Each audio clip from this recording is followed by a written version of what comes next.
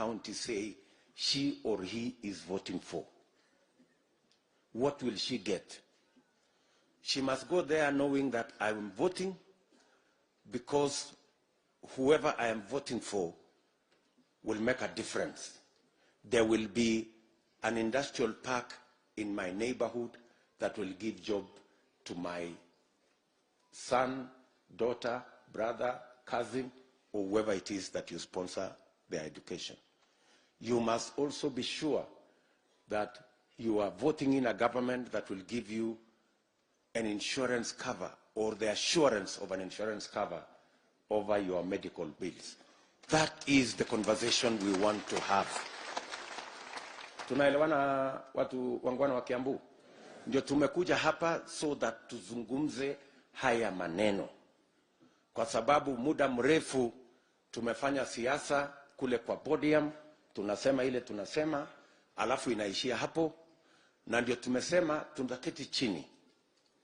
Hii conversation tumekuwa nayo. Mwisho ya hii conversation tutaweka yale ideas, suggestions, mawazo na mapendekezo yenu tutaweka kwa charter. And we will sign an agreement and a charter between us and the people of Kiambu County that these are the priorities. Tunaelewana? Because we want a commitment that we are going to deliver on these priorities. Siasa imekuwa hii ya kuongea tu namna hii TV mtialala ria inaisha, watu wanapiga kura, alafu dunia haisongi. Sijui kama tunaelewana. So kama Kenya Kwanza tumesema tutaandikiana mkataba on the priorities of Kiambu County, on the economic issues of Kiambu County.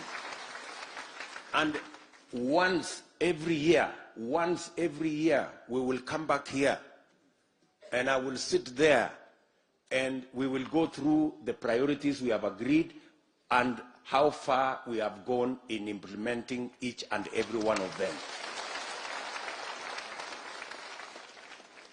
Tunaelewana? Ndio sasa hii iwe contract. Tuache kudanganyana. Sijui kama tunaelewana watu wa Kiambu. So, hiyo ndio sababu. Karibu bwana Kuria.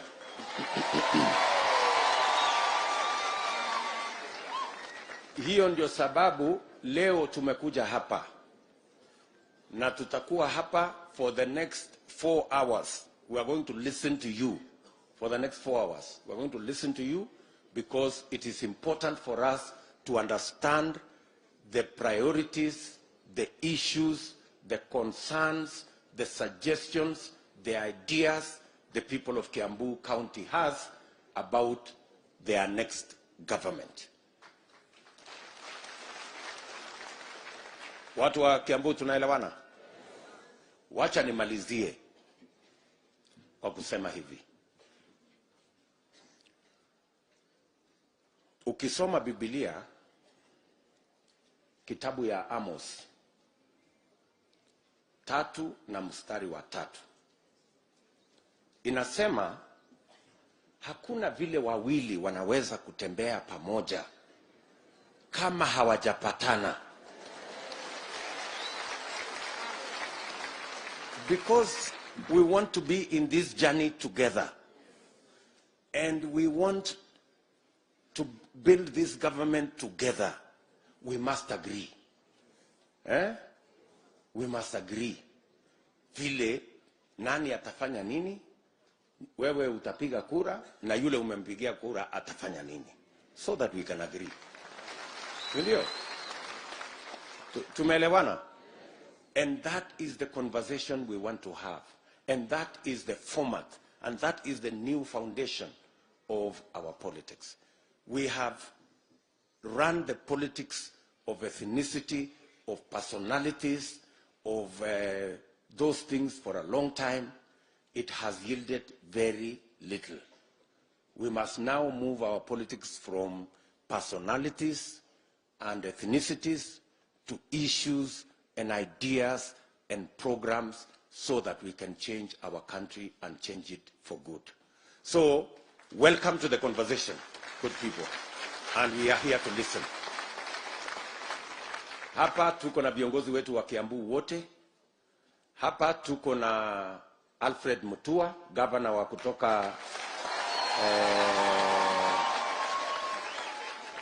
kutoka kule Machakos. He is a member of the Kenya Kwanza team. Hapa tuko na ndugu yetu Musalia Mudavadi. Ndio tuko pamoja katika hii safari ya Kenya Kwanza. Hapa tuko na Moses Kuria wa kutoka Kiambu na bwana Wamatangi wa kutoka Kiambu. Hapa tuko na speaker wetu Justin Muturi ambaye ni member wetu wa Kenya Kwanza. Tumekuja kuwasikiza pamoja. Hapa tuko na ndugu yetu Moses Wetangula, member wetu wa Kenya Kwanza team. Hapa tuko na Rigathi Gachagua,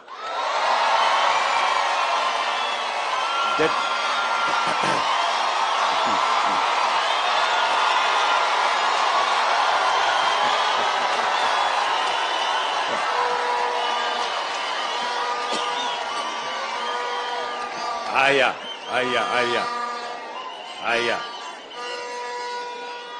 Wewe. Mambo ya tarumbeta, hakuna tarumbeta leo hapa.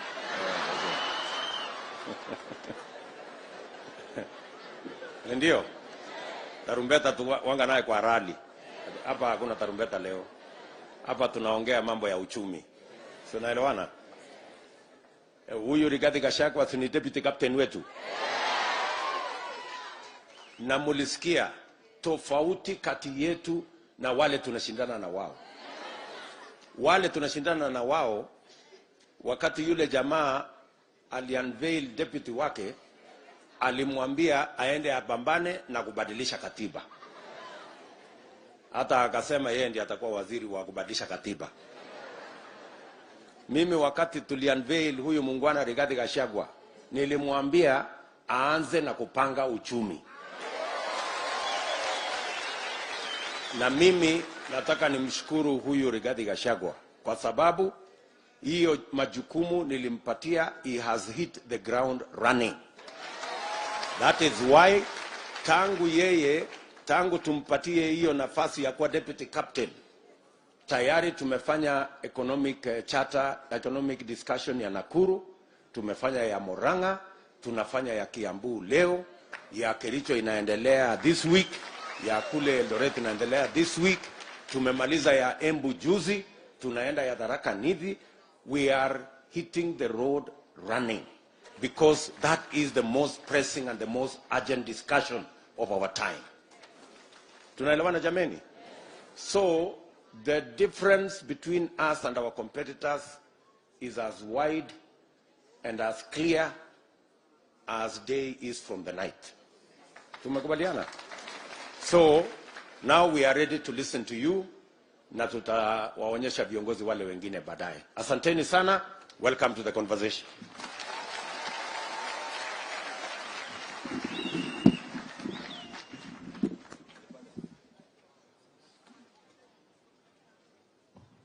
Asante sana, Your Excellency.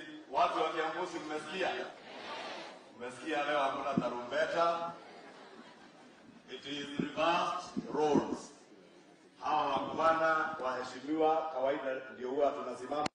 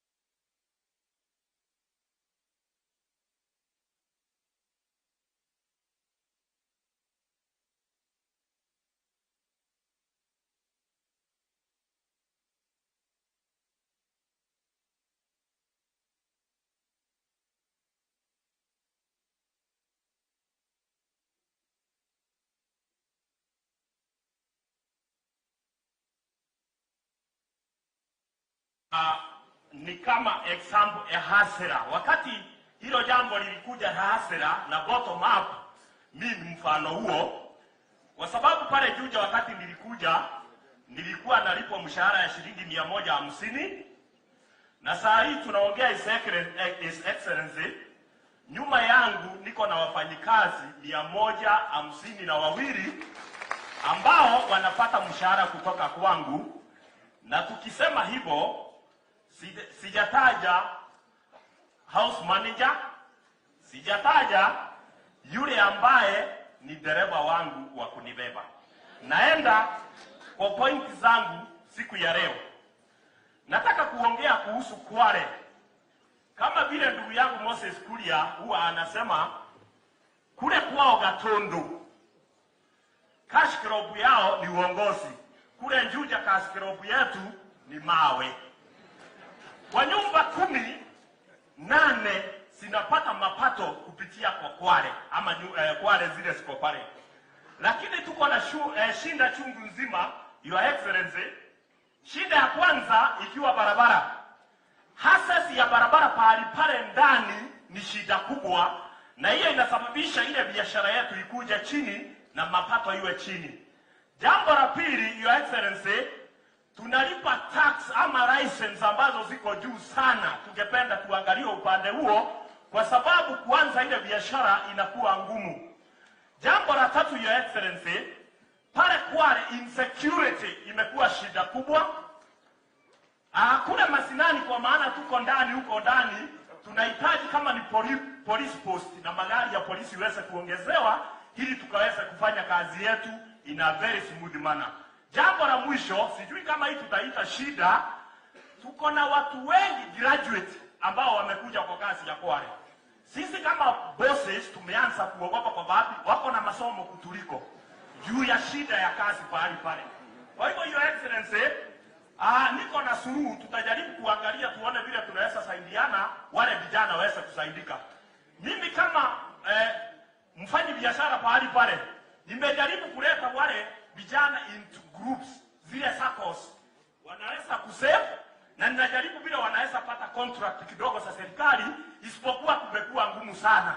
Kwa hivyo serikali yako ikiingia, Your Excellency, tunataka project zetu kama hizo za barabara pale ipatiwa hawa vijana, so that it can be win-win situation. Your Excellency, tuko na shida nyingine upande wa transport. Kuna kitu inaitwa double taxation. Mimi niko pale Ndremonte, hiyo ni Murang'a. Napeleka Machakos. Unakuta nalipa cess pale Murang'a, nikipita Kiambu nalipa. Tukipita tu barabara bypass Nairobi nalipa cess. Na wamekuja na mbinu sasa, Murang'a inaitwa cess, tukienda pale Nairobi sijui wanaita levy gani ili isiwe moja. Unakuta kwa transport gari yako na ni ya own transport unalipa 12,000, mafuta cess, ukifika pale nyumbani unapeleka 2,000. Mwisho tunauza yale magari na watu wanakosa kazi. Jambo la pili, Your Excellency, sisi tungependa organization ya serikali inaitwa NTSA iweze kutusaidia kama vile matatu inafanyika, waseme gari yote ya transport iweze kuingia kwa sako. By so doing, management ya sako itakuwa rahisi na tutakuwa na mtetezi. Already tumeanza hiyo safari ya SACCOS, but NTSA ijakubali hiyo maneno yetu. So tungependa serikali yako ikiingia, Your Excellency, utusaidie pande hiyo. Kuna issue ya Way Bridge ambayo imekuwa ndonda ndugu. Hatusemi barabara zetu ziharibike, but there before tulikuwa tunachangiwa na Traffic Act. Saa hii East African Act. Kwa mao ile tunapakilia kwa gari hatuna ratiri, inaweza pitisha kilo 1, kilo 2. Hiyo uwezi ongea na wao, faini ni 50,000 kupitisha kilo 200 kwenda juu. Kwa hivyo watu wengi kwa biashara magari imeosea pale na wanatoka kwa biashara. Solution ya mambo haya, Your Excellency, jambo la kwanza, tungependa zile groups tumeform huko chini ziweze kuwa financed. Raw materials zile tunatoa, kuna waste product mingi sana. Kuwe kuna cooperation between the government, the businessman ama yule na mwenye Kware na the SACCOS, so that tunaweza tengeneza zile barabara tukiwa tumeshikana pamoja, na ile kazi inaweza kuwa rahisi, tunakuwa na win-win situation. Jambo la pili, tungependa sheria kama hiyo NTSA, tunaomba SACCOS imobiliziwe, tuwe na SACCO mingi, na NTSA iseme hakuna gari itapita inspection bila kuwa kwa SACCO. By so doing, kita streamline transport, na wale watu wanakuja, anaingia kwa biashara siku moja, anatoka, ile biashara itakuwa managed very well. Jambo la mwisho, tungependa kuna zile mashimo ile inabaki wakati wa kware. Naona serikali inataabika sana kupata mashamba ya kutengeneza dams. I believe those are the areas dams inastahili ziwekwe, fish ponds ziwekwe, vijana wapate kazi, chakula iongezeke, ili sisi wote tufaulu. Kwa maana yale mashimo ikiachwa namna ile bila management inakuwa risk. Kwa hivyo naamini we have the resources and we are supposed to utilize all these resources. Ya mwisho, Your Excellency, kuna hawa vijana tumesema wa university ambao wanatuweka wasiwasi kama sisi mbosi ambaye labda sijafika hiyo level ya juu huko. Tunasema namna hii, ule kijana akienda kutafuta kazi kwa serikali anaambiwa lazima uwe ume practice ama uko na experience ya 2 years. Halafu akiingia pale kabla hata hajamaliza mwaka ya kuaso, ameanza vile alipewa, anaanza kukatwa. Your Excellency, tungeomba serikali yako ikija iangalie ile maneno. Jambo la mwisho nikimalizia, Your Excellency, ili nipesa hivi. Nataka kusema hivi. Kuna hawa contractors ambao ni wa China ambao wamekuja, wanajenga barabara ndio, lakini unakuta hata ile matingatinga wanakuja naye wanakodisha kwa China wao. Mimi ningeng'ang'ana kama Mkenya, niko na tinga yangu 2 imeosea pale, haipati kazi, kwa maana hata hizi kazi kidogo kidogo ya Excellency wanafanya. Kwa hiyo machache na asante. Asante sana. Asante sana. Ngoja kidogo. Nataka utusaidie na mawazo kidogo. Mko na suggestion ya barabara. Umesema pale access. Ningependa kabla hujaondoka uweke suggestion ya ile barabara ungetaka itengenezwe. Inapitia wapi? Hiyo unaweza kufanya, na tuko na watu hapa wataandika zile barabara. Haya, jambo la pili, umesema leseni iko juu ama mnachajiwa pesa nyingi, na iko ingine so hii leseni ya kware inachajiwa pesa ngapi? Kuna license, Your Excellency, aina mbili. Moja ni NEMA, process yote ya NEMA tunachajiwa around 200 to 250,000. Haya, process ya council wanachaji from 80 to 100,000. So na kwa mtu ambaye anaanzisha hiyo biashara kupata hiyo karibu shilingi 1,400, 300, 400 hivi inakuwa ni changamoto kubwa. So mapendekezo yako ni kwamba hiyo mambo ya NEMA na hii mambo ya council tuangalie vile tunaweza kupunguza, ama hata mahali pengine tuweze kuondoa kabisa hiyo mambo ya. Okay, ni suggestion mzuri, lakini tutaangalia tuone what is the minimum ambayo mfanya biashara anaweza kulipa bila ya kumwekea vizuizi ya kuanzisha biashara. Si namna hiyo? Alafu ya mwisho umesema hiyo biashara yenu ingekuwa vizuri zaidi kama ingepangwa kwa sako ili watu wajulikane na biashara hiyo ieleweke. Yes, ya transport. Yes. Especially the transport component. Yes. Nataka nikuulize zile vifaa mnatumia, the equipment. Yes. Mnazinunua kutoka wapi? Machines there before, hizi za kukata mawe tulikuwa dogo atakiwa haidumu sana kutoka China.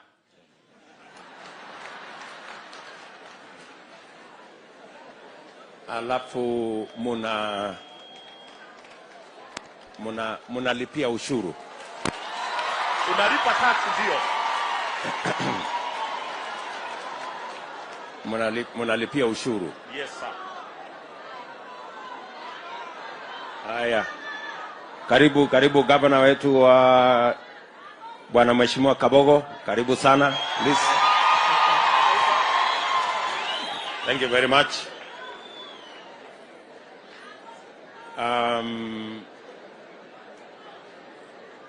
Ningependa pia utusaidie Yes sir. Kupendekeza sehemu ambazo mungetaka tuweke either police station ama police post ndio to improve mambo ya security katika hiyo biashara yenu. Ukimalizia hapa unaweza na group yako mnaweza kutusaidia mahali hiyo police station na police post zinaweza kuwekwa. Okay. Otherwise asante sana kwa mawazo yako. Thank you. Richard. Asante sana Cosmas. Next, Your Excellency, ni Karimi, a dairy farmer from Githunguri. Watu ya ng'ombe ya maziwa.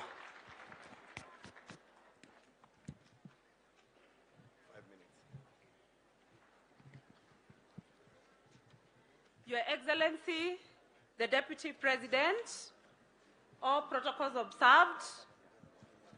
Nimetoka Kiambu County, Githunguri, Sub-County, wadi ya Githega, kijiji cha Meomia. Mimi ni mkulima na mimi ni hustler pia kama wewe Your Excellency. Nimesoma masomo ya mifugo na sikubahatika kupata kazi, kwa hivyo sikukaa chini na mapato kidogo, nikaanza shamba langu la ng'ombe kama 4, na baba yangu akanipatia kataito kadogo, nikapewa loan, nikaanza shamba. Sasa niko na ng'ombe karibu 100 na wa maziwa, na nimejiinua na nikainua wengine pia kwa kuwapatia kazi kwa hilo shamba. Pia niko na factory kadogo na manufacture maziwa na nauza kwa mahasla kwa sababu hatujaweza kuingia kwa soko kubwa. Katika biashara ya ukulima wa maziwa tuko Your Excellency na mashida mingi sana ambayo tunapitia ama challenges za kila siku. Kwanza ni bei ya chakula. Bei ya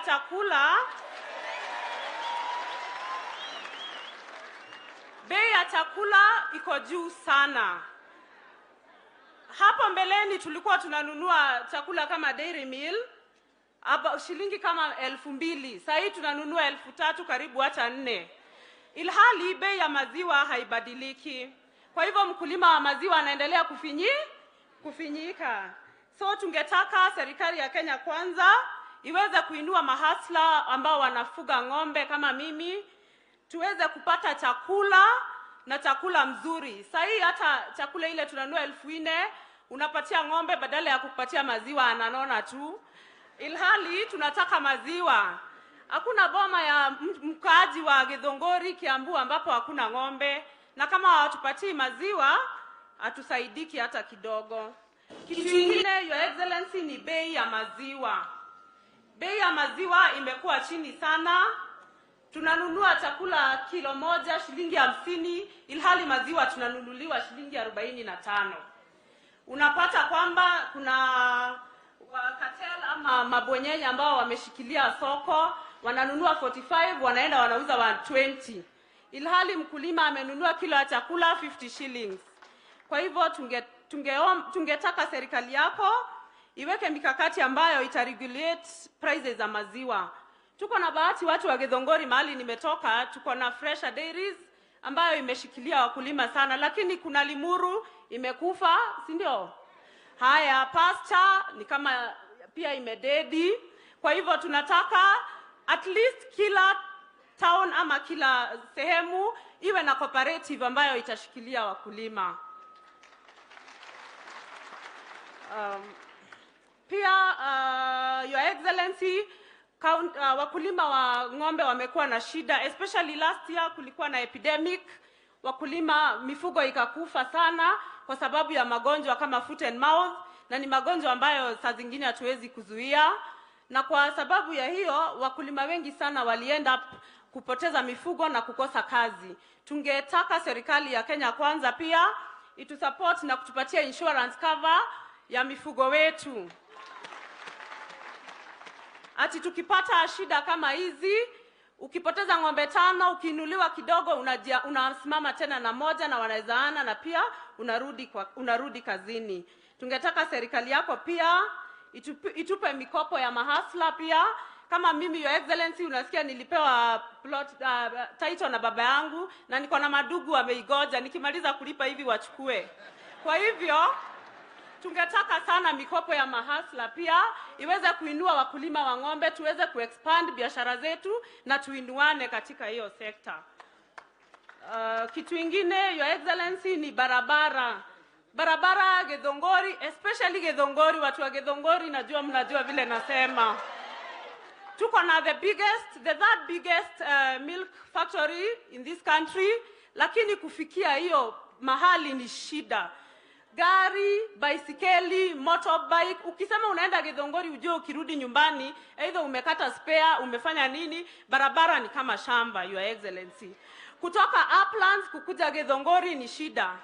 Mimi, Your Excellency, nimetoka kijiji ambacho kuna barabara moja ndogo ambayo inaniconnect kwa the nearest center, mahali ambapo naenda kununua chakula ya mifugo na peleka maziwa, lakini kwa sababu ya daraja mahali pa 30 meters nazunguka over 20 kilometers kwa sababu hiyo barabara hatujatengenezewa. Kitu ingine, Your Excellency, tungependa serikali yako pia.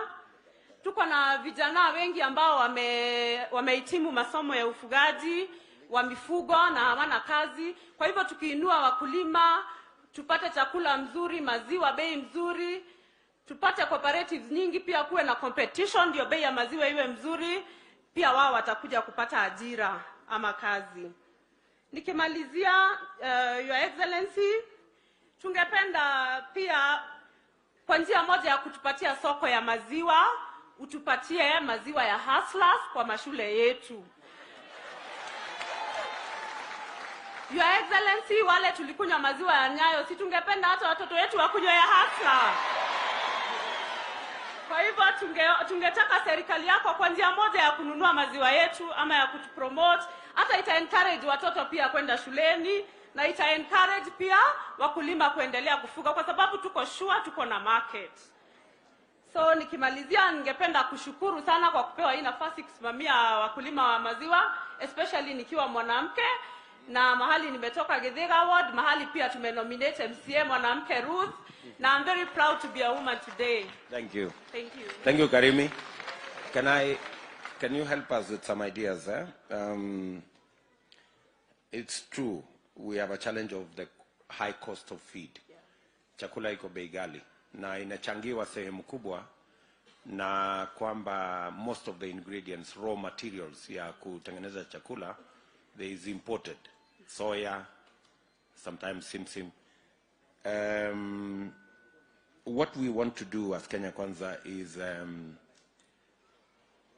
to work on contract farming ya hizi oil crops ambayo tunatumia kwa kutengeneza chakula ya mifugo, kutengeneza chakula ya ng'ombe, chakula ya kuku na hizo zote, because inakuja yote pamoja. Nyinyi kama wakulima wa ng'ombe ya maziwa,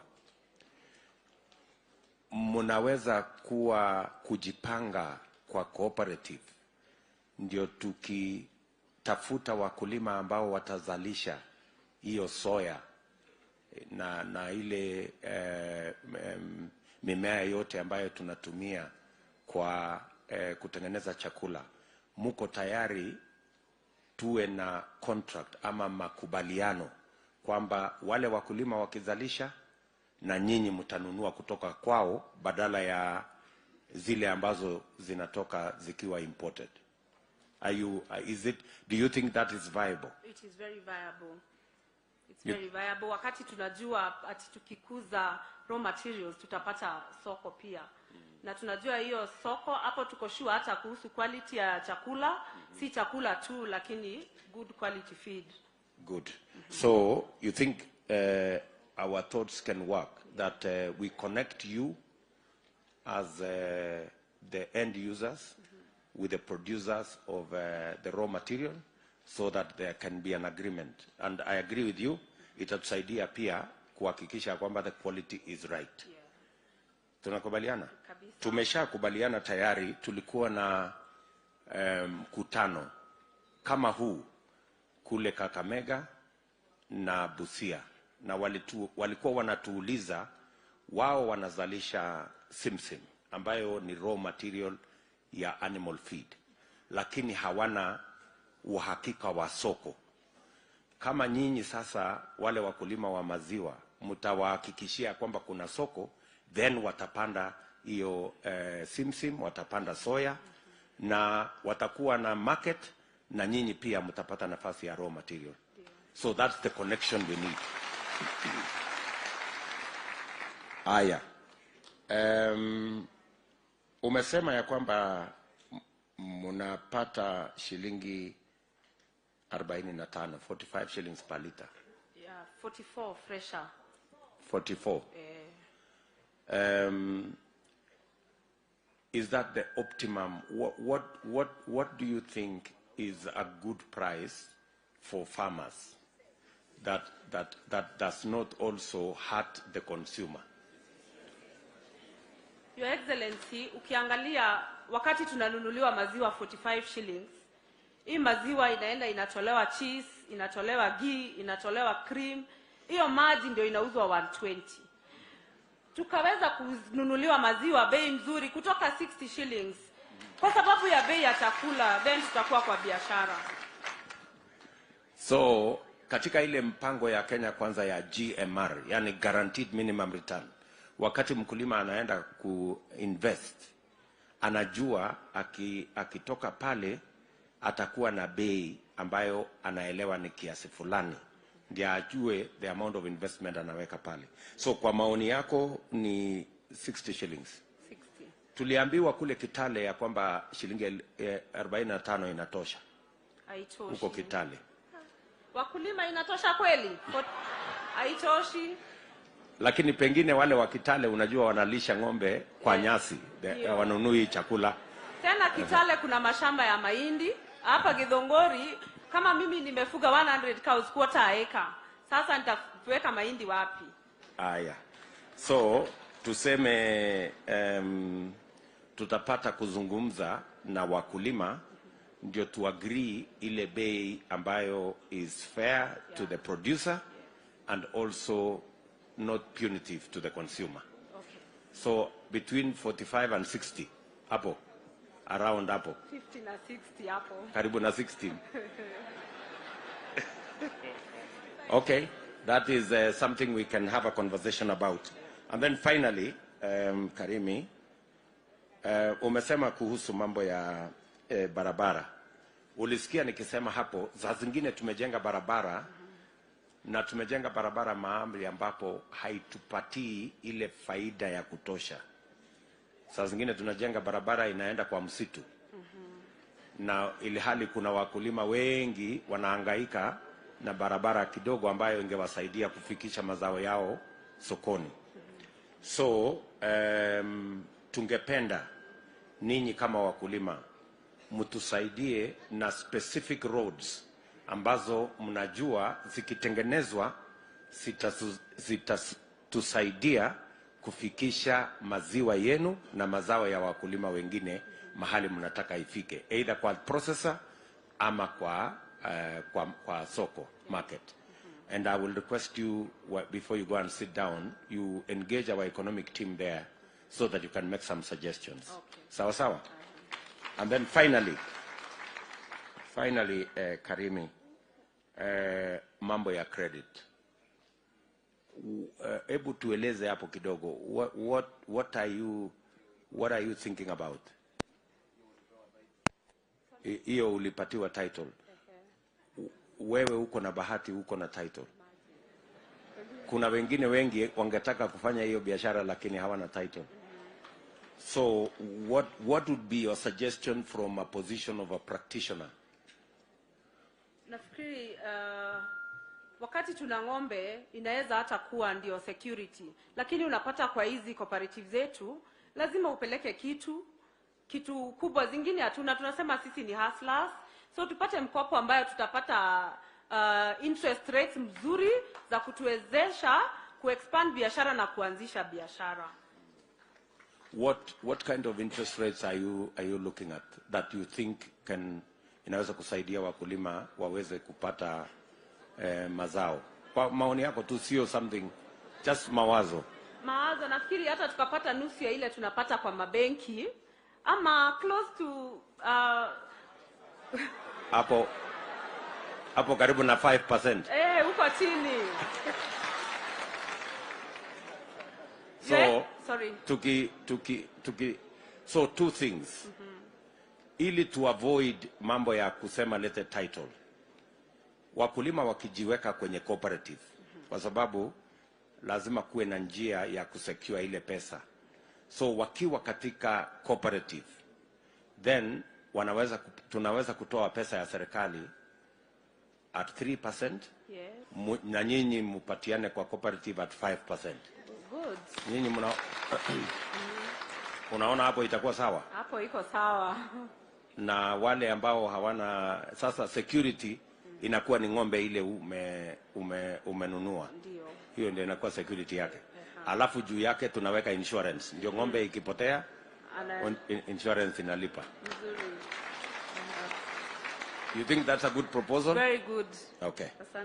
Asante sana. One moment tuko na mawazo ingine, maswali kidogo. Kutoka Rigathi Gachagua. Asante sana. Your Excellency, ni kweli tuko na shida kubwa ya wakulima ya maziwa hasa hapa Kiambu. Na shida kubwa ni hii monopoly, kwa sababu kampuni mingi zilizazimishwa zikanunuliwa na kampuni moja. Na tunapongeza watu ya Githunguri Dairy kwa sababu walikataa kuuza fresha. Hii problem ya monopoly kama haijatatuliwa, hakuna suluhisho tutapanda katika hii sekta ya maziwa. Na hii maneno ya hii kumaliza hii monopoly iko mkononi mwenu na sisi wale mko hapa, wakulima na Wakenya. Ile monopoly ya maziwa ndio sababu moja tunalazimishwa project ya Azimio. Ndio ile mtu ya Azimio aendelee kulida hiyo monopoly. Kwa hivyo tukitafuta suluhisho, ni jukumu letu kuhakikisha ya kwamba hii project ya Azimio imeanguka. Ndio sasa tutapata nafasi ya kutoa ile monopoly. Ndio hawa wenye monopoly wasiweke bei, kwa sababu wananunulia sisi maziwa shilingi 40-45, wanachemusha, wanaweka karatasi kidogo, wanauza 120. Na hata hapa Your Excellency, hapa Kiambu iko mama moja rafiki yangu alitaka kuniletea maziwa, akashikwa na watu ya Kenya Dairy Board jiani. Hata hapa watu wakiwa Nairobi, mashemeji, marafiki, huwezi lete maziwa kutoka Kiambu lete mtu Nairobi akunywe, kwa sababu ile Kenya Dairy Board imepewa kazi ya kuhakikisha maziwa yote imeenda kwa ile kampuni ambayo iko na monopoly. So as we look for solutions, na Deputy President na sisi tunasikiza, pia nyinyi mko hapa na wakulima wote na sisi zote tuko na jukumu to restore the dairy sector, to make sure that Project Azimio does not see the light of the day, so that it does not come to protect that monopoly.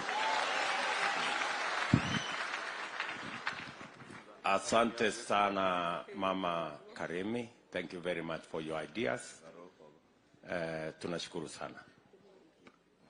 Haya, unaona ako na kampuni ya Excellency inaitwa Aziza Foods. Hiyo yenye anafanya biashara ya maziwa kutoka ng'ombe 4 mpaka ng'ombe 100. Asante. Next we will have from Tea, Coffee and Horticulture from Lari Sub-County, Mr. Benson Jongo. Na ni sawa ukimaliza kuongea unaweza salimia hasla.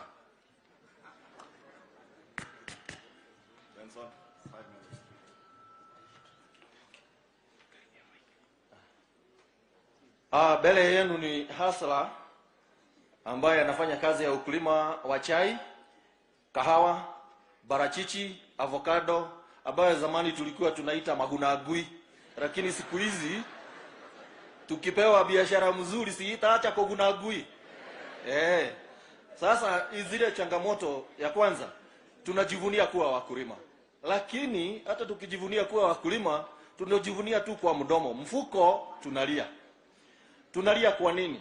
Jambo la kwanza ni sababu huu mchanga ambao tunahitaji kwa ukulima umetumika kwa muda mrefu sana. Na sababu umetumika kwa muda mrefu, madini ama nutrients zenye ziko kwa mchanga zimeshuka chini. Lakini mkulima kuangalia mchanga kwa macho hivi hawezi tabua ni madini gani ambayo yanahitajika. Kwa hivyo anahitaji laboratory tests zifanyiwe, na ukipeleka pale saa hii bei iko juu ya kufanya hizo tests. Ukifanyiwa hizo tests, interpretation ya hiyo data, mimi nikipewa nitasema nini naye? Na nimelipia tena, naambiwa leta consultant ndio kupea advice. Ili hali serikali inaweza kuwa na interpreters wa hiyo data, ikuwe close to the farmer. The cost of those analysis ipungue, ama tufanyiwe kwa kila county simple testings, pH, major nutrients ziwe zinatestiwa pale. Hii ingine ni ukipewa advice, enda nunua hii mbolea. Uende kwa soko ununue hii mbolea. Ya kwanza, bei iko juu. Ya pili, hata huna hakika na ile quality unapata. Unaenda unanunua mbolea kutoka duka fulani, mkulima mwingine anadunua mbolea kutoka duka nyingine tofauti, ya manufacturer tofauti. Matokeo ni tofauti. Lakini ukienda kwa ile gunia yote imeandikwa 17, lakini matokeo ni tofauti. Kwa nini matokeo yawe tofauti ikiwa nutrient content ni the same? Hiyo ni kumaanisha kuna mtu mahali amelala. Na huyu mtu KBS, Kenya Bureau of Standards, anihakikishie na anidhibitishie yale mambo nitasoma kwa ile mbolea, kwa hiyo lebo ndio iko kwa ile mbolea iko ndani yake.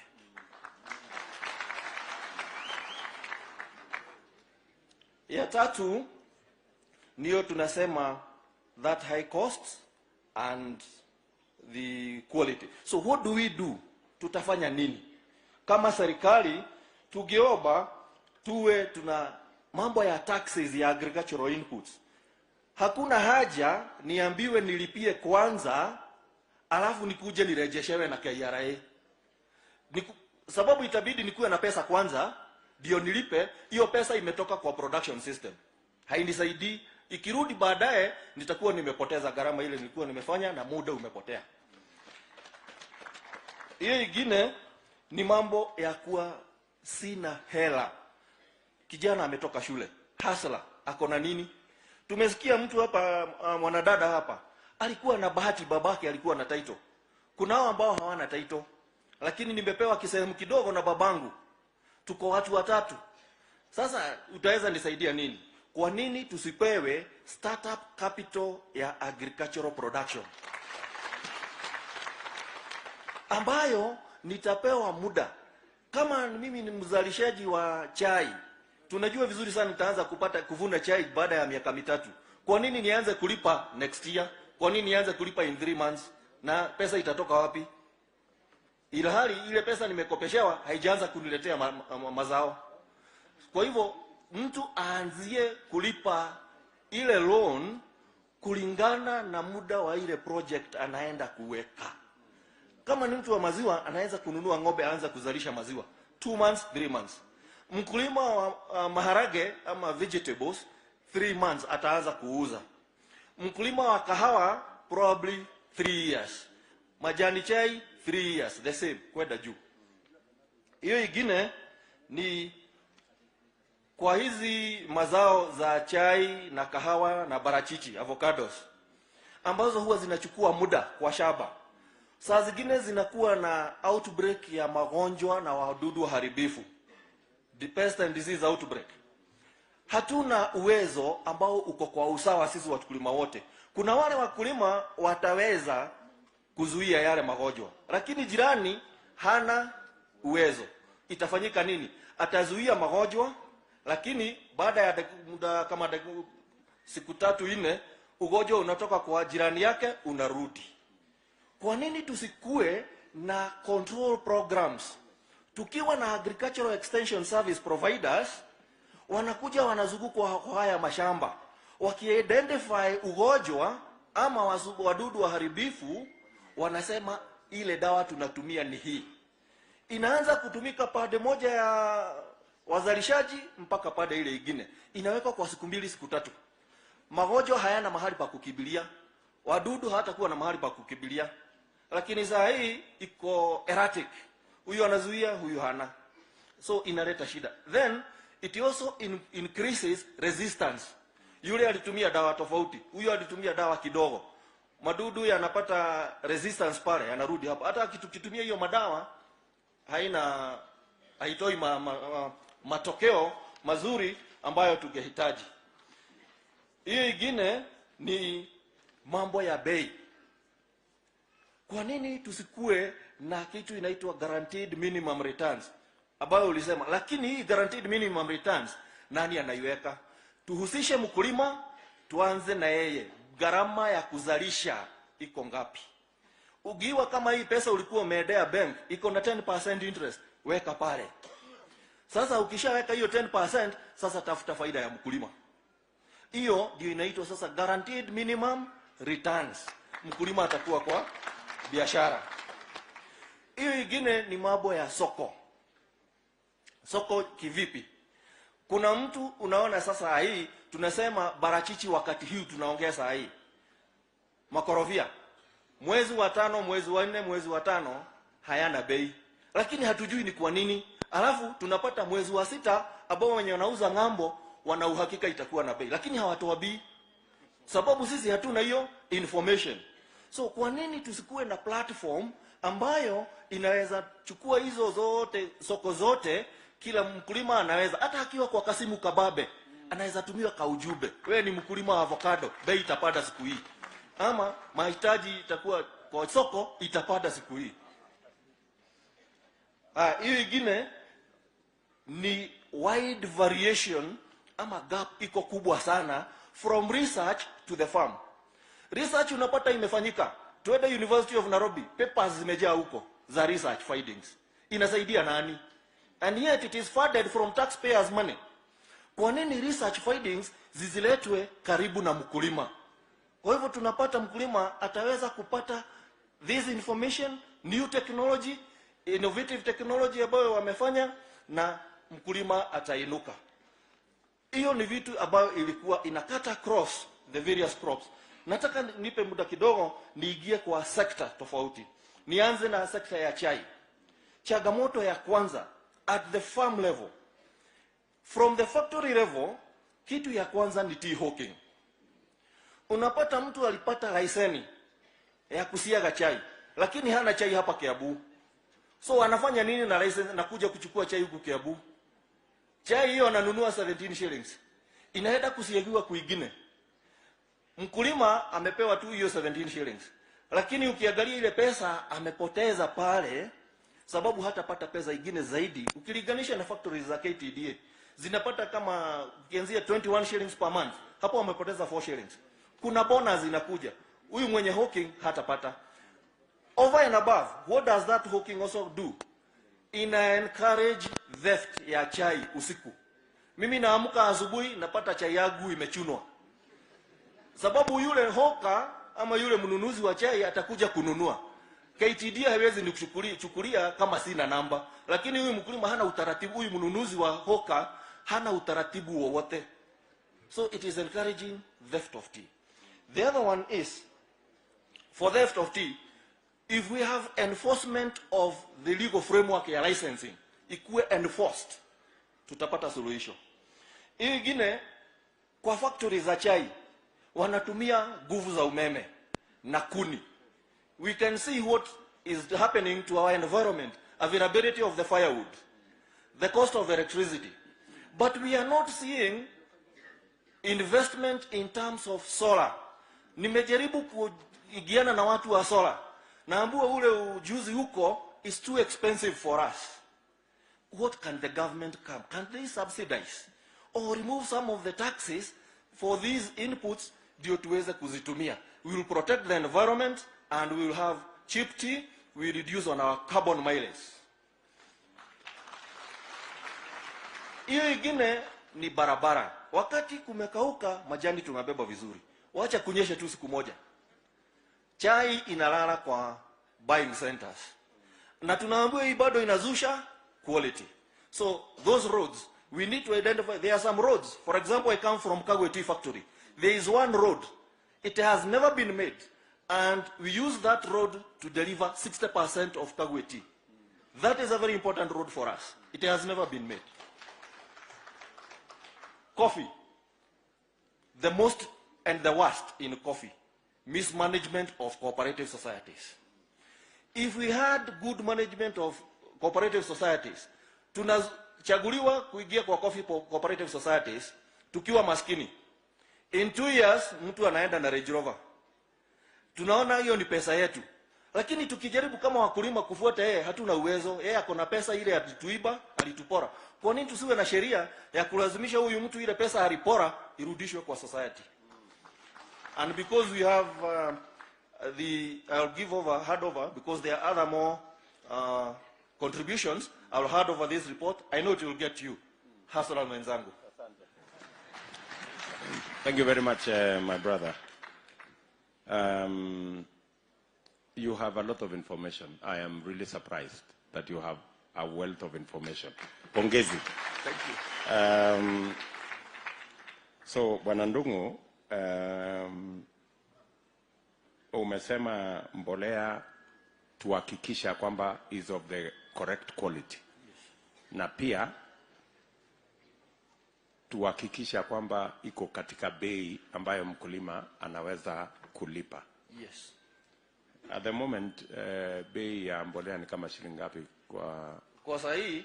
DAP ukienda kwa soko is between 6,000 6,200. 17 5,800. CAN 4,500. Depending on where you are. Yes. So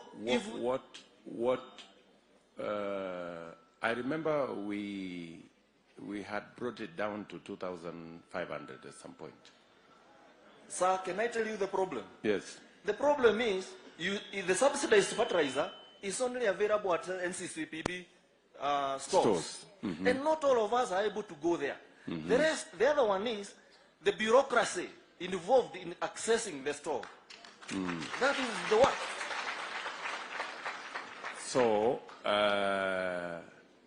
So hii subsidy tunaongelea haifikii mkulima? Haimfikii, na ningepropose hivi. Yes. Kama tunapeana hiyo subsidy. Yes. Tunaanzia kule kwa wakulima, the registered farmers. Tunasema hii eneo mtu anazunguka hawa extension service agents, anaregister kila mkulima. Yes. Mbolea inakuja a certain center, ana collect. Mkulima anachukua, analipa pesa yake. Very good. So unataka tupeleke hii mbolea subsidized by government pengine kwa cooperative ya wakulima wa chai, cooperative wakulima wa, badala ya kuweka huko kwa NCPB. Exactly. Ipelekwe kwa wakulima. Exactly. Ndio kila mkulima aweze kubenefit. Yes. What price do you think is optimum according to you? Mahali mkulima aweze kufinyika na anaweza kupata faida kidogo kwa hii bei ya mbolea. Yes, we need each other in this industry. The businessman needs to be sustained. And so what we are asking for is close to the manufacturing price as much as possible. If we can get it at between 1,500 to 2,500, the most expensive, we will be comfortable. And we will sustain the businessmen and we will be in the business. So unasema turudishe hii bei irudi pale kwa 2,500 mahali tulikuwa tumeipatia. Hata ikiwezekana na ifike kwa wakulima wote. Kabisa, msamishiwa. Sawa sawa. Haya. Ya mwisho. Nakubaliana na wewe juu ya startup capital. Hapo umezungumza vizuri sana mambo ya startup capital ya wakulima. Mimi nataka nikuulize credit kawaida wakulima wa sekta yenu wanatoa wapi credit? Is it Agricultural Finance Corporation? Do you get any facility? We don't get from AFC. It's the commercial banks. Yes. And through the SACCOs. Yes. We come and aggregate ourselves, Yes. and then we get assistance from for example, right now, we get through K-Unity, or those are the SACCOs that we have, and commercial banks. What is the interest when you borrow? It's coming between 12 and 14%. Yes. Do you have any farmers that borrow money from Agricultural Finance Corporation? Getting from Agricultural Finance Corporation, the requirements are just way too stringent that the common farmer cannot afford. It's only affordable.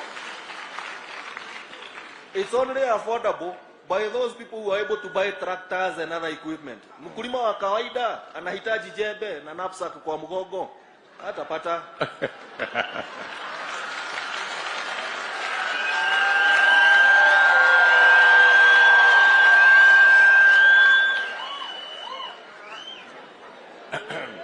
So, Bwana Ndungu. Ndio. So, umesema ya kwamba kama ingewezekana, wewe kama unapendekeza, ni tufanye vile tulisema kwa ule mama wa dairy, kwamba mikopo ya sekta ya production kama kilimo tuilete chini ikuje pale kwa 5%. 3 to 5% will be okay. 3 si iko chini sana? No, I'm aware we have international lenders. Correct. And if we engage them in terms of carbon mileage, Yes, and other emissions that we are controlling to bring down global warming, yes. we will get cheap financing.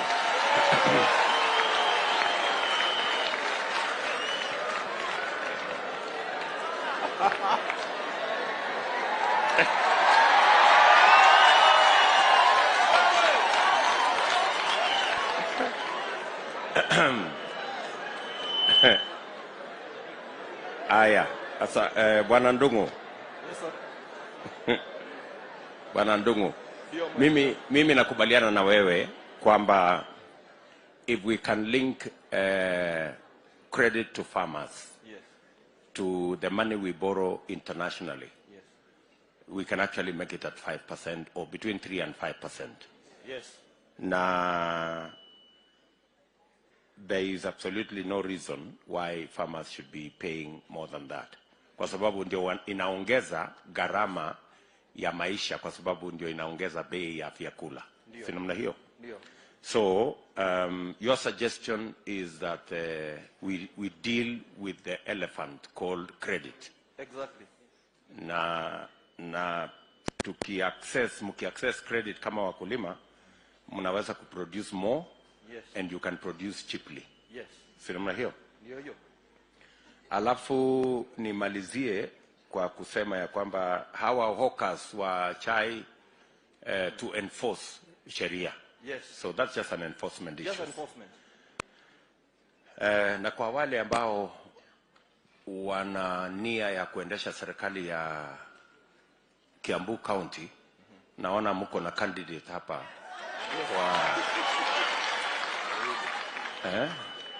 wa kusimamia sekta ya kilimo. Asante sana Bwana Ndungu. Ngoja kidogo, 1 minute. Asante sana Ndungu. Nataka tu niulize 2 questions. One on coffee. Yes. Timu hii Deputy President ameweka inaangalia mambo ya uchumi na vile tutarekebisha mambo ya kilimo ndio mkulima apate haki yake. Yeah. Saa hii kilo moja ya kahawa inalipwa pesa ngapi? Yes. Number 2, saa ile tunaendelea kuangalia guaranteed minimum return. Yes. What do you think itakuwa bei ambaye itacover cost of production? Yes. Na pia ikuwe na faida kidogo kwa mkulima. Yes. The same for tea. Yes. Ni pesa ngapi mkulima anapata saa hii? Na ni pesa ngapi ambaye inafaa ile talipwa kila mwezi? Na ni ngapi inaweza lipwa kwa bonus mwisho ya mwaka?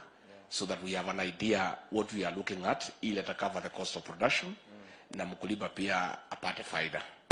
Finally, Your Excellency, I think our economic team need to spend some time with this good man Kondomo. Kwa hivyo kabla hujaondoka uwasiliane na Mheshimiwa Moses Kuria, achukue contact, ndio ufike pale kama siku 2 ama siku 3, ndio uweze kutueleza zaidi, kwa sababu una maono mzuri. And I think tuko na Wakenya wengi wanaweza saidia Kenya hii. Na Your Excellency, hii maneno umeanza ya kusikiza Wakenya. Kama hatungesikiza hawa, hatungejua huyu muungwana ako na maoni naweza saidia. Asante. Now, currently, kwa wakati huu, bei is varying. Kuna especially for the coffee industry, there are some who are getting around 100 shillings in Nyeri.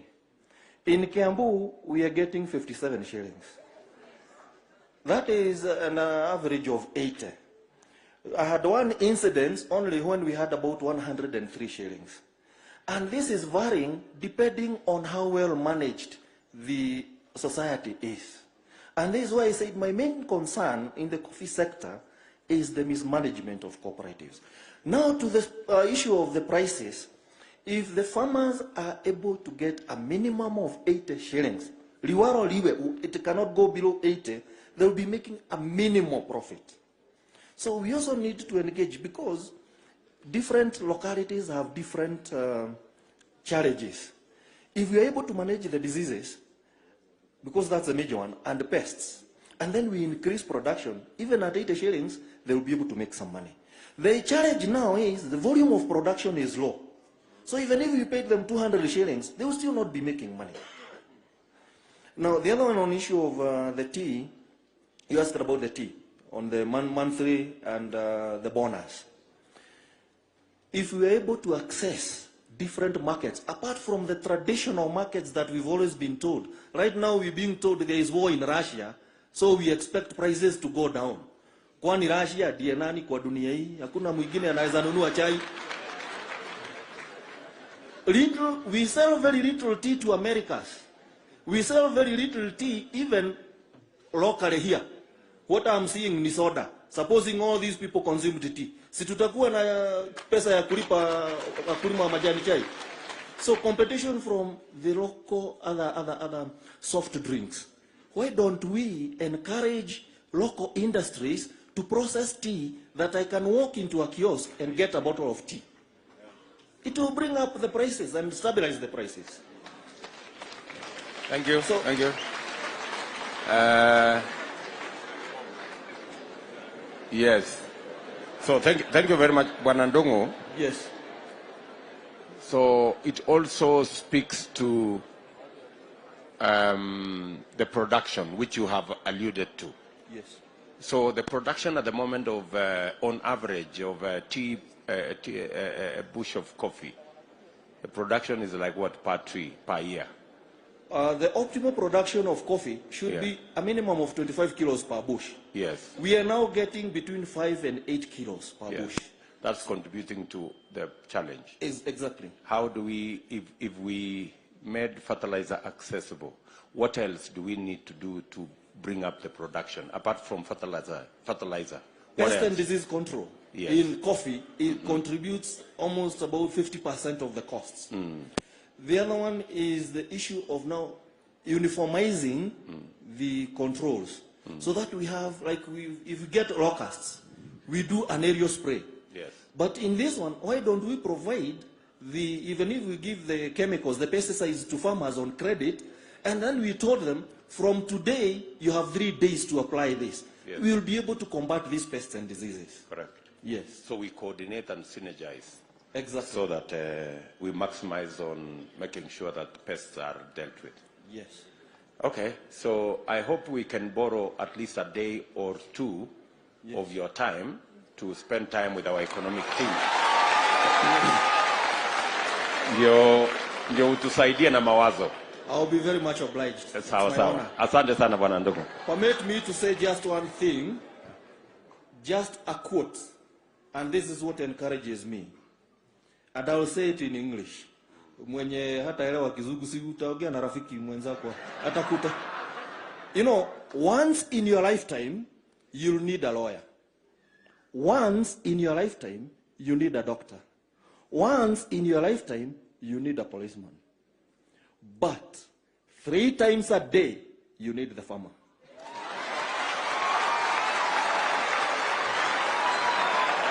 Haya, Benson, nenda usalimie Hasla. Your Excellency, as I invite the next speaker, Mr. John Bogwa, to represent Commerce, Trade and Markets from Ruto Sub-County. Mheshimiwa Naibu wa Rais, nina hakika unatafuta mawaziri. Na hii kura yetu hapa Kiambu ni mingi sana. Na ukitafuta waziri wa kilimo, nafikiri umepata hapo.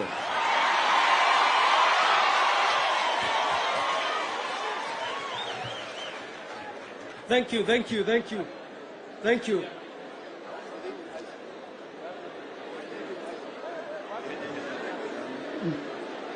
Haya, tutulie tusikie kama tuko na waziri wa trade and industry hapa. Hamjaboni wa Kenya. Kwa majina ni Mbugua kutoka Ruto Sub-County. Niko hapa kwa niaba ya Commerce and Trade and Industry. Na sana kwanza nianze na wana biashara kwanza business status. Bwana DP, mimi nimelelewa na mama na baba kwa panga. Lakini hiyo yote haikunusuria kufika mahali niko hapa. So nikaweza kufanya kazi ya biashara dogodogo, kuuza sukuma pale Githurai na Ruiru, ikaniwezesha kwenda mpaka chuo kikuu. Sasa hiyo nikanipea changamoto mpaka kuingiliana na wanabiashara wadogo wa mama boga, shoe signers na hawkers. Na kwa hiyo ikafika mahali nikaona wacha hawa watu wanasubuka kulipa nyumba, kulipa hata gesi ya kupika, kulipia watoto karo. Nikaanza kampuni kuwapea mikopo ya shilingi 100, shilingi 200, shilingi 500 hadi shilingi hata 50,000, na hiyo ikafanyika. Lakini wakawa na changamoto juu ya uchumi kuwa gumu zaidi. Hawa watu hawakuweza, baadhi yao wakashindwa mpaka kulipa ile mikopo. Juu ya nini? Ya changamoto mbalimbali. Uchumi saa hii, ukisikia uchumi uko 3%, hiyo inamaanisha mpaka pale mashinani hakuna nini? Hakuna pesa. Hiyo ni kumaanisha wale wa mama hajiwezi, yule shusaina hajiwezi. Kwa hivyo kwa niaba ya wafanyabiashara, makamu wa rais, tuko na changamoto kubwa sana. Kwanza wale wanaanza biashara, business starting fund, that is venture capital fund, tugeomba agarau mtu yote anaanza biashara yule ako na noble ideas, because you have very noble ideas going to the grave whether we like it or not. That's the situation. Kenyans wamesoma, so we can have business starters fund. So bwana makamu wa rais, hiyo itasaidia hawa graduates umesikia wako wanaenda Kwale with very noble ideas. Second point, guarantee fund, loan guarantee fund. Each and every sub-county should have loan guarantee fund for all the business starters plus the ongoing small businesses. That's why these small businesses are failing with the reasons. Because inafika mahali unataka shilingi 5,000 unasunguswa na wanabenki, interest rate kule kwa benki ni kubwa zaidi, excise duty ni kubwa zaidi, processing fee ni kubwa zaidi. What do? You coil. Hiyo biashara inafanya nini? Inaisha. Umecreate business kwa watu wengine, umecreate employment kwa watu wengine. So hiyo biashara inakufia hivyo just because of 5,000 shillings. So we request your coming government to consider or set aside an authority to have venture capital fund for business starters and ongoing businesses. Second, to have loan guarantee fund for each and every county.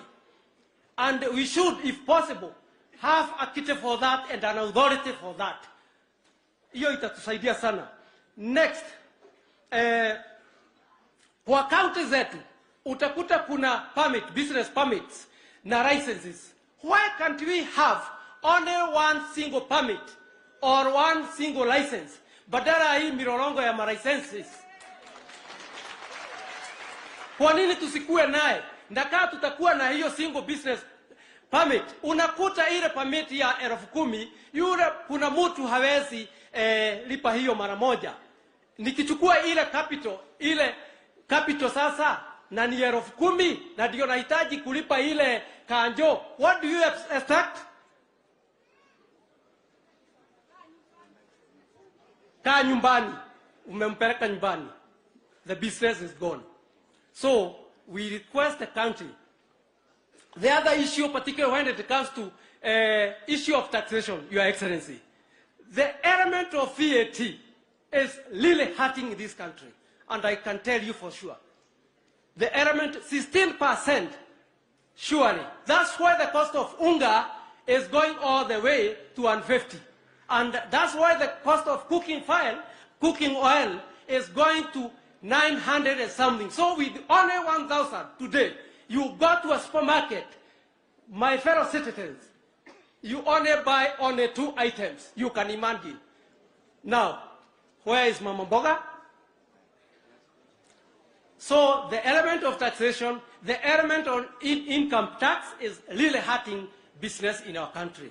The other element, key element right now is the cost of fuel. That is hurting across board. Either manufacturing, either matatu industry, it's cutting across and it's affecting our economy. If suppose we can have our cost of fuel, the government subsidize the cost of fuel from 145 the way it is, 150 to 100 shillings or less than like 80 shillings. Like any other East African country, you can imagine what will happen to our economy. You can imagine somebody from Loiro to Nairobi pay just only 100 shillings. Surely. Huyu mtu wa biashara ako namna gani? So that is killing our economy, whether we like it or not. It's hurting our economy. Thank you very much. Thank you. Thank you very much, James. John Mbogwa, eh? Sure. Yeah, asante sana Bwana Mbogwa. Tunakubaliana na wewe mambo ya startup fund. Sure. Umetueleza hapo uko na experience kidogo ya kulend pesa. Sure. Mahali ambapo inafika mahali wanashindwa kulipa. Sure.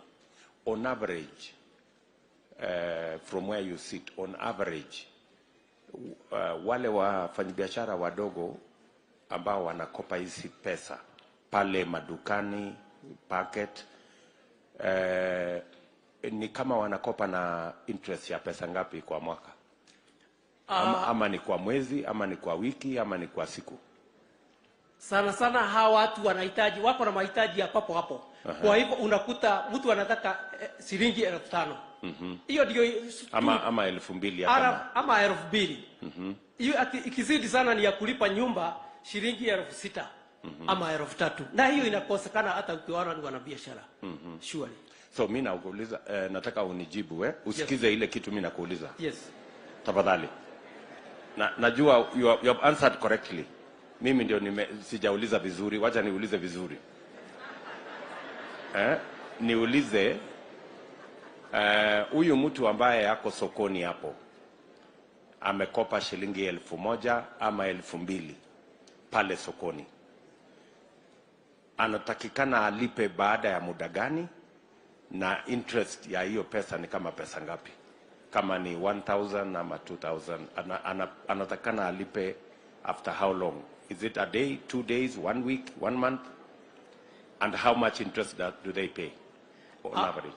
On average, huwa it goes to between 10 and less than 10. Itakuwa, lakini ukienda confessional vile inafanyika, it's more than 20%. it's more than 20% ukienda kwa banking industry. So how can they afford 20% per year or per month? Per annum. 20%. Na unakuta hakuna hata grace period. So 20% per annum. Haya. Umesema vile vile Ebu hiyo ni maoni yake Bwana Mbogwa. Pengine kutakuwa na mtu mwingine ako na experience tofauti. So Bwana Mbogwa, umesema hii pesa ambayo ni ya kusaidia wafanyabiashara wa kule chini, ungetaka iwekwe mahali ambapo kila mtu anaweza kufikia.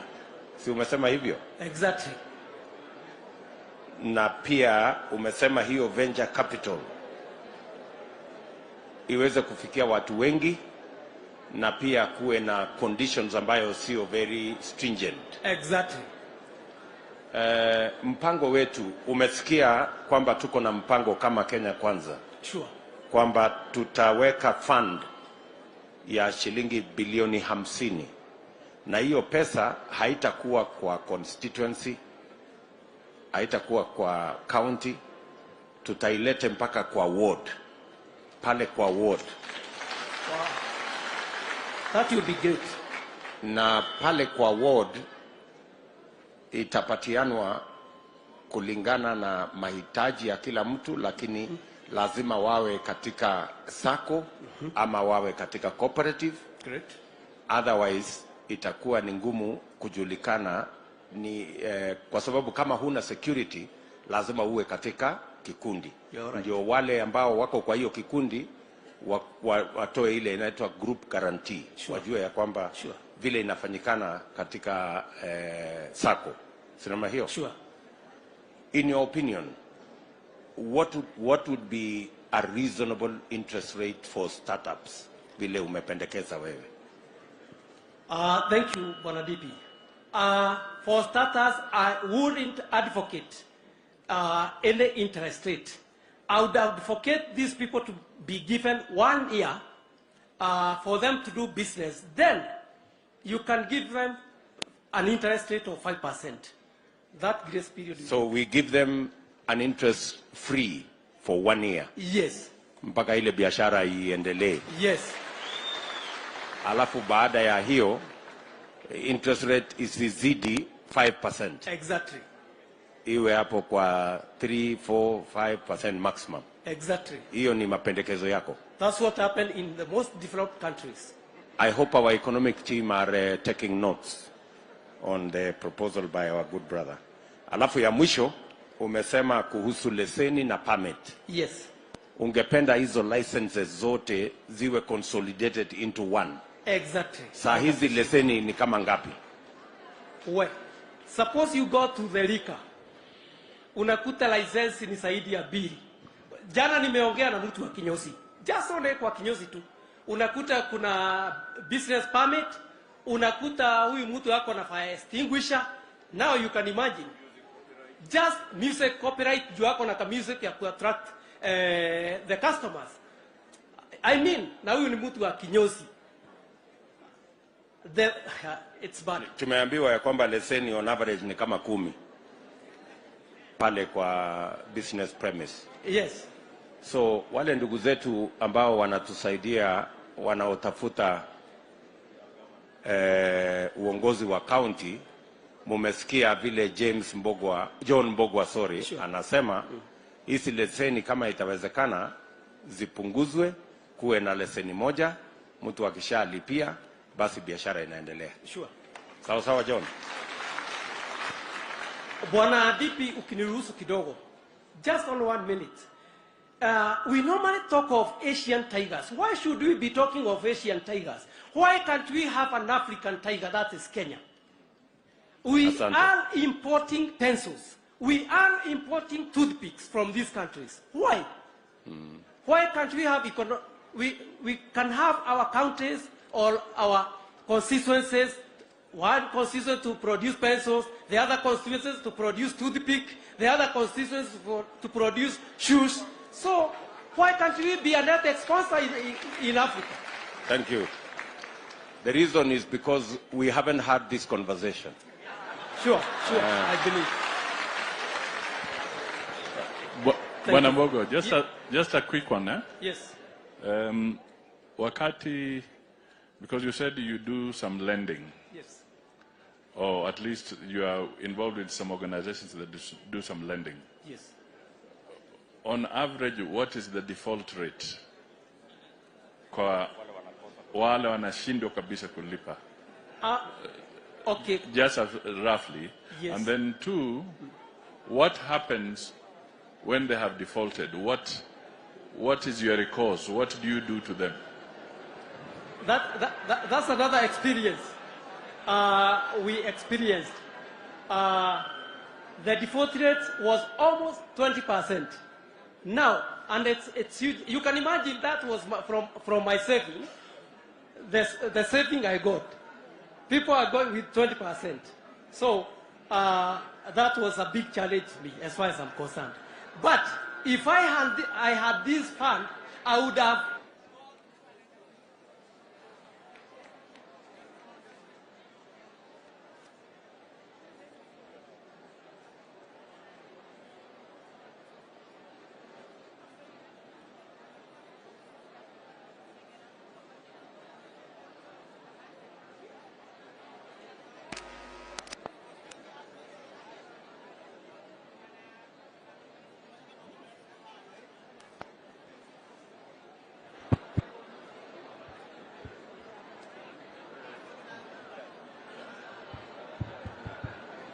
Thank you.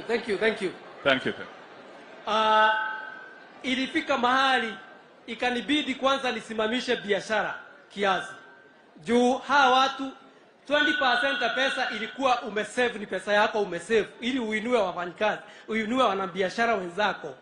Sasa hiyo ikabidi ile biashara ikawa juu wako na changamoto, ile biashara isimame. Na ni kawaida mpaka wale wanabiashara tuko nao hapa. So hiyo ni changamoto, na ndio unasikia nikisema mambo ya venture capital funds na a loan guarantee fund. Thank you very much. Okay. Thank you. Aya, asante Mbogwa, huku jibu wale wanashindwa kulipa.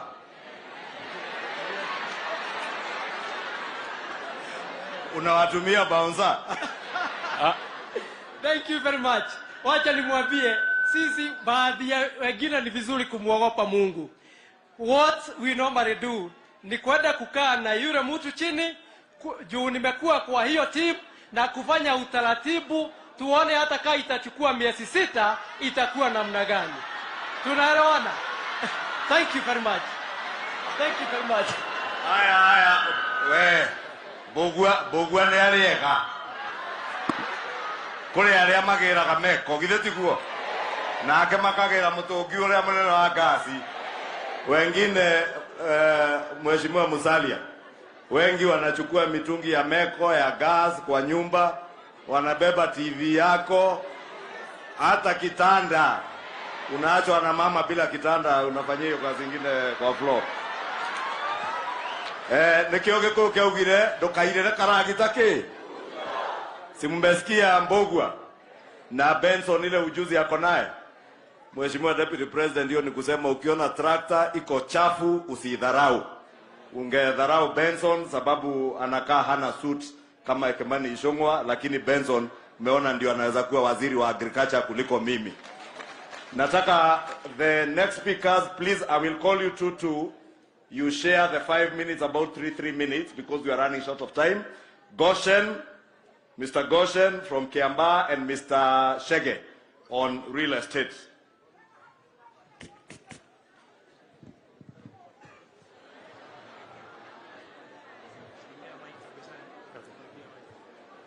Chairman, Your Excellency, and all the protocol observed. This morning, I'm very happy kwa sababu ya ile hope tumekuwa nayo kusikizwa na zile swali ambazo umetaka kujua kutoka kwetu. How? Kampuni yangu inajiita Goshen Real Estate. Tuna deal na mambo ya kulipisha nyumba, kudevelop and all that. Mali nilianzia kulipisha nyumba as an agent. Nao tumeendelea kidogo, tumepata kuanza kudevelop pole pole. Na changamoto zenye ziko pale ni mingi, na hii serikali ambayo inakuja tuko na matumaini sana, kwa sababu kama umetusikiza na umeniuliza how, which I'm about to say how, kama vile tunaweza fanya Rwaka, Kiambu ikue bedroom, na siku hizi Mr. Ishongwa inakuanga bedroom with a master. Kwa hivyo tunafaa tuitengeneze ikue better na zaidi. Ile kitu sana sana tunapitia kwa hii maneno ni kuwa approvals zinachukua wakati mrefu sana. Tena vile vile ukienda kufanya change of use, yet uko na watu wako kama architect and engineer, tena inakuwa imechukua wakati mingi. Kwa hivyo watu wengi sana sana wanatumia njia zenye ni za mkato. Kwa hivyo tukakuwa na mahala kama kitu inaitwa one stop, inaweza kuwa mzuri sana. Hiyo kitu inatengenezwa haraka, mtu anaenda anatengenezea watu nyumba, mahali ya kuishi, na yenye ni very much affordable. Ya pili ni pale kwa mjengo, inakuwa fundi na pia watu wa mkono wanakuwa hata insurance hawana. Nyumba iko huko juu na pengine mwenye anajenga hana uwezo, ule mtu akapata accident, inakuanga sana sana anakuwa kwa hospitali, inakuwa hawezi kujilipia, wengine tumewazika. Lakini najua hii serikali inaweza kuja iseme bima ya wale watu wadogo, at least hata mtu akipanda huko juu kwa nyumba akianguka ama kukue na accident, anakuwa amejaliwa hiyo, ameshughulikiwa. Your Excellency, pia kuna hii maneno ya China vile wamekuja hapa, especially contractors. Unakuta hakuna mtu mchina anaweza kuwa na kitu inaitwa pending bill, but sisi wadogo wenye tunapata tu contract tudogo, unakuta pesa ya last year but one pengine naenda inakutiliwa na serikali nyingine, haijalipwa, na hii pesa ulienda ukakopa na serikali nayo haitaki kukulipa. Unashinda kwa ofisi zote left, right and center ukijaribu kufuata ile pesa yako. Dakika ya mwisho kale ka kitu ulikuwa nako kanakuja kanachotwa. Na wanachota kama vile Waishonga amesema hapa, ati hawakuachia hata kitu yoyote, hata kitanda yote wanabeba. Kwa sababu gani? Ile pesa yako bado iko kwa serikali. Lakini hawa wa China unakuta wanapewa zile ready contracts with money. But for us ni ufanye utafutiwe. Kwa hivyo sisi wa Kenya pande hiyo tunahitaji, ama watu wa Kiambu ndivyo tupeleke Kiambu ikuwe a proper bedroom. Ni kitu tunaweza taka sana iangaliwe, ati zile contract tunapewa pia sisi ikuwe ni zile ziko na ready contract ama ready money yenye itatupatia uwezo wa kuendeleza hata hiyo contract nyingine umepewa, na pia kuajiri ama fundi, na pengine pia hata kulipa hiyo insurances zenye ziko pale. Your Excellency, hii sekta ni sekta ambayo inakuwa imebeba watu wengi, na ni sekta inakuwa sana sana inahotomeshwa na kila jambo ikitendeka. Kama wakati huu chuma imekuwa bei kali. Chuma moja unakuta inaenda na 8,000, chuma ilikuwa 2,000. Na unakuta sasa hata nyumba mingi ni kama sasa zimedidimia. Cost pia ya cement tunaweza taka pia kama wale wengine wanafanywa zile vitu zinaitwa subdues, pia hii ikuwe inapewa hiyo, kwa sababu as much as we need the farmer more, pia mahali ya kulala ni muhimu sana katika nchi yetu, na kutengeneza Kiambu ikuwe a proper bedroom.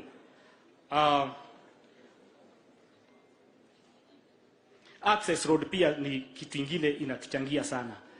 At least government ikaingilia itutengenezee mabarabara, at least iweze kuweka hata kama ni street light, na pia hata kama ni zile bitumen road zile zenye gari hata zikiingia hazikwambi, at least mtu akienda town anakuta hana matope sana. Na inakuwa serikali tunaiongeza iomba sana sana yenye inakuja iangalie hiyo masirahi ya Ruto tu barabara tudogo. Ndivyo pia hawa wajenzi waendelee kufanya kazi na bidii na kutengeneza Kiambu ya kaunti mzuri. Pia kuna mfano ya Dr. Mutua, zile barabara anatengenezwa kwake ziko salama.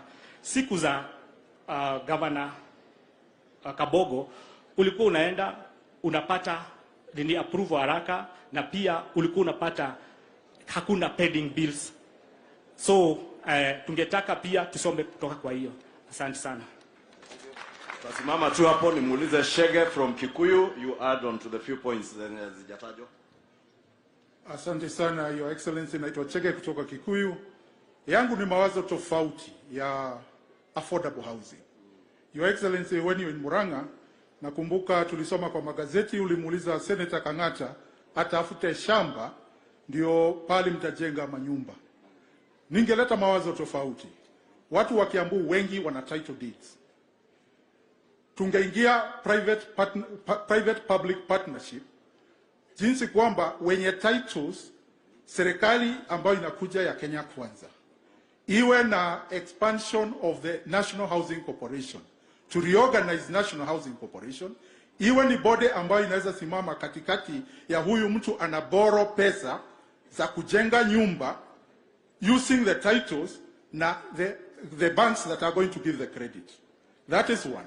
The other source of credit inaweza kuwa inatoka externally. Like one of my friends, ule mwenye amepewa taji la Minister for Agriculture, there's external funds about the government can borrow that can be on land specifically to build affordable houses. Tuondoe serikali kwa ujenzi, tuilete kwa wananchi. Na itakuwa ni system ya bottoms up ambao kila mtu ataweza kujenga labda flat ya units 10, anakodisha zote 10, anakula 6, serikali inachukua anakula 4, serikali inachukua 6 kulipa ile kodi ama kulipa ile loan. That way tutaweza kumaliza slums within a very short time. Your Excellency, if you think of what the leakages would be, kama ile mpango umekuwa nayo muhimu sana ya TVETs. Vijana wa TVET ndio watakuwa kijenga madirisha ya hizi manyumba. Kama kwetu Kikuyu, vijana wa TVET ndio wanajenga madesk ya mashule. If we could roll this one out across the country, tunaweza maliza shida ya ajira kama hapa Kiambu. Kwa mfano, if we are doing like 100,000 units of houses today in Kiambu, wale mafundi wataajiriwa mahali pale, mafundi wa mawe, mafundi wa mbao, mafundi wa rangi, madriver wa trucks, watu wa hardware, supermarket ile iliyo karibu, hata mama Getheri wa kuleta kwa mjengo. The bottom up approach itakuwa imegenerate a lot of activity ambayo itasaidia kila mtu. And this one can be done across the country, whether it is Eldoret, whether it is Mombasa. Na hii project ukisonga nayo your deputy Mheshimiwa Rais wetu wa 5, every Kenyan atakusikiza vile we are getting this as a bottom up approach, tutoe serikali kwa ujenzi. Like we did the construction ile imefanywa pale Ngara ya affordable housing. Ni one contractor ame benefit. Na ni Mchina na Wakenya wengine wale wamehusikana na yeye. Lakini if we were to do this, we empower everybody across the nation all the time. Asante sana. Thank you. Thank you, Bwana Shege. Is that correct? Yes, Shege. Yes. So, I agree with you. Wakati nilisema pale Murang'a, sikumwambia ule Kang'ata tununue. Hapana, nilimwambia tu identify. Ili tuweze kufanya hiyo unasema public private partnership. Ile kitu serikali lazima itasimamia so that it becomes truly low cost housing. Shida ambayo tuko nayo ni kwamba yule developer anataka faida karibu mara 3. Anajenga nyumba ya milioni 1, anasema anauza milioni 3.5. Kama tutasaidiana na yule ambaye ni mwenye title, tutampatia credit guaranteed by the government. Na hiyo credit pia tuna extend kwa yule ambaye atanunua hiyo nyumba. Mwenye kununua hiyo nyumba lazima pia iwe ni nyumba ambaye ni affordable. So sisi wote will become beneficiaries. Wewe kama land owner, serikali tunataka watu wapate nyumba ya kuishi, na yule mwenye ananunua anapata kwa bei ambayo ni sawa sawa. So what the government will do is to assist the developer with credit, but the developer must also sell at an agreed price, ili asi-exploit wale ambao wanataka kununua, so that nobody makes super profits. Tunaelewana bwana Chege? Na hapo tutakuwa sasa tunaelekea pale nilikuwa nasema hapo nikisimama hapo, ya kwamba tunataka wale wanalipa rent, yes, waanze kulipa mortgage kabisa, ili pia wakuwe owners ya hizi manyumba. Ndivyo hivyo. Kwa sasa wale watu wengi mwenye faida kubwa ni yule developer. Kwa sababu yeye ni anaendelea ana collect rent, na yule analipa rent mpaka anazama, anaenda tu nyumbani bila chochote. So that's the agreement. That is, we must strike a balance. Yes. But you have the right concept. Yes. Na vile umesema, kama tungejenga 100,000 houses hapa Kiambu, yes, tungeajiri vijana 800,000. 800,000 young people watakuwa kazini. It's doable. It's doable. Na wewe unakubali it is doable? It's very doable.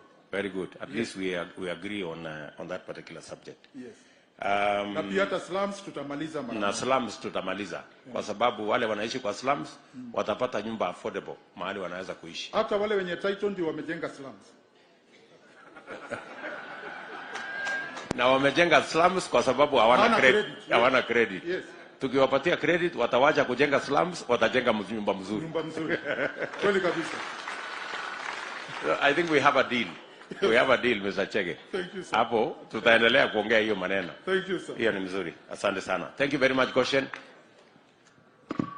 I hope hapo Chege usemi baba yangu ndiye amejenga slums Kikuyu. Next nataka tusikie Wabogwa ambaye ni mama mboga kutoka soko ya Kang'ang'i pale Kiambu. Wabogwa, karibu. Kagagi. Doko ya Kagagi Kuria Kiambu. Karibu dakika idhato.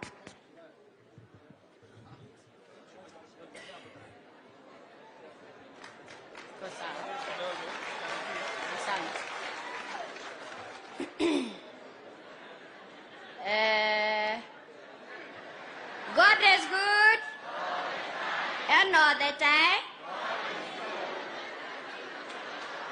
and that is his welcome.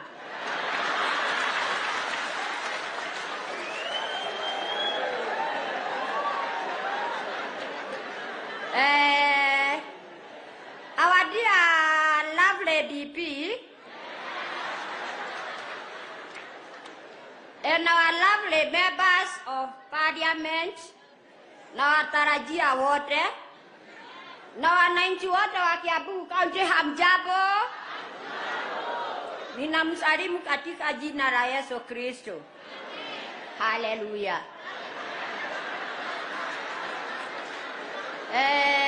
Nafikiri wengi sana wacha nikibisa nisikae hapa sana.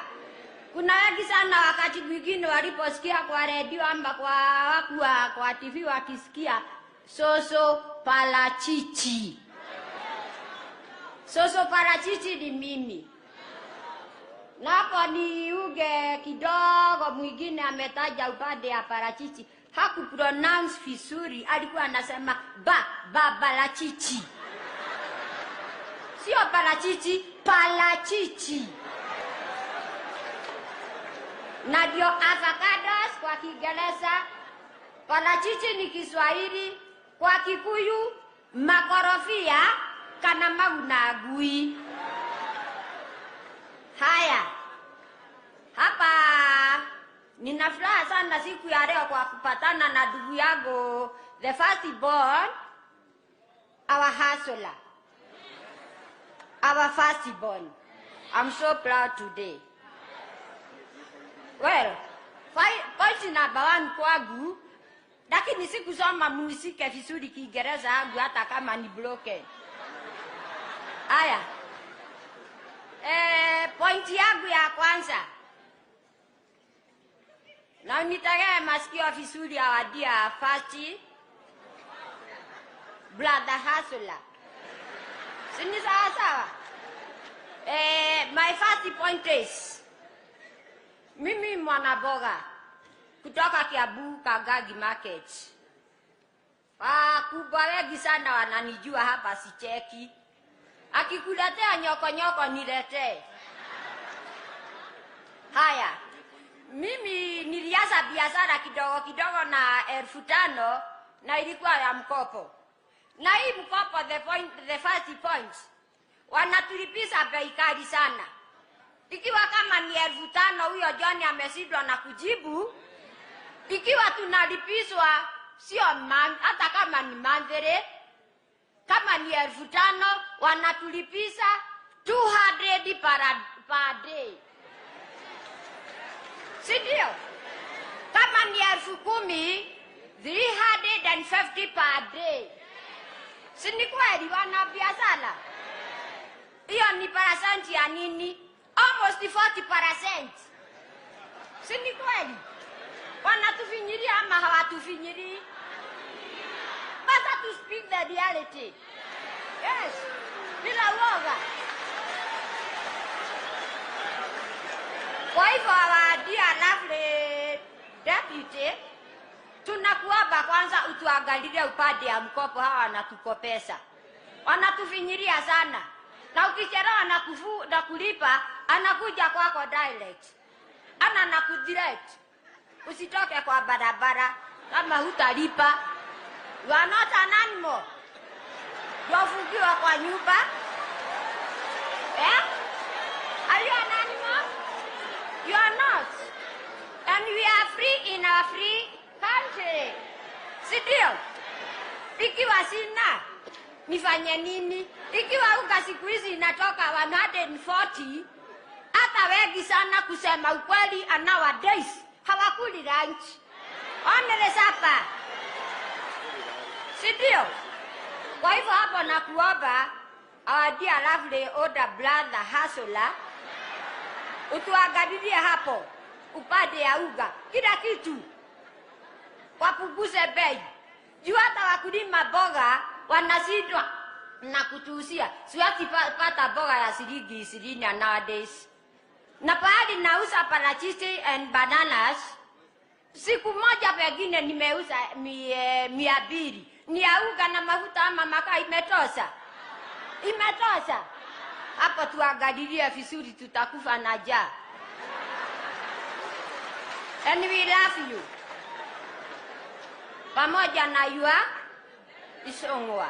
Welcome. Haya.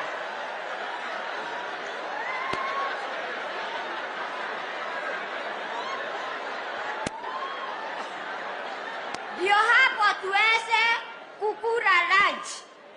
I'm 70 years now. Hebu niangalie vile karibu niende na bokola. Why? Na chakula tuko nazo wa DP.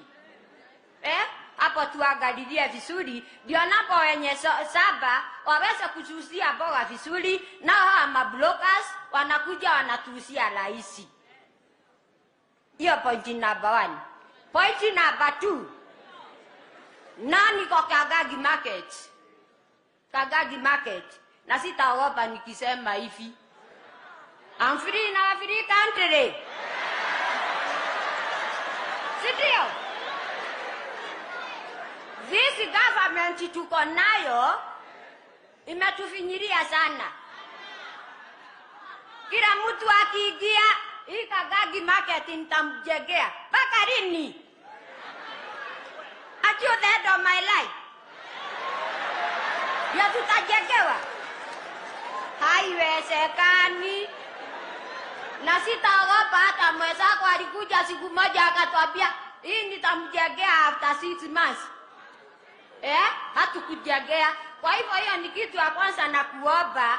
The first thing, utuangalilie soko ya Kagagi. Mabati imeseeka kama mimi.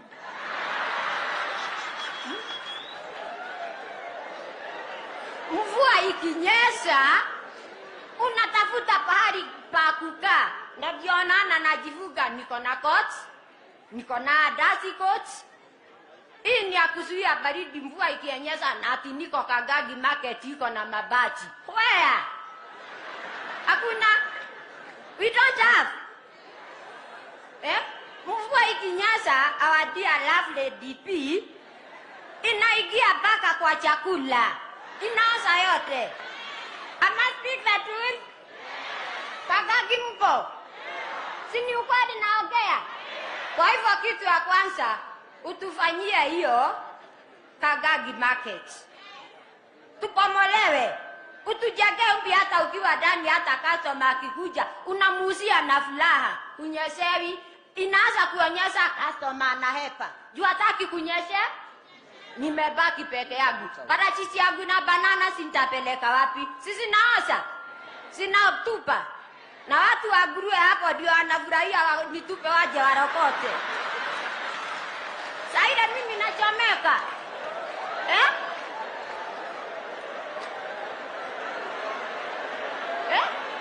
Hapo ndio wanafurahia. Ni kweli. So, hiyo point uangalie vizuri. Na hiyo soko ukitengeneza, kwani Ulaya ndio wanajua kutengeneza parachichi peke yao. Tunawatolea hapa ati ni imported. Wanaenda huko wanatutengenezea, wanaturudishia hapa. Na ni sisi tulipalilia. Wanatuuzia bei kali, si ndio? Hiyo Kagagi market ukitengeneza, ujenge uipigwe plan, upatie mtu anajua plan yenyewe. Plan yenyewe. Atengeneze pahali wenye parachichi, wakitoa kwa zaba, wanaleta hapo kwa soko, wananunuliwa hapo, na hawa wanapeleka airport. Hata sisi tunaweza fly tukienda airport kupeleka yetu. Si ndio? Haya, hapo nimetoka. The right point. Hawa wameajiriwa, uwafikirie. Hawa ndio tunategemea waje watununulie. Ndio tupate kitu ya kulipa karo ya watoto na kulipa house rent. Juu hawa ninaona kumeletoa maagent hapa. Wanatukibisa. Kwanza agent yetu siku hizi anikaribi. Siku moja nimwambia Kenya juu tukiingereza nitakuchalasa. Usijaribu kuingia kwa nyumba yangu. Nikose kupatia mtoto chakula nimlipe nyumba. Why? Akapatia wake.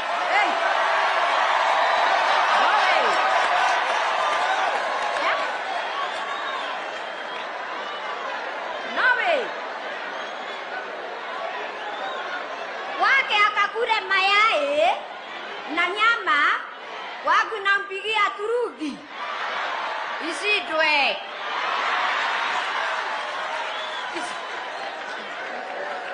Isidwe. Katika jina la Yesu. Hapa ni kweli. Ndio hapo napo wajue bila wataongezwa. Na nikimalizia, tuangalilie upande ya shule. Sio saa yote walimu kutufukuzia watoto na tunadanganywa. Tunadanganywa ati shule ni ya bure. Wapi? Hakuna ya bure. Hakuna ya bure. Kwa hivyo hapo napo utuangalilie. Na nikimalizia,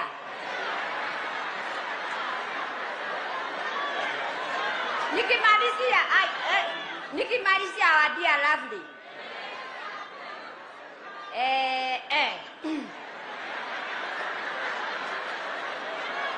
Hapa hakuna mchezo. Hakuna mchezo. Hawa wanakufuata atu wanakusimamia. Wote wananijua sicheki. Musike mkono. Si munaona anakura? Ameangaliliwa vizuri na mama yetu. Musifanye akode. Haya. Asante. Asante sana Mama Mbogwa. Yes. Umetueleza. Forgive me, sikumalizia my the last words. What I want you to promise you now. What I want to promise you now. 9th August, you will be the 50th president of Kenya.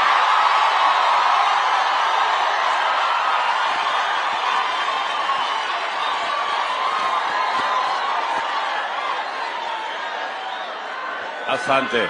Go to the office. Asante. And sit down. Yes. About 10 years without fear. Asante. Asante sana Mama Mbogwa. Ngojea kidogo mama Umetuambia kuhusu Kangangi market. Yes. Na mimi naamini ya kwamba kuna wafanyabiashara wengi kama wewe. Yes. Ambao wanafanya kazi yao kwa mazingira kama hiyo ya Kangangi market. Hata kuna wengine wengi wanatandika mali yao barabarani. Hiyo ni kweli. Mahali kuna jua, mahali kuna mvua. True. Wewe unapendekeza ya kwamba lazima tuwe na mpango wa kujenga soko mahali pazuri, mahali ambapo kuna maji, yes, mahali ambapo kuna choo, kuna taa, na mahali ambapo ni pasafi mnaweza kufanya hiyo biashara yenu. You are right because Kiambu town ni center ya Kiambu county. Yes. Yes. So na sio Kiambu peke yake. Tujenge Ruto, Thika, Todo, Lemuru, Kikuyu, namna hiyo. Everywhere in Kiambu. Namna hiyo. Asante. Yes. Haya, jambo la pili, na mimi nataka nikuhakikishie ya kwamba vile tumejenga ile market iko hapo Kiambu town. Yes. Tumejenga market ingine pale Kikuyu. Bado tuko na nafasi ya kujenga markets nyingi. Na hapo ndipo unasema ijengwe masoko, yes, mahali pazuri ndio biashara iendelee vizuri. Yes. Jambo la pili, umesema wale wanawapatia pesa ya kuendesha hiyo biashara wanawalipisha interest ya juu sana. So ungependa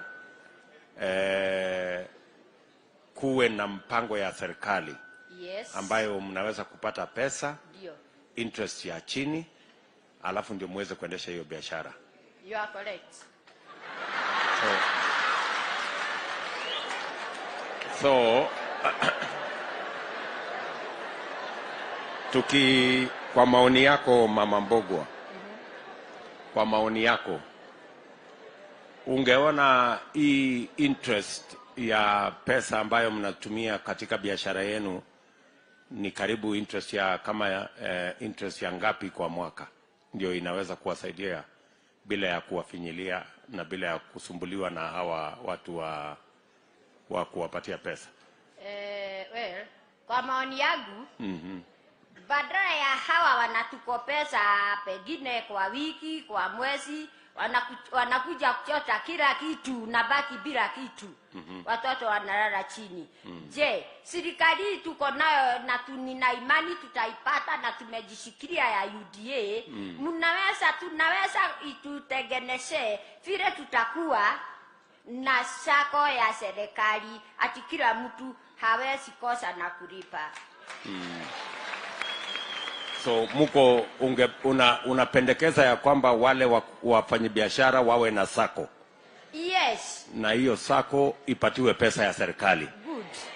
Bas, nafikiri tumekubaliana hapo. Alafu ya mwisho umesema ya kwamba ili muweze kupata wateja wengi, unapendekeza ya kwamba kuwe na nafasi ya ajira, ili wale ambao wameajiriwa waweze kuja kununua bidhaa zenu. Yes. So una support program yetu ya kupanga ajira ya vijana. Very well. Kabisa Sindio? Bas, asante sana Mama Mbogwa, tumekusikia. Asante kwa mawazo yako. Na nikitoka hapa kwa jukwaa, sikilizeni kidogo. Si mnaona hata amenitorea kofia?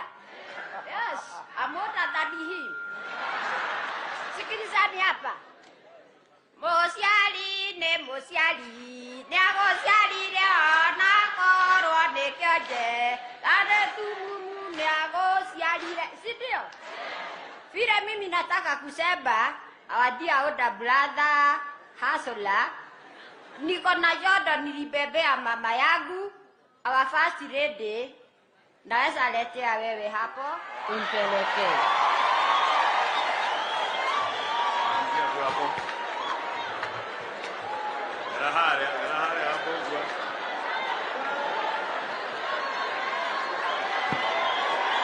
Haya.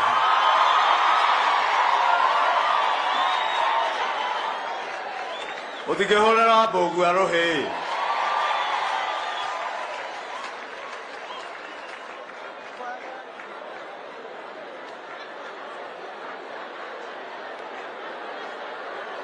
Asante sana wabogua. Asante, tunaweza kaa chini. We can sit, we can take our seats, please. Next, tutamuita Sam Thuku. Please, in the interest of time, tujaribu kuwa wafupi kwa maneno. Ukipeana point yako, don't elaborate a lot. Demo tigwira mutikaile karagitake. Mheshimiwa Naibu wa Rais, ile point nyingine umesahau Ambogu amemention, amesema kwa hiyo soko ya Kagagi wanaweza peleka parachichi kwa airport. Chenye alikuwa anasema floor moja uwawekee value addition, wakileta makodofea kana maguna agui ama parachichi ama avocado hapo, inafanywa extraction hapo, wanapeleka products kwa airport. Karibu. 3 minutes please. Asante, hamjambo wote. Thank you so much for this opportunity. Mimi naongelea mambo ya viwanda ama vitu zingine katika ujenzi. Nitawapatia hadithi ndogo yangu. Mimi nilianza nikiwa dereva wa matatu.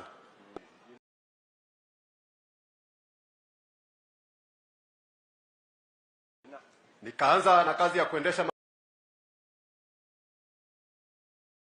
Kutoka hapo nikaingia katika biashara ya kuuza makaa, na kutoka hapo nikaingia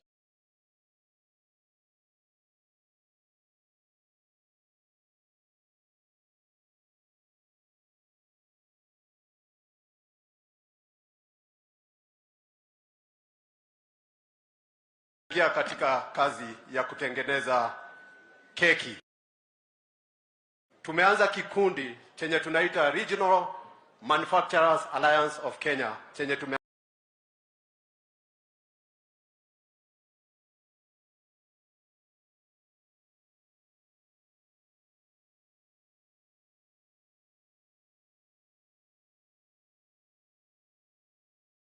hapa Limuru, chenye tumebeba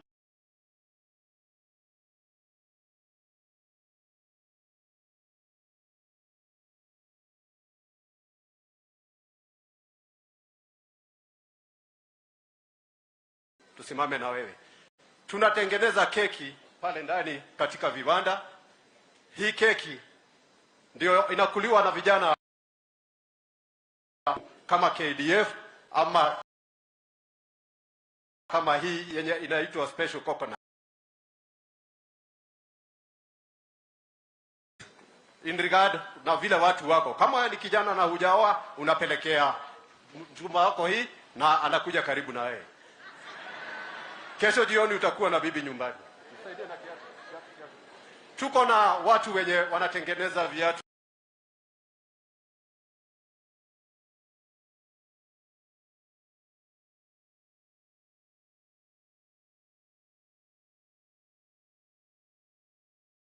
kama vile makamu wa rais umesema.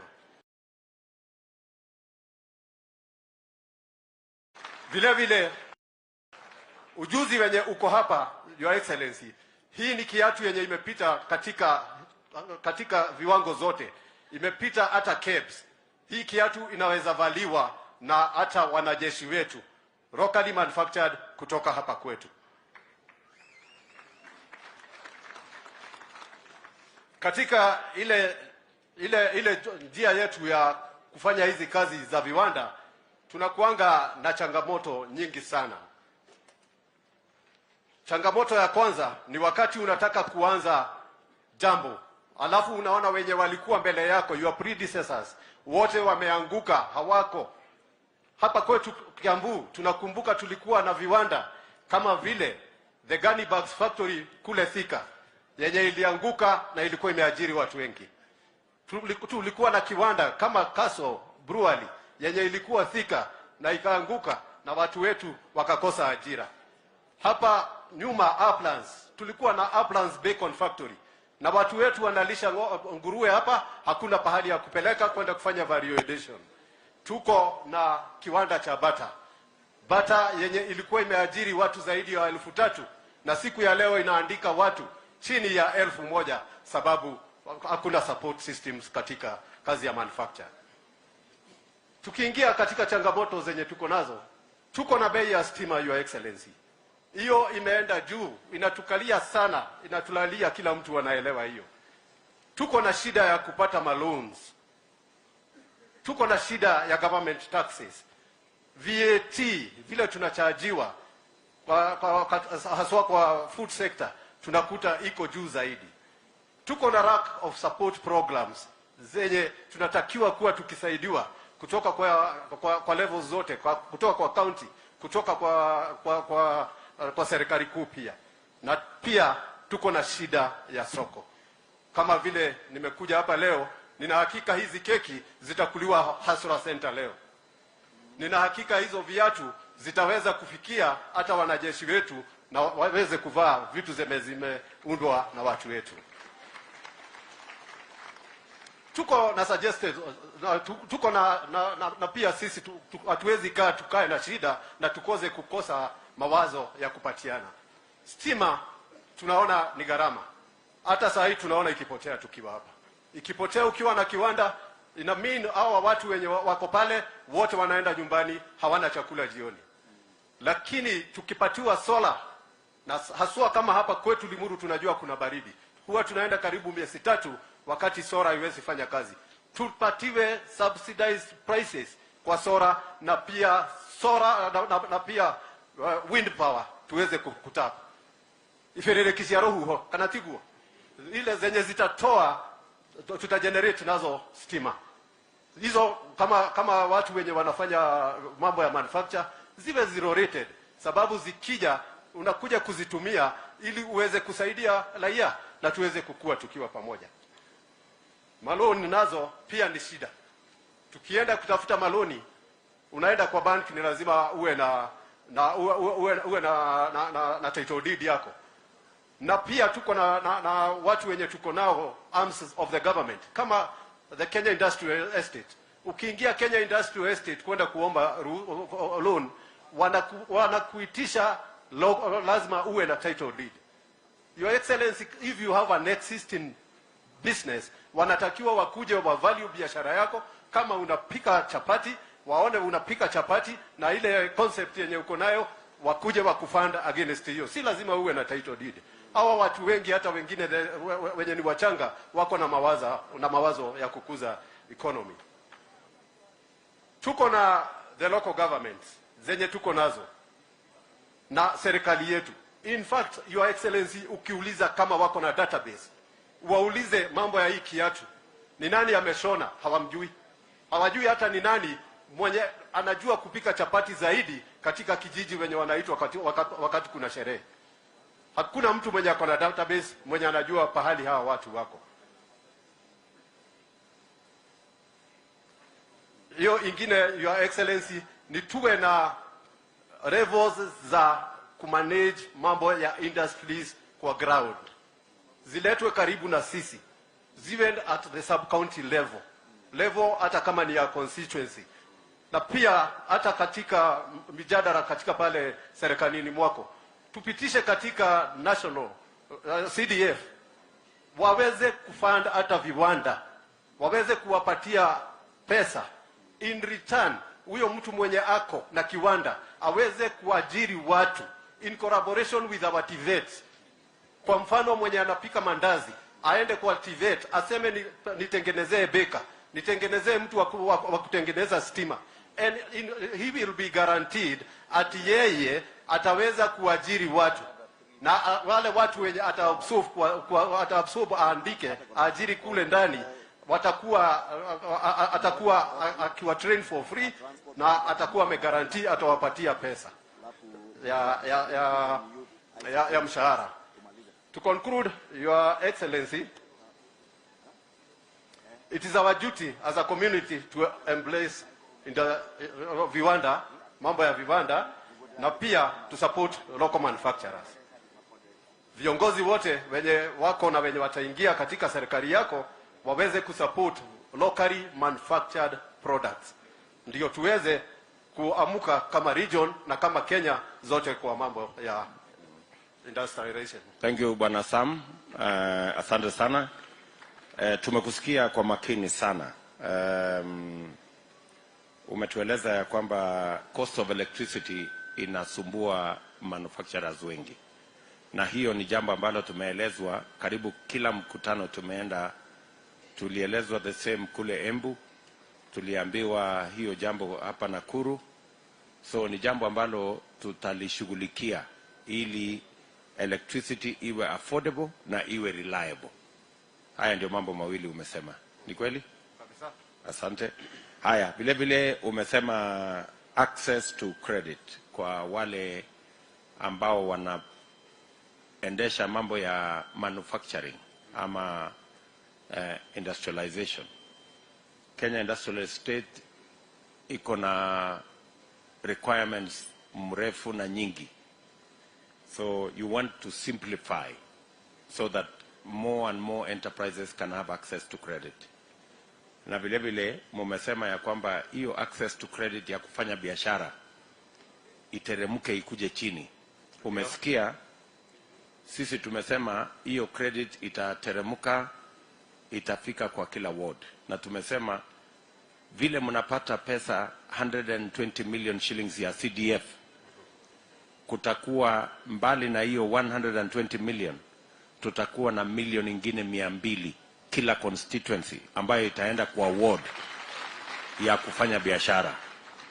Ile Mama Mbogo alisema kwa wale wanataka kukopa pesa ya kufanya biashara ndogo, na pia itakuwa accessible na watu kama wewe ambaye mnafanya manufacturing ya local products.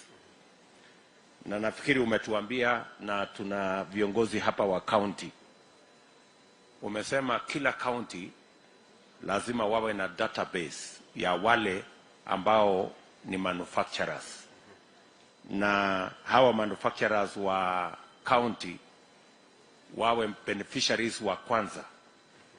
Iwe we promote local manufacture ya Kiambu by making sure we buy from those local manufacturers. Kweli? So buy Kiambu, build Kiambu. Ama unasema nini? Ndio tunasema. Na Your Excellency, kwa mambo ya TVET, vijana wetu wengi wakiingia pale wenye wanajifunza mambo ya kutengeneza madirisha, unakuta wengine hata wanajifunza mambo ya kupika mandazi ama keki, hawana fallback pahali wanarudi, sababu akimaliza anatoka kwa mlango, hana pahali ya kuenda. It's our player tujenge incubation programs pahali penye serikali itafund, sababu tuko na kwa njia fupi tunaziita polytechnics. Watu mashini ziwekwe pale chenye kila mtu ametrain, ndio akitoka nje kama ni kijana wa kuchomelea madirisha, akienda kwa mjengo apate order za madirisha, na hana stima, hana machine, kama ni mtu wa bakery hana kitu ya kupika, aweze kuja kwa ile incubation center afanye kazi at a small fee, alipishwe kitu kidogo sana. Nakubaliana na wewe kabisa ya kwamba tuwe na manufacturing hubs in every either sub county, ndio watu kama hawa wapate access to machinery, to equipment. Wakati wanapanga kujinunulia zao, kuwe na ile wanaweza kulipia fee kidogo na waendeshe biashara yao kabisa. So tunakubaliana. Asante sana Bwana Dhuku. And the final one ni tuwe na manufacturers association katika kila sub county. Asante. Thank you, Sam. Next, we will have Jane Nyoko from Kabete on poultry and pig farming. Tafadhali nimewamba wenye wote tumebaki dakika tatu. We had promised everybody here tutatoka hapa by saa 7, si ndio? Asante. Naomba niwasalimu. Hamjambo. Ninawakilisha jimbo la Kabete, sub-county ya Kabete kwa ukulima wa kuku na nguruwe. Na ninafurahi ya kwamba ninaongelesha the chief hustler mwenye analisha kuku kama mimi. Na kwa hivyo hiyo ni biashara ya maana sana kwa sisi mahustlers. Si ndio? Nimekuwa kwa hii biashara kwa muda wa miaka 20. Ndio imekuwa ikinijibu kimaisha. Nimekuwa nikipeleka mayai yangu soko ya Wangige. Nilianza nikiwa na kuku 100. Leo hii niko na kuku wa mayai 2000. Tena niko na kuku wa nyama kama 1000. Na mimi pia niko na nguruwe kama 50. Unajua nguruwe unaenda ukiuza, haiwezi iweka ikitosha unauza. Sasa beleni nilikuwa na kama 100, sasa hii niko na 50. Na kwa hiyo nimeweza kuajiri watu kama 3, na mimi kama sijajihesabu nijikiweka hapo na familia yangu tuko watu kama 5 6 hivi. Kwa hivyo hiyo ni biashara yenye ajira na ninasema inataka ienziwe kabisa. Nikikuja kwa changamoto, hata wewe mkuu uko sure kwa sababu changamoto zenye tunapitia kama vile my sister alisema ni quality mbaya ya chakula. Unapata ya kwamba ile chakula tunapata kwa manufacturers haina ile madini inatakikana. Wanasema reason being ati raw materials wanatoa huko Uganda, zingine zinatoka Tanzania. Ndio tunajiuliza kwa nini hapa hatuwezi tengeneza ama hatuwezi inua wakulima wetu wapande hizo soya, wapande hiyo sunflower, ndio nayo bei ya chakula iende chini. Kwa nini mahindi itoke Tanzania na huko Rift Valley mahindi iko? Hata saa nyingine tunasikia inaozea huko kwa gardens. Kwa hivyo tungetaka wakulima wetu wa hizo bidhaa wainuliwe pia naye mkulima akatiwe cost yake ya kuku. Ingine ni kuku yenye tunapata ni ya kiwango ya chini sana. Unapata ile kuku unalisha saa nyingine hata ukichukua day 1 haifikishi hata day 10, unakuta labda hiyo juba yote imeaga. Kwa nini? Kwa sababu of raw genetic potentials. Tunataka hatcheries zetu ziangaliwe, tuongezewe hatcheries. Tunajiuliza sisi kama wakulima wa kuku, bona hata kuku vifaranga watolewe Uganda na tuko na uwezo hapa Kenya. Kwa hivyo tungetaka hatcheries ziangaliwe na tupatiwe officers wenye watakuwa waangalivu ndio kabla hiyo vifaranga ifike kwa wakulima iwe imeangaliwa. Ingine ni kwa sababu ninaongea hata kuhusu nguruwe, mambo ya nguruwe. Nguruwe huwezi pata AI yake iko very costly. Ndio unaona tukifanya inbreeding. Kwa hivyo unajikuta unachukua nguruwe yako ama kwa neighbor unafanya inbreeding. Kwa hivyo tungesema hata hiyo AI ya nguruwe iwe rahisi na iwe very much affordable. Hiyo ingine ni soko ya mayai. Soko ya mayai is very competitive. Nimesema mimi uza Wangige. Na sio lazima uuze. Saa nyingine umeenda Wangige unakuta mayai imetolewa tena Uganda. Sasa hivyo unalala tu hapo na mayai yako kwa sababu yao iko na bei ya chini. Kwa sababu yao manufacturing wamemanufacture chakula yao na bei ya chini. Sasa yetu inabidi ikae hivyo, unapeana tu hivyo na pesa ya kama kupeana tu. Ingine ni hiyo kwa sababu niko na haraka ni hiyo ya nguruwe, kuuza nguruwe. Market ya nguruwe. Hatuna market yenye inafaa. Unapelekea watu binafsi wenye wanachinja hiyo nguruwe wanauza kwa butcheries. Kwa hivyo inakuwa shida, hata kununuliwa ni shida. Unakuta pesa yako inawekwa mpaka ile siku huyo mkulima ataweza kuuza nyama kwa butchery ndio akulipe pesa yako. Hiyo ingine ni magonjwa. Magonjwa ya kuku na nguruwe ni mingi, hata ingine hatuielewi. Lakini siku hizi hata hatuna officers kwa ground wa kutusaidia kutupatia utaalamu wa hiyo magonjwa. Saa ingine unakuta hata wewe mwenyewe ndio unakuwa vet mwenyewe kwa sababu umezoea kulisha hizo kuku na nguruwe, unajua hii ni ugonjwa gani. Unajipata unaenda tu wewe unaitisha ile dawa yenye wewe unafikiria ndio inatakikana. So we need veterinary officers to come on the ground. Hiyo ingine kama walikuwa nasema ni hiyo ya financial constraints. Huwezi fanya hii biashara kama hauna pesa. Kama kulisha kuku wa mayai 1000 unatakikana kuwa na like 1 million. Kwa nini? Kununua kuku moja ni 140 shillings. Kwa hivyo kabla hata hujaipea chakula umetumua 140,000. Tena unaanza kupatia chakula for 4 months kabla itage. Na hata ingine inaendelea mpaka 5 months. Unatumia pesa mingi sana. Hata kwa nguruwe unaona hata sio lazima, saa ingine unaona sio lazima upatie chakula kwa sababu bei yake iko juu. Unaenda kutafuta chakula kwa hoteli. So hii biashara inataka pesa mkononi. Suluhisho tunataka tukue na subsidized cost of raw materials venye watu wetu watatolewa tax. For the time being tax iondolewe ndio waweze kuimport hizo. Lakini we encourage our people to grow sunflower. Hiyo ingine tuajiriwe, the government should employ hii yetu ya Kenya Kwanza more officers watusaidia on random checkups. Ingine ni marketing, tutafutiwe marketing hata mayai ikuwe standardized bei yake. Si kufika kwa soko unauliza mwenzako mnauza pesa ngapi leo, lakini kama wewe mwenyewe hata wewe mwenyewe hujui ni ngapi unastahili kuuza, kwa sababu lazima uende na ile market iko kwa hiyo wakati. Hiyo ingine ya mwisho nikimalizia ni tuletewe government extension officers wenye watakuwa on regular campaigns against emerging diseases, na tena wawe wakikuja kwa mashamba zetu kutusaidia kuhusu magonjwa. Financing hiyo imeongelewa sana, tupatiwe SACCOS zenye tutakuwa tukienda tunachukua pesa kama watu wa kahawa na watu wa majani chai, ndio na sisi tutakuwa tukiregeza pole. Kwa hiyo mimi asante sana. Nitamatishe tu hapo. Asante sana Mama Nyoko. Yes. So tumekusikiza kwa makini. Yes. Na I think jambo kubwa umesema ni tuwe na extension officers, yes, ili wasaidie wakulima na wafugaji wa kuku kwa mawazo na hata kusaidia kumanage ile magonjwa. Yes sir. Si namna hiyo? Yes.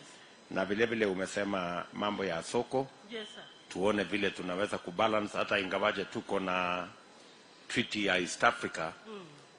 Tusikose soko ya Kenya, yes, kwa sababu imekuwa flooded na mayai ya kutoka sehemu zingine. Yes. Alafu I agree with you kwa sababu mimi pia ni mfugaji, ya kwamba cost of food ama cost of feed, yes, iko juu. Kabisa. Na nimekuambia ya kwamba mpango yetu kama Kenya Kwanza ni kupromote local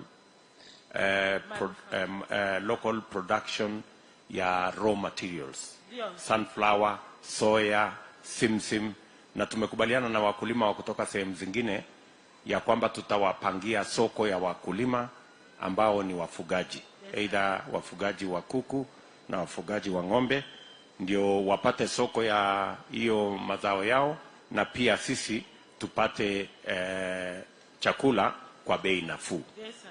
Nafikiri ya kwamba tukishirikiana hivyo tutakuwa tutafaulu sisi wote tukiwa pamoja. I think those are the issues you have raised. Yes, and thank you very much. Thank you too. Thank you. Thank you very much. Tupigie Jane makofi. Mzee Joseph Wanganga on behalf ya sekta ya matatu, na nataka wafuatane na Rasto ya bodaboda dakika moja ili tuende to the next sector. We are about to finish.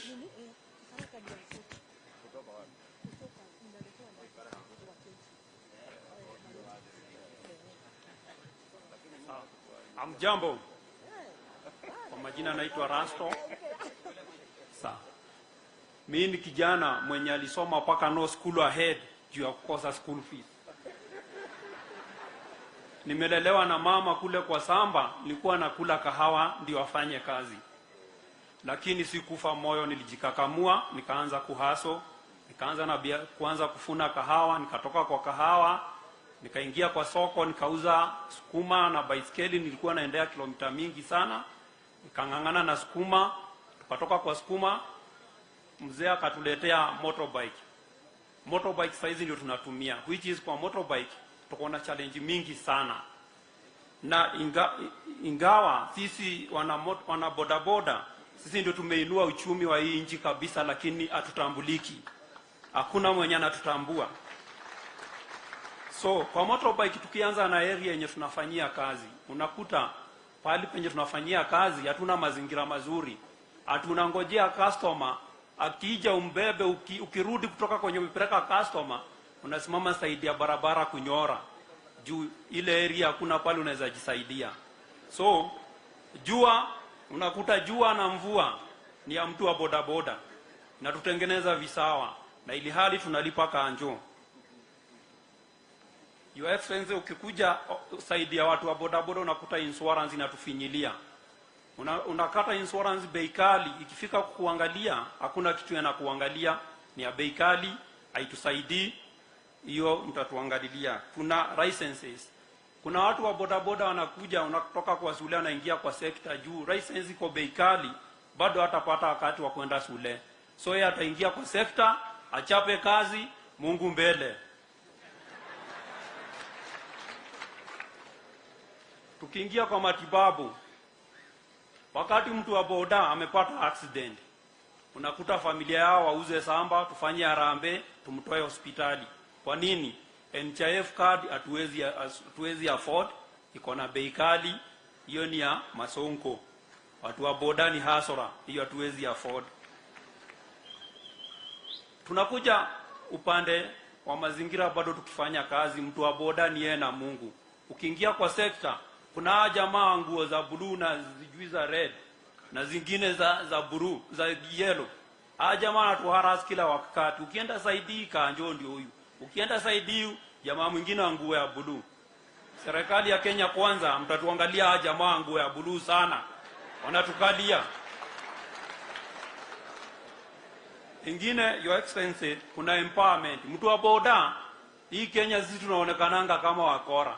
Hakuna pale unaweza enda useme usaidiwe kaloni ama uchukue kaloni. Unaulizwa uko na title. Sasa utatoa wapi title na umetoka pale kwa mashamba, umesahasa umefika kaboda ni kaloni. So unakuta mtu wa boda hakuna pali anaweza enda asaidike na ka soft loan hivi anunue boda. Sasa hizi tunahangaishwa na hawa watu wanaitwa watu. Unaenda pale ukiwa kijana, unachukua pikipiki, unaambiwa unawekelea 15,000, ukimaliza kulipa inakuja 260. Kwa ile process ya kulipa ukilemewa tu kidogo, jamaa anakujia pikipiki wenyewe na sasa hizo umelipa 180. Sasa wewe ni wewe na Mungu yako.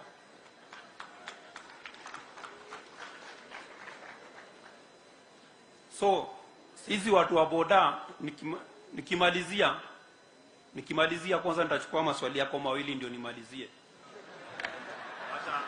Wacha Excellency, naomba tusikie matatu alafu waulize wote maswali pamoja. Cause ni sekta moja.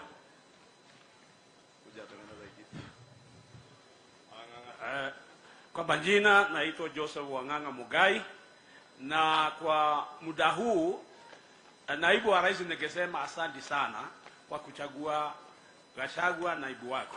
Gachagua namjua akiwa kijana mdogo, alikuja Limuru na nilikuwa naenda ofisi yake nikiwa mtu wa matatu chairman, tunaongea, na wakati alitoka Limuru hakukuwa na shida ya matatu. Asante sana vile ulifanya. Ulichagua Gachagua na mtu wa amani sana. Aliweka amani, alikuwa dio wa Limuru na alifanya maajabu huko na hakuwa na shida yoyote. Japo ningesema kwamba mimi ni mtu wa matatu kutoka zamani. Nikiwa mtu mdogo nimefanya miaka 42. Watu wengi hawa hawakuwa wamezaliwa. Jambo la kwanza ni kusema kwamba sisi watu wa matatu ndio tunabeba watu na mizigo yao. Na hata nyinyi mlikuja na matatu. Sisi ndio tunafanya. Na Kiambu mzima nimechaguliwa nikiwa chairman wa Kiambu mzima. Na ni asante kwa sababu hii mambo umeweka, nilikuwa natafuta vile tutaongea na wewe.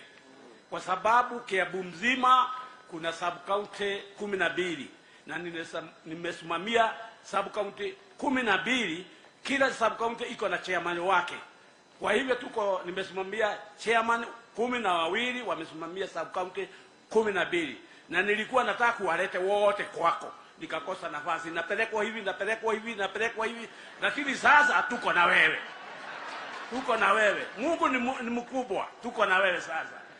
Kwa hivyo tunabeba watu na mizigo yao na watu, lakini watu wa matatu ni wazuri sana. Kwa bus park sisi tunafanya kazi na mama boga, tunasaidiana na wanawake, tumewajiri vijana, na wale wanapika chai kado yetu wanategemea sisi, na tunawanunulia, na tunaleta watu wengi wanakuwa kwa sababu ya matatu. Nikitaka kusema kwamba matatu iko na shida nyingi sana, na ndivyo tulikuwa tunataka kukuona, kwa sababu wewe ndio utatuinua, kwa sababu tumelaliwa kabisa watu wa matatu.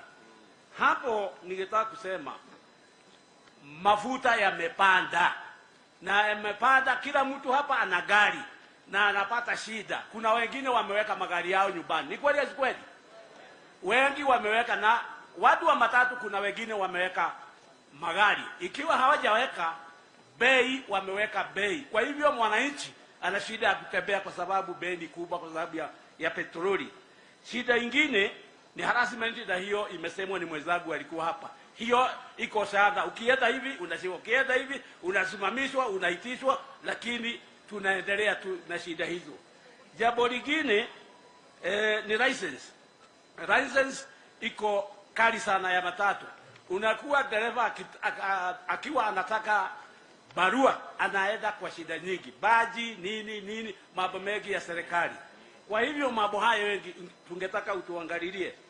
Check unit, magari yetu inafanywa checking. Watu wanaenda Nairobi, tunajazana huko, tunakaa. Wengine wanaenda mpaka Ebu, wengine wanaenda Machakos.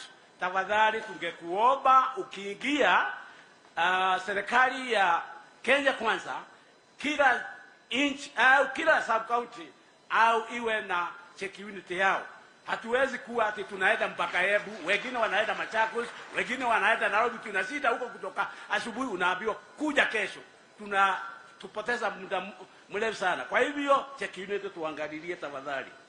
Jambo lingine, mambo ya petroli inaendelea. NTSA inakuja kwa sisi. Vile vile National Assembly na Senate. Tungekuuliza kwa petrol, kwa sababu sisi ndio tunatumia petrol, tuwe na mtu wetu hapo. Utuchagulie mtu wetu hapo. Ili ikiongezwa anaongea juu yetu. Hatuna mtu wa kutuongeleza, inaongezwa kila Thursday. Tunajua kesho tutakuta petroli imeongezwa. Thursday inaongezwa. Hata watu wengine wanashindwa. Iliongezwa mwezi uliopita, sasa imeongezwa. Tungekuwa na mtu wetu hapo, angesema leo hakuna, watu hawa wamepata shida. Jambo lingine ni NTSA. NTSA imeongeza mambo mengi kwa magari. Ikiwa unaleta gari kutoka ng'ambo, shida.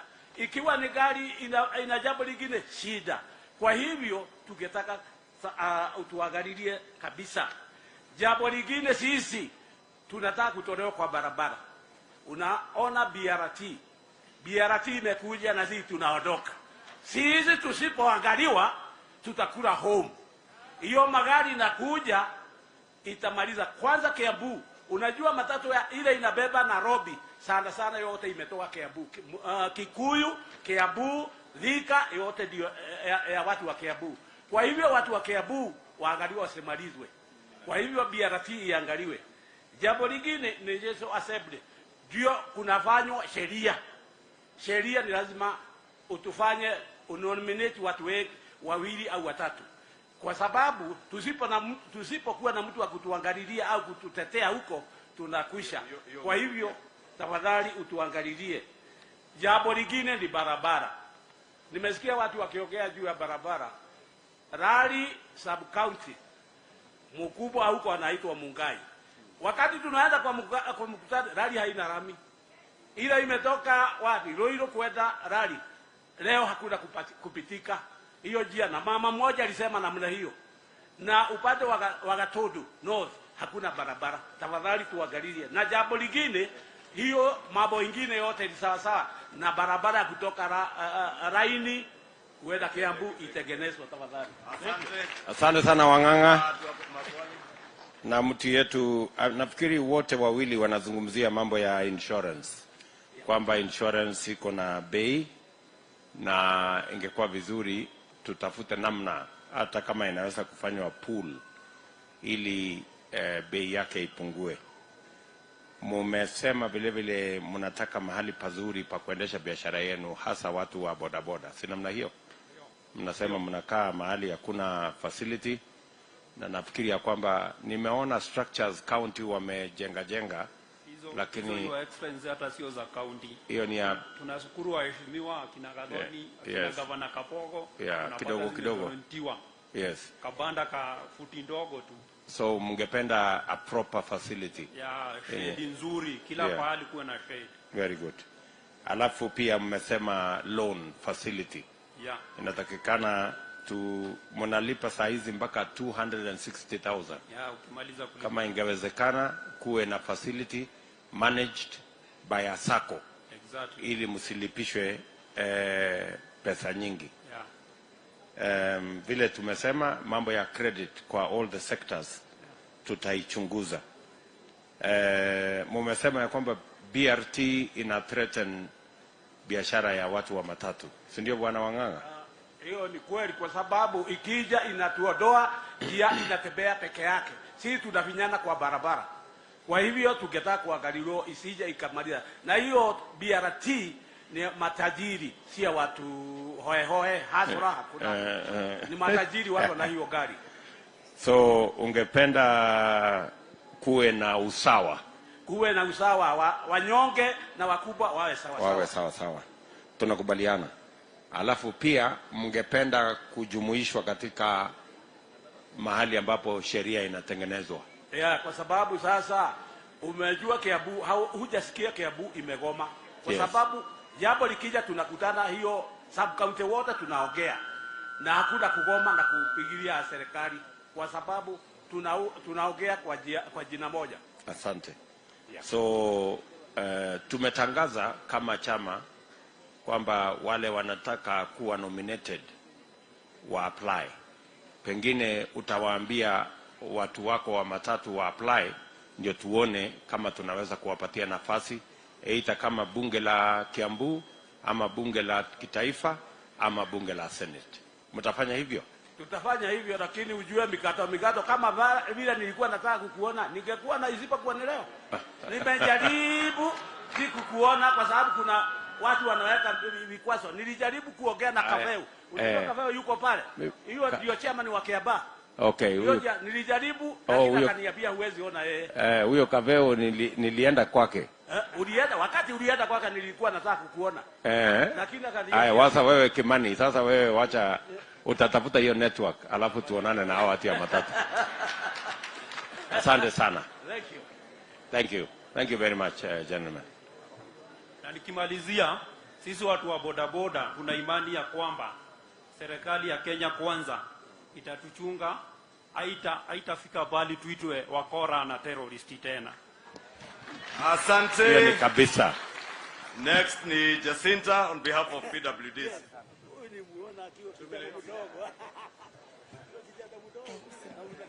Okay. Kwa majina ni Jacinta Wamboi Bacha kutoka Thika Sub County. Nilikuwa mgombeaji wa MCA Hospital Ward. Ya kwanza ningependa kuzungumzia about challenges zenye watu ambao wanaishi na ulemavu wanapitia. Ya kwanza ni employment. Tunapokuja kuomba kazi kwa private sector, sometimes wanatuangalia physical appearance, wanatujudge badala ya kuangalia makaratasi. So tungependa rais wetu wa 5 ukiingia mwezi wa 8 tarehe 9 utuangalie sana mambo ya employment. Aya sana ningependa kuongelelea mambo ya health sector. Health sector ni about NHIF ikuwe free kwa kila mtu ambaye anaishi na ulemavu, na assessment kwa each and every hospital za public ikuwe ni free, maana huwa tunalipishwa 1500 na sometimes mtu kule is 1500 ni changamoto. Another thing ningependa kuongelelea vocational training. Hizo ni kama wenye hawashiki masomo haraka, sometimes wanaweza benefit na skills kama ushonaji wa nguo, kutengeneza viatu kama hiyo umepatiwa hapo, utengenezaji wa necklace na vikapu. So tungependa zikuwe mingi. Vika kuna moja, lakini tungependa each and every county ikuwe na vocational training ya watu ambao wanaishi na ulemavu. Kitu ambayo pia ningependa kumalizia nayo because of time ni request. Hatujai kuwa na CS ama PS ambaye anaishi na ulemavu. Ningependa hii serikali yako, rais wetu wa 5, kuna watu ambao wanaishi na ulemavu wamesoma. Ningependa utupatie CS mmoja na PS. Tuna watu kama Maura wamesoma na Sankok na wengine wao. So kwa niaba ya walemavu milioni 6 tunasema ni asanti. God bless you. Tunashukuru sana Wangeshi. Tayari unaona Mwaura ni nominated senator, yule Sankok ni nominated MP, so hatujawasahau sana, lakini tutaona vile ya kuongezea ndio muweze kushiriki katika uongozi wa taifa letu la Kenya. Nakubaliana na wewe ya kwamba hata ingawaje kwa sasa tumesema wale watu wanaishi na ulemavu wapate msaada wa serikali, NHIF walipiwe, pia wapate ile stipend ya kila mwezi. Mimi najua ya kwamba hiyo stipend saa zingine inachelewa, inangojewa miezi 2, 3, saa zingine miezi 4. Sisi tumesema ya kwamba katika serikali ya Kenya Kwanza, walemavu, watu wanao wale wazee pamoja na mayatima ambao wako katika program yetu watalipiwa stipend yao kabla ya mishahara ya wale ambao ni watu wako na uwezo kulipwa mishahara. We are going to make sure that the stipend going to the vulnerable is paid ahead of any salaries that are paid, because they are more deserving than the rest of us. Alafu mwisho tutashughulika na hiyo umesema mambo ya employment. Maybe we will want to work on the law so that it is not discriminatory and it becomes sometimes mandatory for people to be considered people living with disability. Asante sana. Asante. Thank you very much, Your Excellency. The last group, na mutatuia radhi sababu ya masaa, naona imebakisha dakika 12 ifike saa 7. We have the last group of Brian and Daniel on ICT, Youth and Sports. Please allow us hawa wakuwe wa mwisho kuongea. Tuko na Kangara GN who was also to speak on youth, Mwangi on cooperatives and circles, Gideon Kahwai, Mwangi from Larry, Gideon Kahwai on the creative industry from Ruiru, Mr. Gisharu on the education sector from Githongori.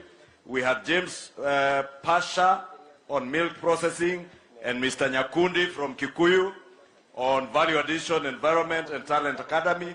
Tafadhali hao wote nimetaja, tupatieni your written memorandums hapa ili hawa vijana wetu they speak to us on behalf of the youth, ICT and sports sababu ya masaa. Githeti guo tukinyie hau nigetha tutigathie muno, tutigathukie mathaa tureranite andu a Kiambu, turi andu a kwiyethera, tuke rucini turikie na thaa 9 tukorwo micii tugikama.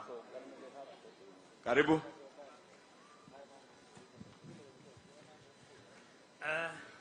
Kwa majina yangu naitwa Brian Wanene.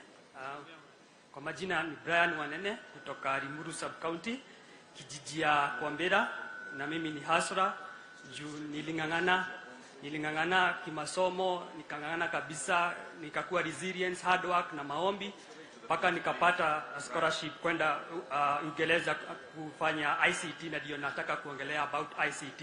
Some of the challenges zenye tuko nazo katika ICT sector ni moja on one, startups.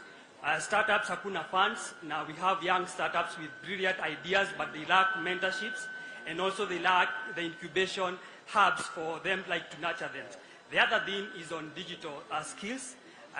Though tunajaribu, lakini sana tukikuja huku kwa mashinani kuna hiyo gap, hakuna watu wako na skills enough. The other thing is about internet connectivity. To get internet connectivity, we want internet connectivity because saizi ICT imeenea kabisa.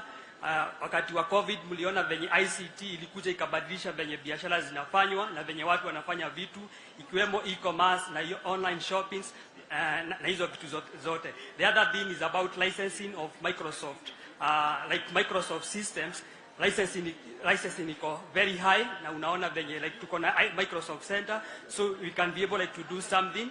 And the other one I would touch is more on small medium enterprise wanna lack online presence. So what I will recommend for propose to Kenya Kwanza government ni, first of all, we come up with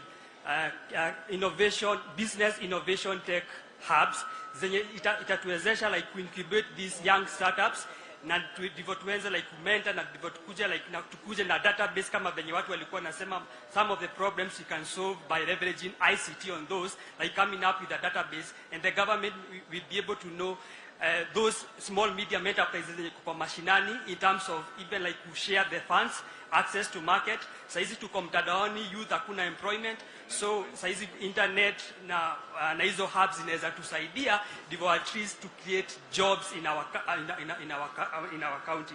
So that's all, and I believe moving forward, because I have expertise in digital innovation hubs, I spearheaded the first innovation hubs in the country hapa Limuru. I have ujuzi, so it's also my proposal nikikuwa kwa hiyo process ya kuplan na kuimplement. Asante. Thank you, Daniel. Thank you, Your Excellency, for this opportunity ambao ni ya kuongelea mambo ya youth. Na ningetaka nikushukuru kwa sababu mwana youth akisimama kuongelea mambo ya sports, inaonekananga ni kama ameleta mchezo kwa mambo serious. Sasa hii ni kuonyesha kwamba kutupatia hii nafasi ni kuonyesha kwamba unatambua mboka ni mboka. Na nitaenda direct kwa interventions ambazo tungetaka government ichukue both county na national. Nikianza kwa mfano wakati wa serikali ya kwanza ya Kiambu, tulikuwa na uwanja mzuri sana pale Ruiru. Sasa hii umechakaa, hata timu yetu ina face relegation kwa sababu ya kukosa fare ya kusafiri mbali kwenda kuchezea mbali. Next, ningeomba serikali ya county government, vijana wako tayari kufanya kazi. Kuna kazi ya garbage collection ambayo imechukuliwa na watu ambao wamejiweza. Vijana wako pale, hawana access ya kupata pesa wanunue hata gari ya kuchukua kusafisha mtaa yao ili wapate kitu kwa mfuko, at least hata kama ni games wanaenda wapate kitu. Kitu kingine, ningeomba county governments waweze kuajiri vijana based on sports talent, kwa sababu kijana akiwa na talent ya sports inaishia tu pale kwa mtaa. So tukiweza kama county governments watambue wale vijana na waweze kuwapatia kazi based on that, itasaidia sana. Hilo lingine ni kwamba wakati wa serikali ambao ni hiyo pia ya kwanza, kulikuwa na kitu inaitwa Super Cup ambayo ilikuwa inaongozwa na Mheshimiwa Karongo Wadhangwa. Hiyo Super Cup saa hii kama ingeweza kuja kwa kila county na itwa Hustlers Tournament ama Hustlers Cup, italeta vijana pamoja na wataweza kukaa kushare ideas. Kitu kingine ni kwamba wale watu ambao wanawekwa katika maofisi za sports ni watu ambao hawaelewi mambo ya sports, wengine wao semi wote. So ni vizuri wale vijana wa mtaa wanaelewa shida ya sports wawekwe pale. Sports sio mchezo tu ati kwamba inakuja kwa list mwisho kabisa. Sports ni kazi kama ile ingine, kwa sababu imekuwa na vijana ambao wameweza kucheza kitaifa na kimataifa wakitoka pale chini. Lakini sasa ni ngumu kwa sababu ya facilities. Facilities ni shida. Na tunashukuru Your Excellency kwa sababu ya Kirigiti Stadium which is almost complete. Hiyo hata kama imekuja kama imechelewa ni mzuri kwa sababu at least itasaidia kidogo, but tuangaliliwe zingine. Kuna estates, county governments, kuna estates zina come up. Kuna estates zinakuja zinajengwa estate acres and acres of manyumba. Huko ndani hakuna mahali imetengwa ya sports. Na ndio maana unaona mtu akifika miaka kuanzia 30 amekuwa mwingi mpaka unaona tukiambiwa mambo ni kuflatten curve. Unaona hiyo maneno inaleta shida. Hakuna mahali anaenda kufanya mazoezi. Aliacha tu mazoezi wakati muda iliisha na hakuna facilities. So tungeomba tuangalie pande ya facilities na hizo interventions zingine, kwa sababu ya muda wacha niachie hapo. Na nimeshukuru kwa wakati. Asante sana. Thank you my good gentlemen. Ningependa kuwauliza tu maswali mawili. What do you think about leveraging ICT kwa mambo ya digital jobs. Do you have any suggestions on how we can scale it up? We know there is there at the moment, but what do you think we need to do to scale up? First of all, we need to have structures like ICT infrastructures, that is high internet connectivity. If we can be able to extend the fiber optic in terms of kilometer, like now we are having 4,800 kilometers covered. If we can be able to extend in terms of internet connectivity. Move next to the microphone so that we can hear you. Yeah, the internet connectivity in terms of increasing the kilometer the fiber optic covers. The second one is accessibility of gadgets, like to make them be able like to work using those gadgets.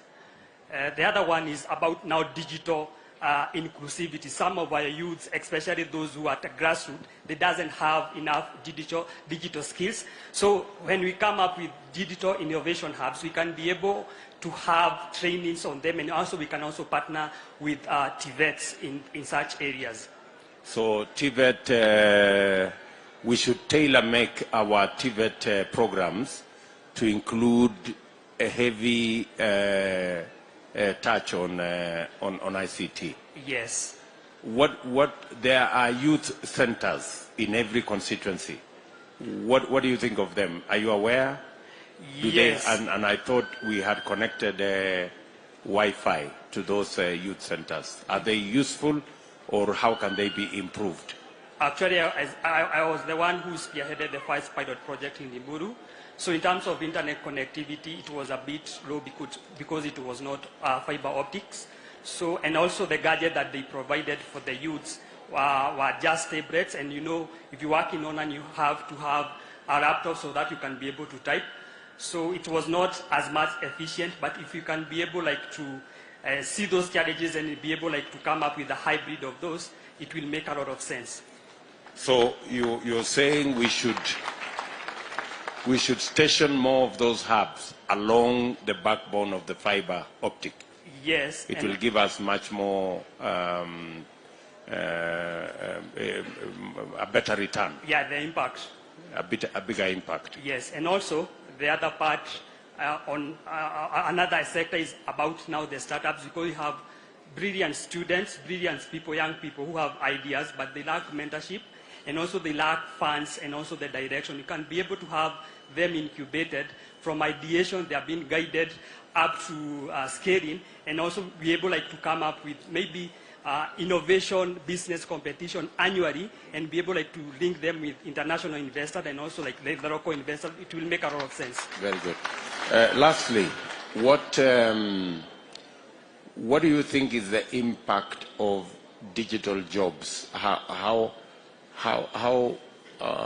realistic is it? And on average, what do you think the people working on that space, how much money do they make? Do you have any idea? Yes, it's a good job actually, because most of the graduates who are disappointed because they don't have jobs, they have gone to working online. And if you are resilient enough and you work hard, approximately you can earn even 500 per day. That is like the minimum, because I worked online when I was at campus, and I could like I was doing academic writing, and one page I was being paid 200 Kenyan shillings, and per day you could even do like five pages on research and earn more. Okay. Yes. So what do you think we should do to scale up those online jobs? I think it's to support the ecosystem around digital works, like online work, to support and come up with better policies, where even we don't, right now we have been imposed the tax, so we can make it like, you can leverage even on the tax and also support the ecosystem around working online and make it like more legal. Okay. Yeah. Okay. Thank you very much. I think we need a conversation. Yeah. And I think our team, Mwaura, let us have a wider conversation with this good man. I think we can benefit from his insights. Thank you very much, the gentleman, Brian, and and my good brother there. Asanteni sana. Thank you very much. Asante sana, tuwapigie makofi.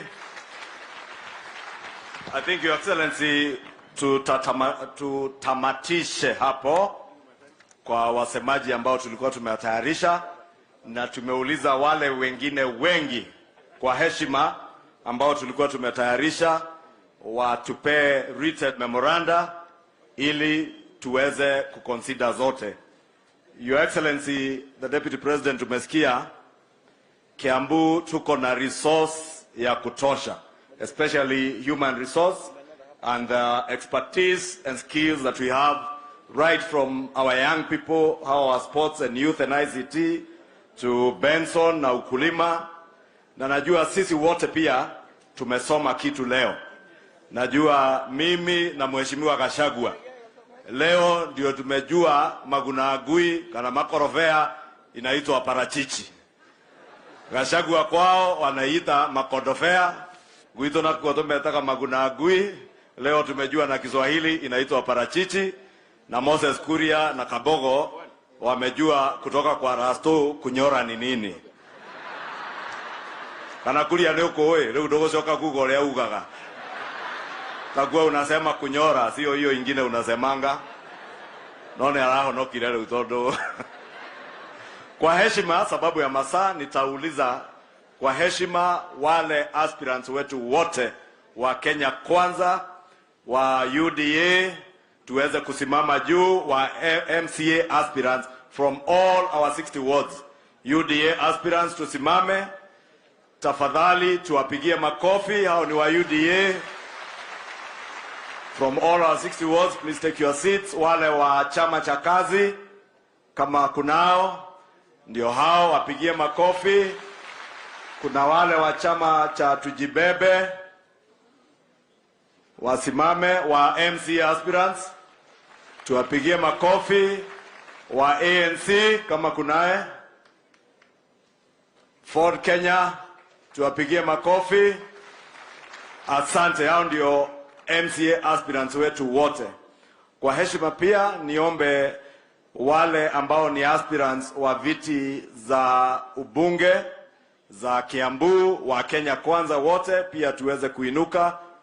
Labda mnaweza kuja hapa tutaje jina tu ili watu wawaone. Jina peke yake sio hotuba.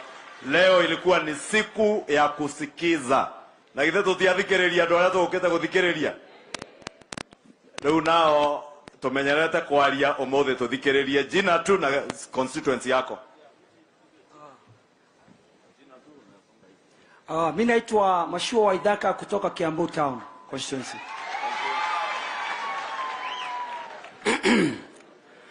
Mimi naitwa Dr. Francis Kigo Jenga, Gatundu North.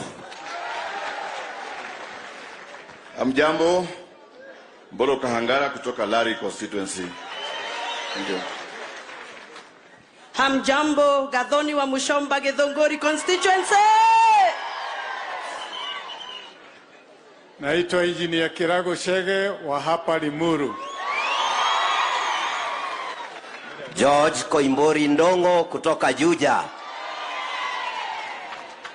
Daktari Githaga Njeri Karanja, Thika Town MP aspirant.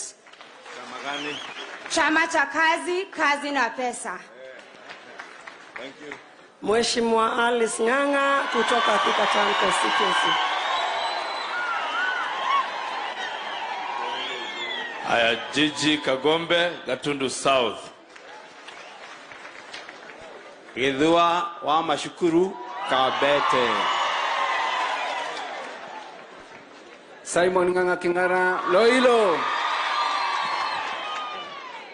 Joan Kanini, Chama cha Kazi, Githunguri constituency MP. Thank you. Jose Mwangi aka Maendeleo, Gatundu North. And Wajiko wa Muratha, Woman Rep, Kiambu County. Maseno Gari, Women Rep, Kiambu County.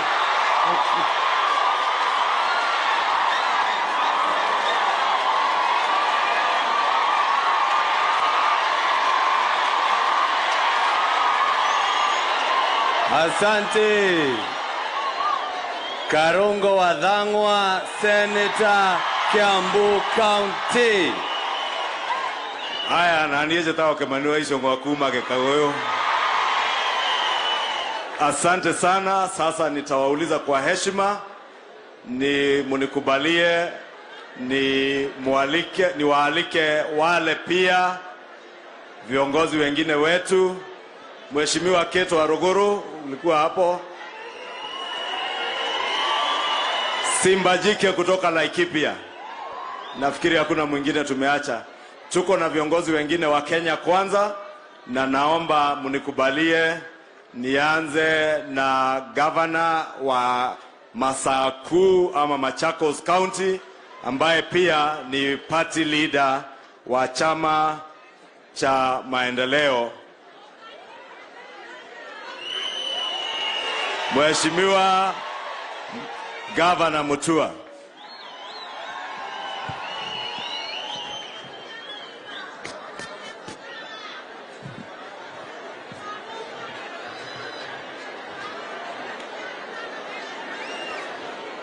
Bwana asifiwe. Bwana asifiwe. Adwa Kiambu, Murega. Murega rigi. Nijitagwa Alfred Ng'ang'a Mutua kuma Machakos, na Your Excellency, hapa niko kwa mashemeji wangu hapa Limuru, tukiwa hapa tumeongea sana. Naomba mnisikize. Tumeongea sana, na mimi nitaongea machache kwa njia ya chapchap. Na nimezunguka na nimejiuliza sana, yule yeyote amesimama hapa anaongea kuhusu matatizo, kuhusu shida. Inaonekana ya kwamba nchi yetu ya Kenya imekuwa nchi ya lazima kunakuwa na mvutano na shida. Life is not easy. Everything is a struggle. Nataka kuelimisha kidogo kwa ufupi. Do you know why life is a struggle in this country? Ukisoma economics, wanakuambia kwamba there are 3 areas of economic theory ya umaskini. What causes poverty? Moja ni behavioral, ingine ni structural, ingine ni political. Watu wa Kiambu are very smart. So I know you can understand what I'm talking about. Behavioral ni kama tabia zetu za kupiga kura na ukabila. Mzee hana kazi, bibi hana kazi, anazaa watoto 20, shida inaendelea. Hiyo ni behavioral, cultural. Lakini kuna ingine inaitwa structural, where the system is set against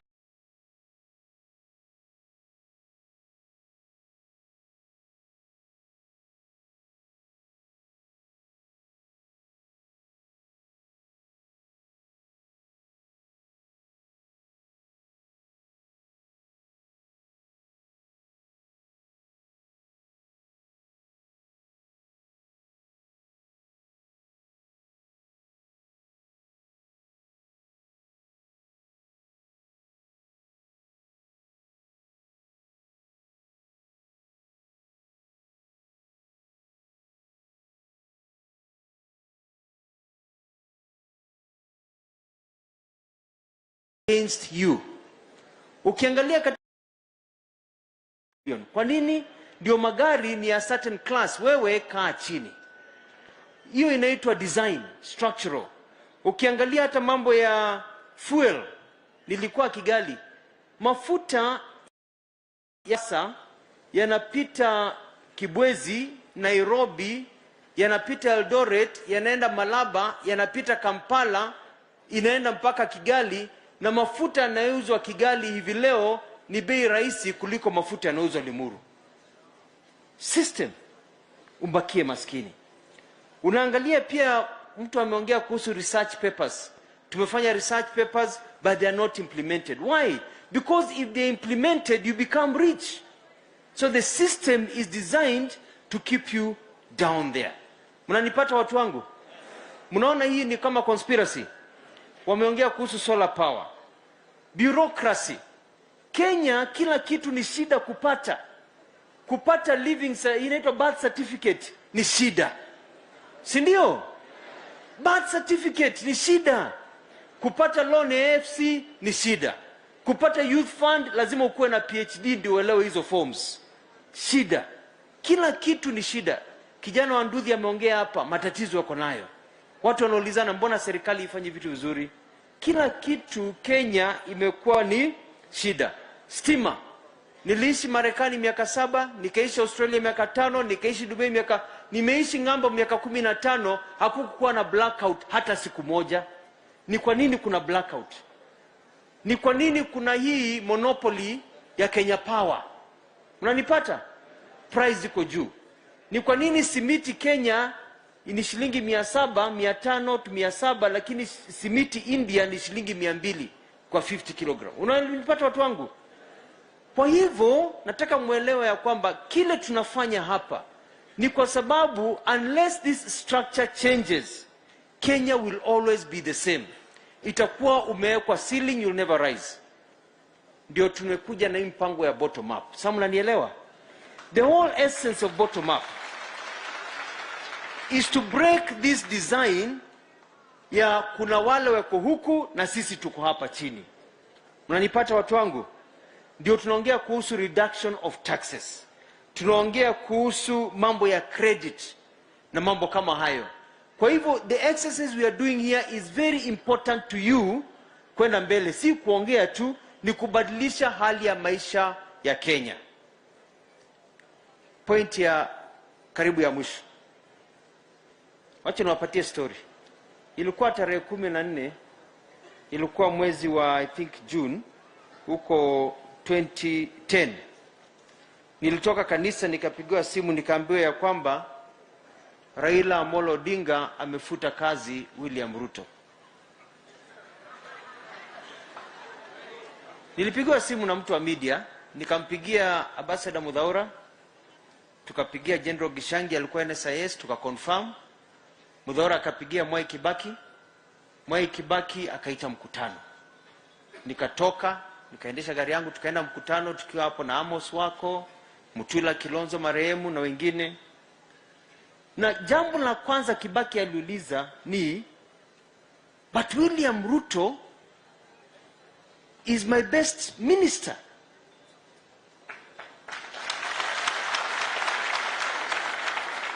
And Kibaki ananiona akiwa mbinguni. I'm speaking the truth. He could not understand why William Ruto is targeted. But now I understand, because William Ruto was overworking. He was serving in the Ministry of Agriculture better than everybody else. Umeelewa? But he was going against the system because he was helping more people on the ground instead of perpetuating the toth. Unanipata watu wangu? So I know if Mwai Kibaki would be here today, I know he would vote for William Ruto.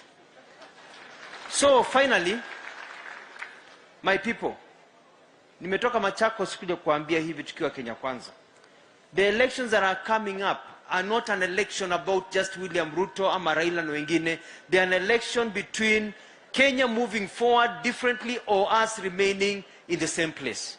Mimi nilikuwa na hiyo timu ya Azimio, nikawatoroka, nikawahepa, sababu niliona wanazimia Kenya. And we are not here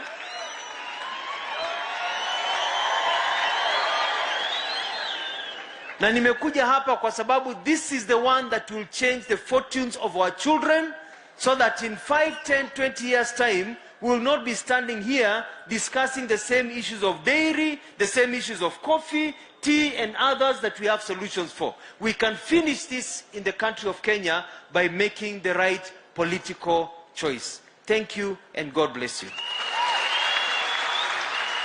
Asante Governor Mutua, mtanikubalia nitachanganya kidogo. Taka nimuulize Mheshimiwa Senator wetu wa Kiambu ambaye pia ni Governor aspirant wa UDA, Mheshimiwa Wamatangi, to come and also give you a very brief remarks.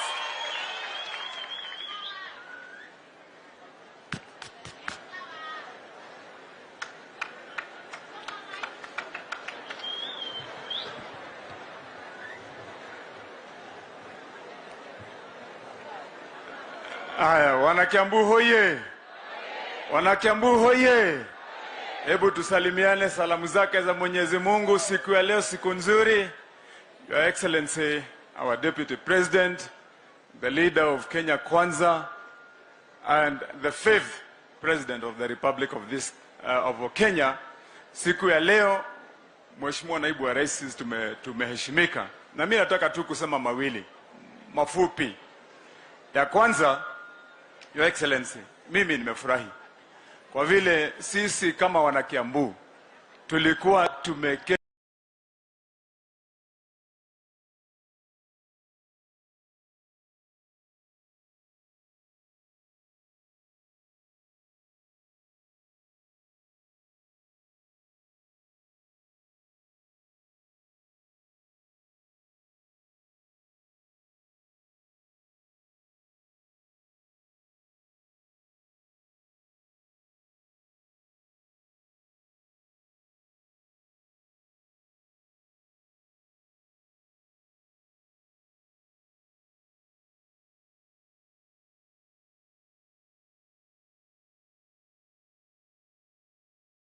yetu tunauliza haya mazungumzo kwamba tuwafikishe hata yenye mabaki hapo kwako. Sisi tuko na haki ya kwamba tutaanza safari pamoja, na ukitengeneza ile chata yenye umesema utatengeneza na sisi wana Kiambu, basi sisi tutapata suluhisho ya shida na tabu ambazo tuko nazo. Ya pili, na ndio yangu ya mwisho, Mheshimiwa Naibu wa Rais wetu, ambayo imenifurahisha sana, ni kwamba yale mambo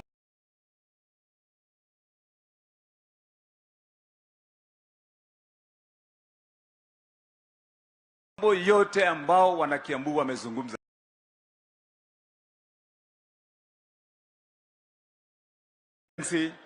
hapa, wakati mimi nimekuwa nikishauriana na hawa wana Kiambu kama mmoja ambaye anatafuta uchaguzi na niwe governor wa Kiambu,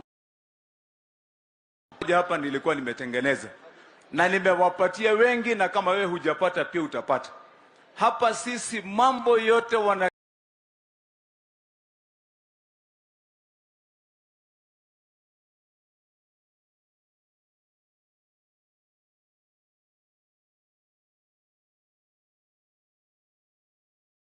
Kiambu mumetaja, tumeweka hapa kwenye hii. Mimi naita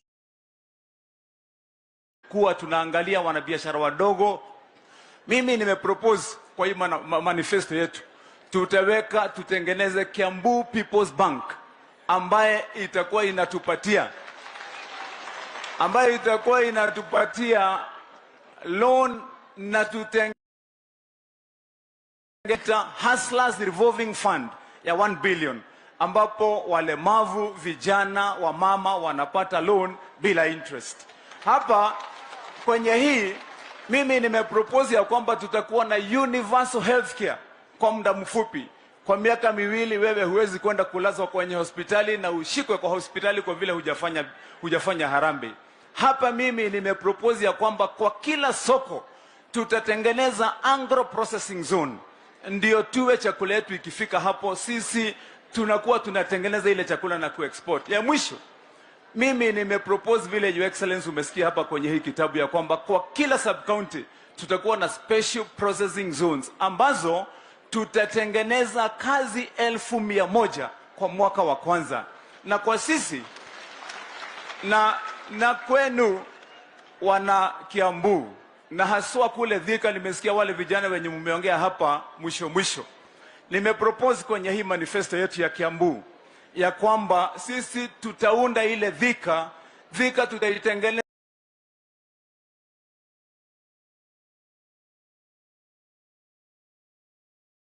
ikuwe Thika Industrial Smart City.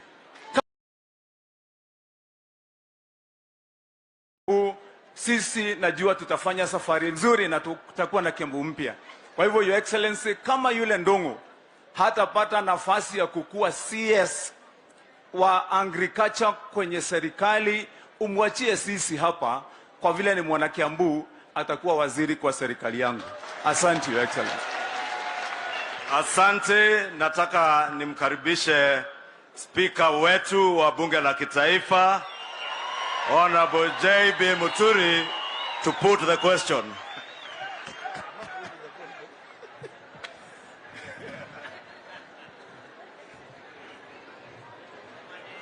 Andu wa Kiambu muriega. Mimi yangu yatakuwa machache mno, kwa sababu huu mtindo ambao our captain Mheshimiwa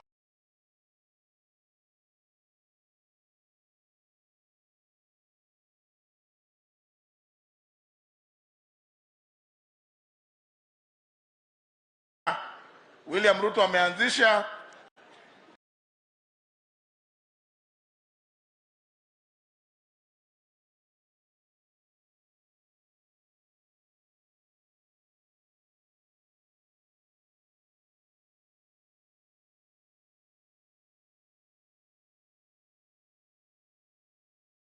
with a difference. Alafu nyinyi wenyewe mna propose solutions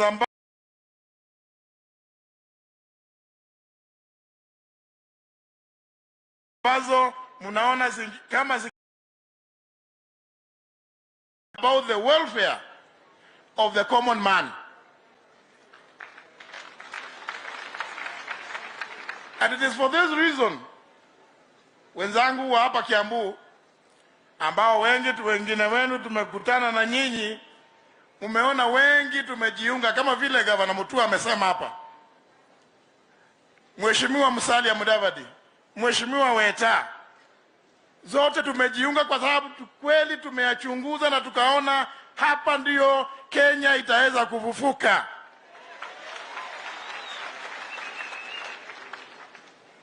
Kiongozi ambaye hasikii mambo ya ule mdogo wako pale chini hawezi jua ni shida gani. Just like we say, it is the wearer of the shoe who knows where it pinches most. Ni kweli. Kwa hivyo nyinyi ndio mnakuja mnatuelezea kiatu inauma wapi. Ndio naye kiongozi wetu, ama mko na tashwishi watu wa Kiambu? Mko na tashwishi? Si captain tumemchagua vizuri? Ama mnataka nifanye ile kazi yangu pale bunge? Mnataka kuamua saa hii? Saa hii tu? Tarehe 9 mwezi wa 8 rais wa 5 wa nchi ya Kenya atakuwa nani? So I put the question. Will as many as of that opinion say aye? Yeah? Will as many as of the contrary opinion say no? Basi, Mheshimiwa Gathoni wa Mushomba, the ayes have it. Asanteni sana watu wa Kiambu. Asante sana. Naomba kwa heshima nimkaribishe pia party leader wa chama cha CCK ambaye pia ni member wa Economic Council ya Kenya Kwanza, Mheshimiwa Moses Kuria.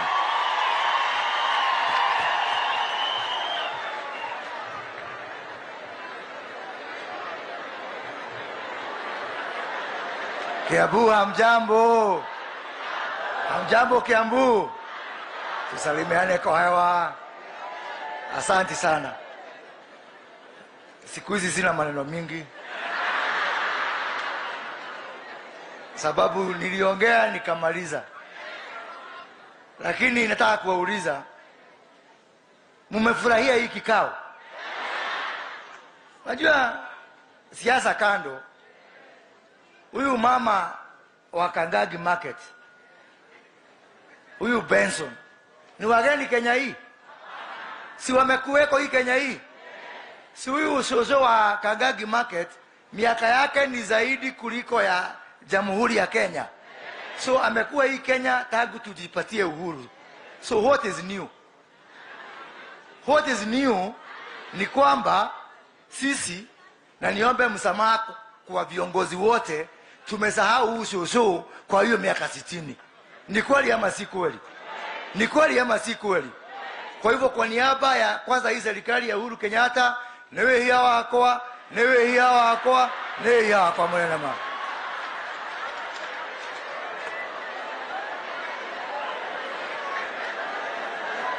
Na asante sana naibu wa rais kwa kutukumbusha, na umetoka huko kote. Tulia rais, kwamba kuna soso wa Kangagi market ambaye tumeishi na yeye na mashida zake na shida ya watu wa kahawa na shida ya watu wa maziwa. Halafu niwaulize, na pia nikufanyia mtihani kidogo naibu wa rais na mheshimiwa our deputy president incoming Rigathi Gachagua na mheshimiwa Musalia na Mutua na Weta. Hii maneno yote tumesikia hapa, among ili maneno wananchi wametuuliza, ni gani ambao haiwezi kutimiza? Kuna hata moja? Is there any nuclear science? Is there any rocket science? Hii ni mambo rahisi jamani. Kama hatutatimiza hii maneno, sio maneno ya kula peke yake, mimi nahakikishia biguni hatutaona.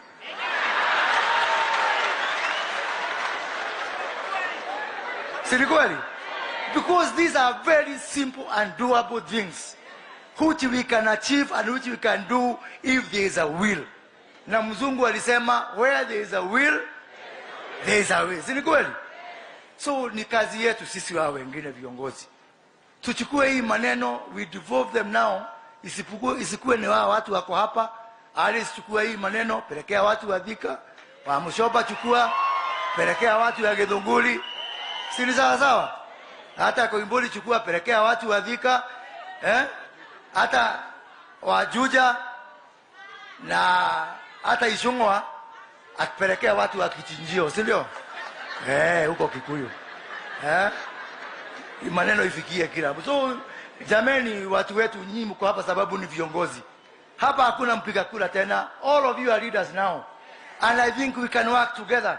And we work together and we cooperate with God's guidance that tusuluhisha hii mashida, so that we can be that generation which found problems and solved problems. Isikuwe ni zile generation zinapata mashida zinaongeza mashida zaidi. Tutaweza ama hatutaweza? Tutaweza hatutaweza? Sitaweza kuongea zaidi ya hapo, sababu nikiongeza nitaharibu. Na unajua Ishoma amewaambia niliokoka, na wahakikishia mimi nitaona Mungu kwa macho. Lakini niseme kama member wa Economic Council hii ya Kenya Kwanza, hii maneno mmetupatia, one, timu yetu iko hapa na senator wetu Isaac Mwaura ako part of that team of experts. Anasimamia two groups, experts and foreign investors. So kama siri ado gotorage la kokora hiyo. So Senator Mwaura na timu yetu na pia sasa tumepatiwa two experts. Benson ameujiunga na timu yetu, na huyu kijana wa Rimuru wa digital economy pia tumuunganisha kwa hiyo timu yetu. We collect all these views, turudi hapa tena kutia sahihi mkataba ya serikali ya Kenya Kwanza chini ya incoming President William Ruto na watu wa Kiambu, si ndio? MCA waweke sahihi, si ndio? MPs waweke sahihi, Wamatangi waweke sahihi, kafaka voko ekeleza dhahiri yake huo, si ndio? Na mimi niweka yangu, si ndio? Tuungane wote, because this is not about me and you or what you become and what I become. It's about our collective effort as a people of Kiambu. Ito like widania hii. Ruti hidi awana hii nuga tuika nuga kati uratogoria nani kukua mara kuene ngaragu. Kati go ya doito. So tuungane pamoja, irrespective of your ambitions, your positions, who you are, we have a big responsibility unless uwezi kuona Mungu kwa macho. Mwisho, najua hii nafasi sipatangi kila wakati, wacha niseme hivi. Na munisamehe sababu when I talk about this issue I'm a bit emotional. Jana nimesikia watu wengine wakisema ati ajenda yao ya kwanza ni kupeleka watu Kamiti. And by the way, kai Kamiti yake Iroa. Ona mure asherere moge kwa bezi omuri. Lakini niulize jameni, mliongea mambo ya ufisadi. Jana nilikuwa Nakuru. Mkasema sababu ya ufisadi Itale damu isimame. William Ruto le edha bagana maema Itale. ruweza baka na kasuku to ruru maro kamile damu ya itarere. Project zetu zote zimekwama in the name of fighting corruption. Na sasa tena yule alisema anafuata nyayo za huyo mwingine, anataka kutulisha hapo. Jamani tujaribu tafadhali damu dhaidama. Mudhi mutika kome mayanga kimului tukiga tafiyo batu.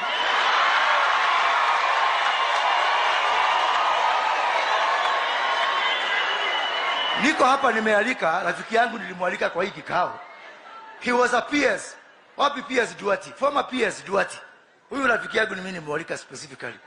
He was fired as PS irrigation because kuna watu walikuwa wanataka kukula damu ya dhoake. Akilipokataa ikuliwe akasifutwa kazi. Jamani, Raila Odinga, rafiki yangu Martha Karua, mnaanza kusema mtafunga watu. Wale walikuwa wanataka kula watu, huku kuja uulize Duati, anawajua. Na wengine wao ni mpaka mabaisi ya wajubilee. Kwa hiyo shika wao leo wapeleke kamiti. Kwani kamiti iko wapi? Kwani ni kesho? Kwani ni kesho?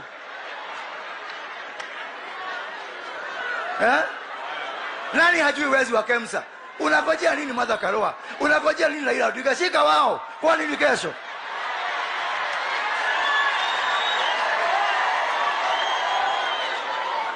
Tuna hii barabara yetu hapa ya Ruaka. Kutoka Eastern Bypass Ruaka kupanda hivi 22 km imejengwa at a cost of 21 billion. Yani that is 1 billion shillings per kilometer. Wenye wamekula wako hapo na Uhuru Kenyatta. Shika wao, kwani ni kesho?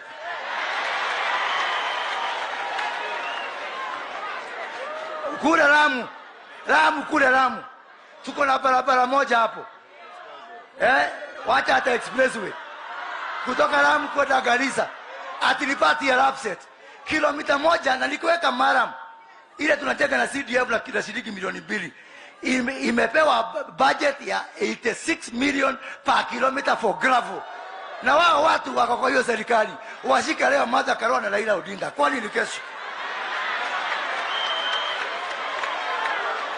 Hii barabara nimewambia Eastern Bypass imekuwa procured not by a tender committee but by NIS. Tangu lini NIS ikakuwa ya kufanya tender? Hao watu wamefanya hivyo wako kwa hii serikali. Martha Karua na Raila Odinga washike leo. Kwani ni kesho?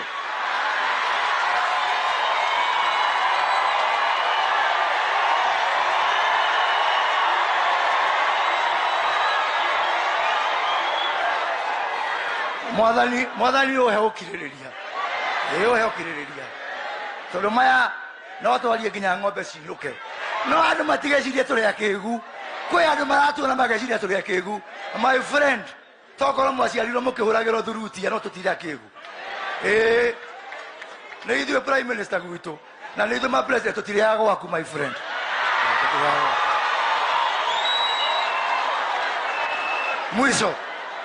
Mwisho tumekubaliana hawa watu tuwafukuze mainuke tumahotecureka mundu nitugigeta mundu kiu no mutikariganirwo turage nyoka na turage ki turage nyoka turage ki tukifukuza Raila Jubilee mpaka yende wapi? Ndio lazima na mekawe Igwe.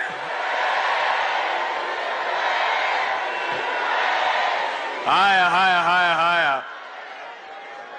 Mnaona kwa nini huwa naombea Moses Kuria aokoke? Nemutegwa na muhonoku. No agamera mageke ati. Ndidaria wega.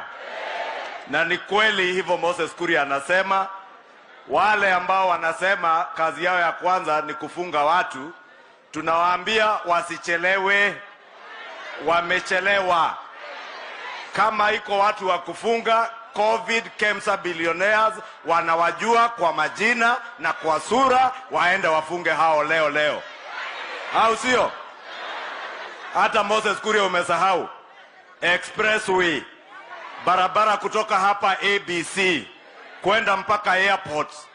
Wamesema eti sisi watu wachafu mahasla tuwe tunapitia barabara ya hapa chini, wao wapitie ya juu ya gorofa. Ati wakienda airport wakinyora Wokothi. Hiyo barabara imetumia bilioni 88. 88 billion shillings. At the same time, barabara zetu zote hapa Kiambu, Your Excellency, including the highway you have used today, from ABC to Rironi, contractor amesimamisha kazi sababu ya kutolipwa. And all, even Mau Mau Road, yenye tuliambiwa ndio legacy. We don't want a legacy yenye tutaletewa kesho kabla uondoke kwa kiti. Pay our contractors, they finish our roads today, not tomorrow. Daigua tagogo ukiona nie, ili nisiharibu. Si mnaona leo nimevaa suit. Hata mimi niombe kazi kidogo kwa Mheshimiwa Naibu wa Rais. Sasa nataka na watu wake kwa diredo kia MP dikwenda kege. Mheshimiwa Naibu wa Rais, niko Kikuyu. Tukimaliza ya Kikuyu nitakuja tuongee venye tutapangana huko mbele. Nataka ili nisiharibu masaa nimuulize Papa wa Roma, Mheshimiwa mnamjua Papa wa Roma? Party leader wa Ford Kenya, Wetangula mwenyewe. Aje na yeye atusalimie. Karibu sana Kiambu, Papa wa Roma. Hapa ndio Roma. Asante sana rafiki yangu Kimani Ichung'wah. Your Excellency, Rais wetu mtarajiwa wa 5, ndugu yetu Rigathi Gachagua, mtarajiwa wa naibu wa rais, viongozi wenzangu wote mlioko hapa na waheshimiwa wananchi. Nyinyi ndugu zetu wa Kiambu, Wakenya wengi huko nje wanafikiri mna bahati sana, kwa sababu mmetupatia nchi yetu marais wawili. Lakini mimi pia ninahusiana hapa Kiambu. Mimi ni mdhoniwa wenu,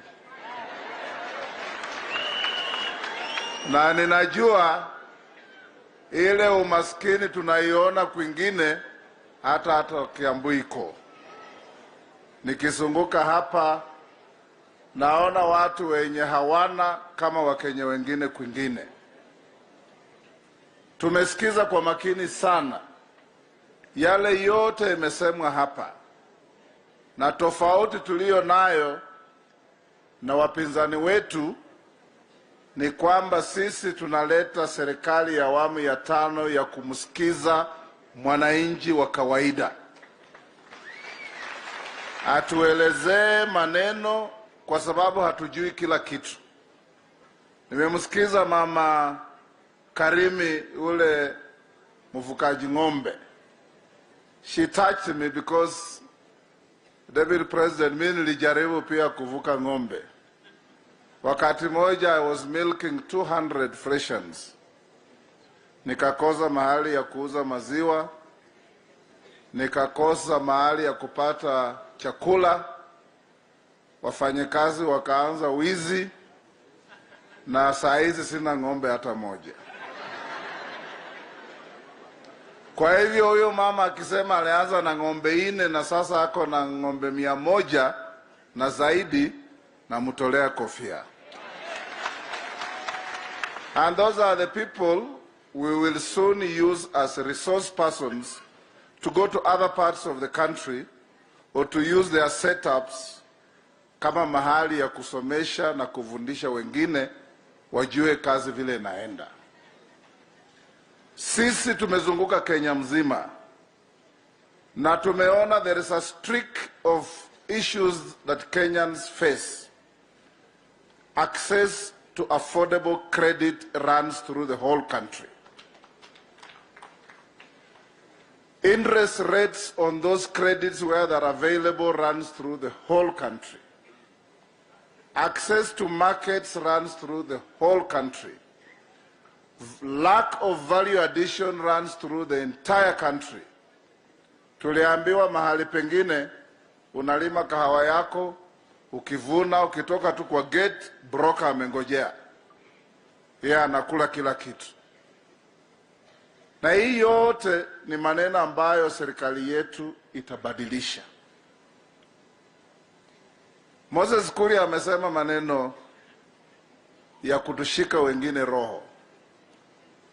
Mheshimiwa Naibu wa Rais na Musalia, mnakumbuka tulikuwa kwa cabinet moja na nyinyi. Na tuliletewa kwa cabinet hiyo expressway Ichung'wa anazungumzia ilikuwa inagharimu shilingi bilioni 23. Na ilikuwa inagharamiwa na World Bank. Na wakati huo waziri wa fedha alikuwa rais wetu wa sasa. Na waziri wa barabara alikuwa anaitwa Franklin Bett. They co-sponsored the memorandum to cabinet. World Bank ikakataa kuweka pesa kwa sababu the cost was exaggerated. Walisema engineers estimate ilitakikana kuwa 15 billion. Sasa hiyo barabara vile ilikuwa ndivyo ilivyo. Imejengwa na haijakwisha kwa 88 billion. Kuna ingine kule Mombasa inaitwa Dongo Kundu bypass. Barabara ni kilomita 17, inagharimu serikali ya Kenya kwa ushuru wetu bilioni 17. 1 billion per kilometer. The most exaggerated and extravagant cost of construction anywhere in the world iko hapa kwetu. Rais wetu mtarajiwa, hii ni covenant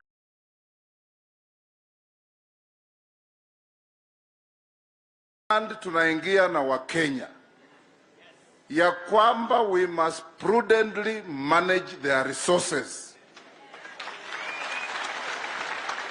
If we prudently manage our resources, Mr. President incoming, Kenyans will not want. Kenyans will not suffer. And there will be no burden of debts on our country. Kwa sababu hiyo madeni yote, zaidi ya nusu wakubwa wanaketi kwa maofisi wanagawana, alafu wanatuambia vile wao wanajua kufanya kazi na vile mwananchi ako mzembe. That is what we must change. And change we must, because it is the only way we can run this country. Mambo mingi sana imeenda mrama kwa sababu watu wanaenda kwa maofisi ya serikali kujifanyia kazi badala ya kufanyia wananchi wa Kenya kazi. That must change. Kwa hivyo ndugu zetu wa Kiambu, mimi ni partner tu kwa serikali, kiongozi wetu yuko hapa. But we want to tell you that the reason we left watu wale tulitembea nao 2013, 2017 to come and join this team is because there is focus, there is direction, there is purpose, and above all, there is a desire to change the lives of the people of Kenya. Saizi, candidate wa Azimia akiambia wa Kenya atabadilisha. For the last 3.5 years, he has been the co-president of Kenya. He has been the de facto deputy president of Kenya. William Ruto is only the de jure deputy president of Kenya.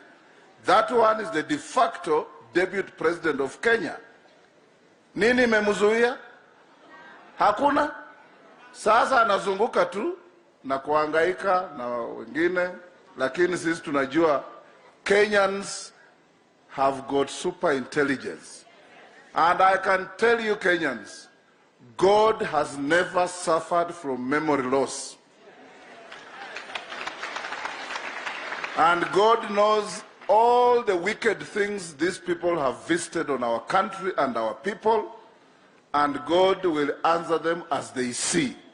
He will not wait for them in the next world. That's why we are bringing a new government to change so that they can see what change means and how to change people's lives mean. Kwa hivyo nawaomba nikimalizia, hii yote itafanyika provided we get the right government in place on 9th of August. The rest will become academic if we don't.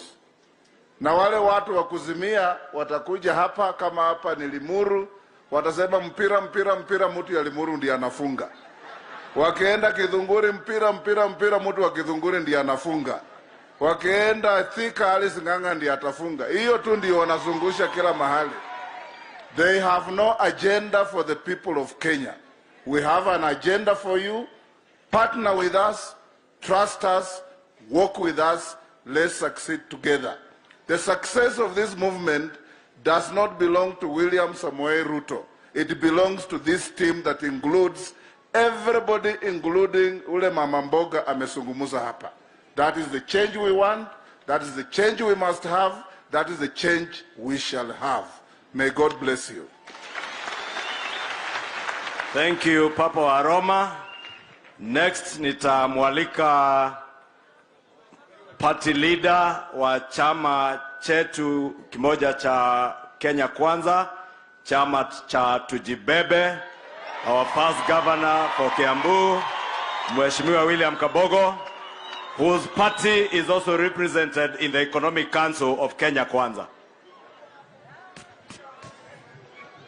Naam, shukrani sana. Murega. Gethiana gwa kwa koroni ranyo nao hari yori. De jure. Mheshimiwa Naibu wa Rais, usiwe na wasiwasi. Tutatoboa. Demwera dire mrogi na dire murathi none nyonaga. Naiga na meteketi tutatoboa. Wangapi wanaamini tutatoboa? Liwe na liwalo. Kitu mimi nataka nikushukuru bana. Hii kitu umeanza economic forum na kuzungumza na Wakenya. Hata ukiingia rais, tafadhali tuendelee nayo. Au sio namna hiyo? Tuthie na mbere na wĩra ũrĩkũ wa kwaria na muthamaki nĩguo kĩrĩa twetie tũgeka atĩa tukanengerwo. Mimi Mheshimiwa Naibu wa Rais usema sisi ni wengi katika upande huu wa mkoa wa Kati. Na nikubarikiwa na Mwenyezi Mungu, sio kupenda kitanda. Sisi tumebarikiwa kwa watu wengi. Na vile tulivyo wengi, ndio hivyo mashida iliyo mingi. Ukisikiza wale wamezungumza hapa siku ya leo, wengi wamesema mimi ni hasla, mimi ni hasla, mimi ni hasla. But I'll tell you the following. That 90% of people in this county and in the region are small business people. Small business from 5,000 to about 50,000. Hiyo ndio biashara ya wengi wa watu, 90%. Ombi langu, kwa sababu maneno yamesema mengi, ni tukichukua serikali yetu, mimi na wewe na hawa, sio yako, yetu. Tukichukua serikali, tuweze kuweka maanani pesa ya biashara igawiwe kulingana na wingi wa Wakenya. Na hii ni kitu tushafanya hapa, inawezekana. Kwa mfano, tukianza fuliza ya serikali, ile itapeana shilingi 30,000 kwa mama huyu wa sokoni hapa Kangangi. Akae nayo miezi mitatu na arudishe shilingi 31,000, atakuwa akombele zaidi ya mfuko ya shati. We do not want handouts. Tunataka access to cheap credit. Na ukitaka kujua benki kubwa zaidi duniani ni Grameen Bank of Bangladesh. Ilianza na jamaa anaitwa Mohamed Yunus. Na kazi yake ni kupatia wamama women groups kwanza pesa shilingi rupia 2, anakaa nazo wiki 3, anarudisha mengine anapawa. So it is possible. Mimi ningependa ukisimama tu hapa, yale mengine ya one man one vote, hiyo ni story nyingine. Hii ya kugawa pesa ya biashara ni kugawiwa watu, si ngamia na sio eka ya mashamba, ni watu. Ene moko ririkana inywe twesaga na derire Uhuru, my friend, we ule utunegerekeria gigito kana nige kahihania getihanetie riu getihanetie bio muleka twikire jambe no wira-ine na tumurore atuika wega. Sisi nasema tukuweke job, utuangalie vizuri. Au sio nyinyi? Kwani nani anapeana job? Sini sisi. As many opinions say hi. Uko kwa shida. Mimi nataka nisiseme sana. Nashukuru watu wote wamekuja hapa siku ya leo na viongozi wa kitaifa walio hapa, Papa wa Roma na wengine. Sisi Kiambu, sisi ni wakarimu. Kitu mtakosa kula leo ni lunch, na tulikuwa tumesema mtakula, lakini huyu akasema ako na haraka. Sasa tungefanya nini? Mwathie na wega no geithio cio kebea kwena umere kava mwathani amweke wega.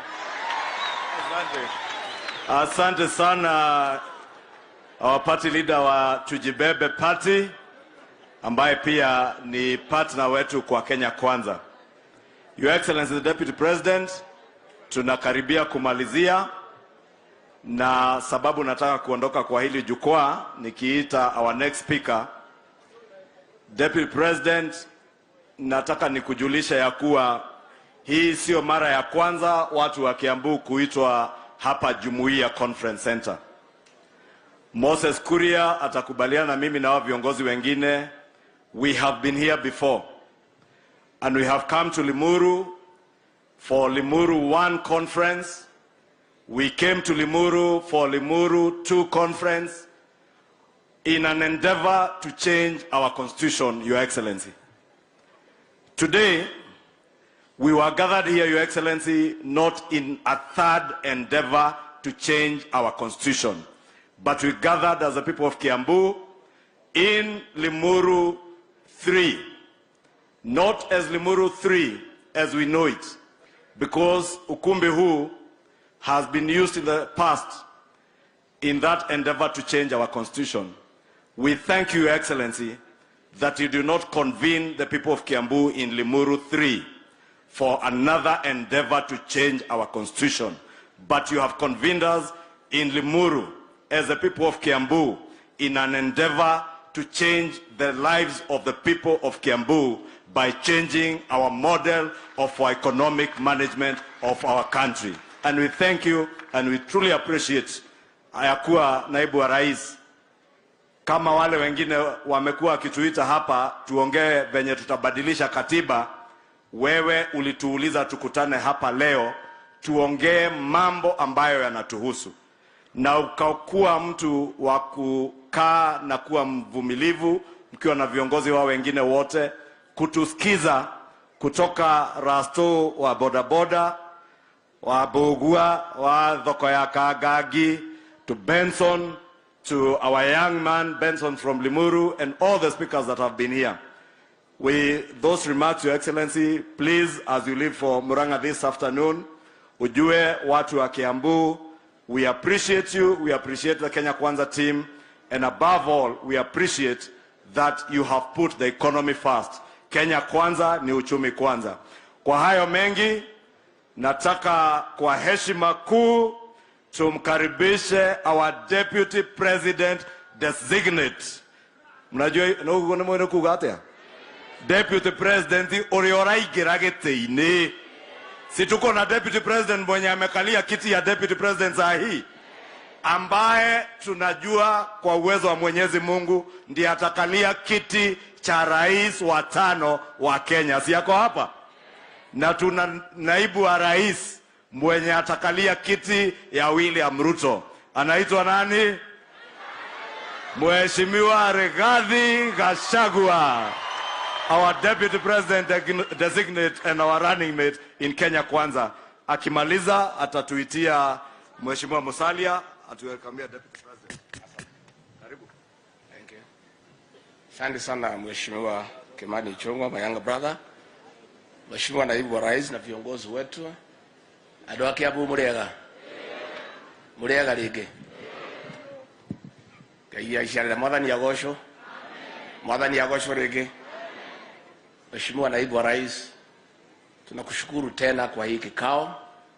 Ni kikao ya maana sana kwa sababu tumepata nafasi kupata maneno kutoka kwa wenyewe vile wanataka serikali ambayo unaunda iwafanyie, na hii ni historia ya Kenya. Wewe ndio candidate wa kwanza wa kutafuta kiti cha rais na kuuliza wa Kenya tukichukua serikali mungetaka tuwafanyie nini. It is the first time it has happened in the history of this country. Your Excellency, wakati uliniuliza nikuje nikusaidie kutafuta kura na kuunda serikali na baadaye kukusaidia, ulinipatia jukumu ya mambo ya uchumi na ukaniambia tushikane nao viongozi wengine na tuanze kupanga mikakati wakati huu hata kabla hujachaguliwa, ndio ukichaguliwa kutoka D1 kazi ianze ya kubadilisha uchumi na kubadilisha maisha ya Kenya. And I want to report to you and the people of Kenya that ya kwamba hii kazi imeanza tukiwa nao viongozi ya the economic team, na saa hii mambo ya guaranteed minimum return ya kahawa, majani chai, maziwa, mchele, miraa na vyakula zingine zote inaendelea. Na hii kikao cha leo yale maoni tumechukua tutaongeza, na within the next 1.5 months tutakuwa na bei ambazo ndizo zitatumika katika serikali yako ya guaranteed minimum return. Mkulima akilima mazao yake anajua atapata nini, na hiyo kazi inaendelea.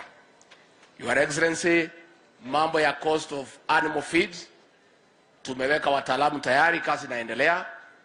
There is a team imeenda Uganda na ingine Tanzania tujue ni kwa nini bei ya animal feeds yao iko chini, ndio tukuje tujumlishe na yale maoni yako, so that by the time you take over government within the first 3 months bei ya animal feeds imeenda chini. So hiyo kazi inaendelea. Your Excellency, mambo ya biashara fund na vile Governor Kabogo amesema ni kweli. Kama hapa Kiambu pesa inatakikana mingi hapa kwa sababu almost everybody here in this county ni mtu ya biashara. Na Governor Kabogo vile umesema tuko wengi kwa sababu ya kubarikiwa si kitanda. Mama moja alikuwa nyuma yako akasema hata kitanda hatuna shida naye. Ama tuko shida naye. So that is true. Na tunataka kuomba viongozi wote wasaidie watu yao kuanza kujiunga kwa SACCOS, kwa sababu hii pesa huwezi kopa binafsi. Muanze kuwasaidia wafanyabiashara kutengeneza SACCOS, ndio by the time hii 50 billion President Ruto anataka kutuwekea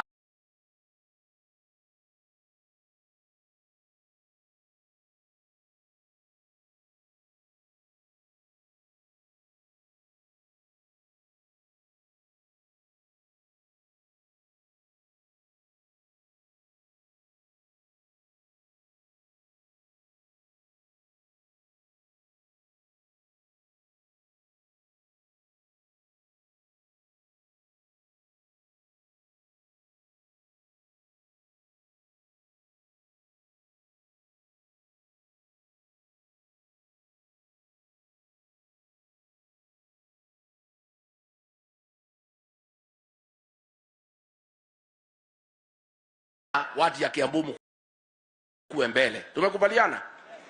Neguo on how to bring the cost of food items downwards within the first 3 months of your government. Na hiyo kazi inaendelea. Kuna wataalamu wanaangalia ni kwa nini bei ya unga iko juu, inaweza teremuka namna gani. Bei ya cooking gas, lakini hiyo tayari ya cooking gas dawa yake hiyo ni kuondoa kitendawili, kwa sababu ndiye mwenye kuuza mitungi ya gas na gazi yenyewe. That one, the solution is already there. Hii mambo ya gas mkifukuza kitendawili hiyo itafanya nini? Hata mambo ya monopoly ya maziwa, si mnajua solution? Si hata hiyo inajulikana. So Your Excellency, the cost of food prices that is concerned to you and all of us and the people of Kenya, a lot of work is going on so that you have the proper advice, you have the proper interventions, so that on assumption of office, you are able to issue an executive order so that Kenyans can have affordable food. Ya mwisho, Your Excellency, what has been raised na watu ya bodaboda na watu ya matatu. Na wewe kiongozi ya bodaboda, hapana, don't say mumeachwa peke yenu. Vile umesema hakuna mtu nafikiria nyinyi. Huyu deputy president, hakuna siku inaisha bila yeye kutaja bodaboda. Kweli ama uongo? He is thinking about you, all of us are thinking about you, and you know, hata ile wakati mlitatizwa na Matiang'i, mimi na Kibani Chongwa na Didi Nyoro tulipigana mpaka Matiang'i akawachana na nyinyi. Na unajua huyu Matiang'i pia ndiye alikuwa anasema nyinyi ni wakora. Na huyu deputy president akasema biashara hata ya bodaboda iheshimike. You have the concern of police officers. We are dealing with that thing so that we have a win-win situation. These police officers is not that they are bad. Pia hao wako na shida. Tangu Mwai Kibaki aondoke hakuna mtu ameangalia maslahi yao. Na kwa sababu hao kuwa helpless and frustrated, nao wanaingilia wananchi. So tunatafuta suluhisho vile mambo yao itaangaliwa, wapate mshahara mzuri, wapate allowances, na hao wakuwe marafiki ya raia, wakuwe kazi yao ni kuchunga biashara. Their work is to protect businesses and businessmen, sio kuwaumiza. We are looking at a situation where hii mambo ya polisi kiangaliwa mzuri, police officers wakikutana na wewe kama umekunywa 2-3 umehangaika kwenda nyumbani, wasishike wewe kukupeleka kwa cell, wakushike wakupeleke mpaka nyumbani, wawache umelala alafu waende kwa station. And that is going to happen. So I would like to tell our police officers, we have received views from across the country, na tungetaka kuambia wale police officers ya Kiambu, mtafutane nao viongozi kisirisiri, msiumizwe na Matiang'i, muwapatie maoni yenu, what you think we can do to improve your lives. And Your Excellency, even the DCI officers have given us a presentation. They are also complaining that they have been misused to do politics. They would like to do their professional work. Now wametuambia one of the reasons why they are not able to work independently is because they have no autonomy of financial spending. Wanauliza so that the DCI and the police force can work independently. On taking over government, you appoint an accounting officer so that the police can work independently according to the Police Act and in accordance with the Constitution, because saa hii wanatumika vibaya na watu ya Harambee House, hata wanalalamika ile pesa yao ya gathering criminal intelligence ndio kibicho wanatumia kufanya siasa na kujenga manyumba. Kwa hivyo wanauliza wapate autonomy so that they have an accounting officer to be able to be independent and work without control. Kwa hiyo pia ya mwisho, wale wafanyabiashara ambayo wamefanya kazi na national government and the county government, the deputy president has told us that it is so unfortunate mali ya wafanyabiashara imeuzwa because the government has not paid them. Mali yao imepigiwa kengele. Now we have put on a team ambaye itakuwa pale within the first 90 days. All pending bills are verified, they are validated, so that those who should be paid are paid, mali yao iwache kuuzwa. Kwa hivyo hiyo kazi yote Your Excellency umetupatia inaendelea. Sisi hatuna shughuli na mambo ya katiba, tuko kwa laini ya uchumi ile umetuambia. Ni watu wa Kiambu? Ni mwefagita na javeno? Ino ita Ruto? Ino yari theiya guku? Haya, no mwefagita na mundu wa kurithia guku? Haya, ino era chabio, ino era nyarirwo, ino era irwo igenyo, niyo murenda, ni andu aigana marauga ni William Samoei Ruto. Riu tondu ni atuheire wira tuikare hakuhi nayo na njamba ici ri, tuikare hakuhi nayo turore maundu manyu utuku na muthenya na tutikana hinge ritho, niguo tugaikaraga twi ritho, niguo tukwenda kumwira atĩ atongoria me haha, nĩ Kabogo ndarĩ haha, na mheshimiwa Kuria na Muturi na Ichung'wa na aya angĩ othe twĩ nao haha, maũndũ manyu thirikari-inĩ ya Ruto rĩ mangĩkahĩtana rĩ na ngatwĩ mbabu. Na tũngĩgakorwo mbavu tũigue nĩ marahĩta matukauma na thabuni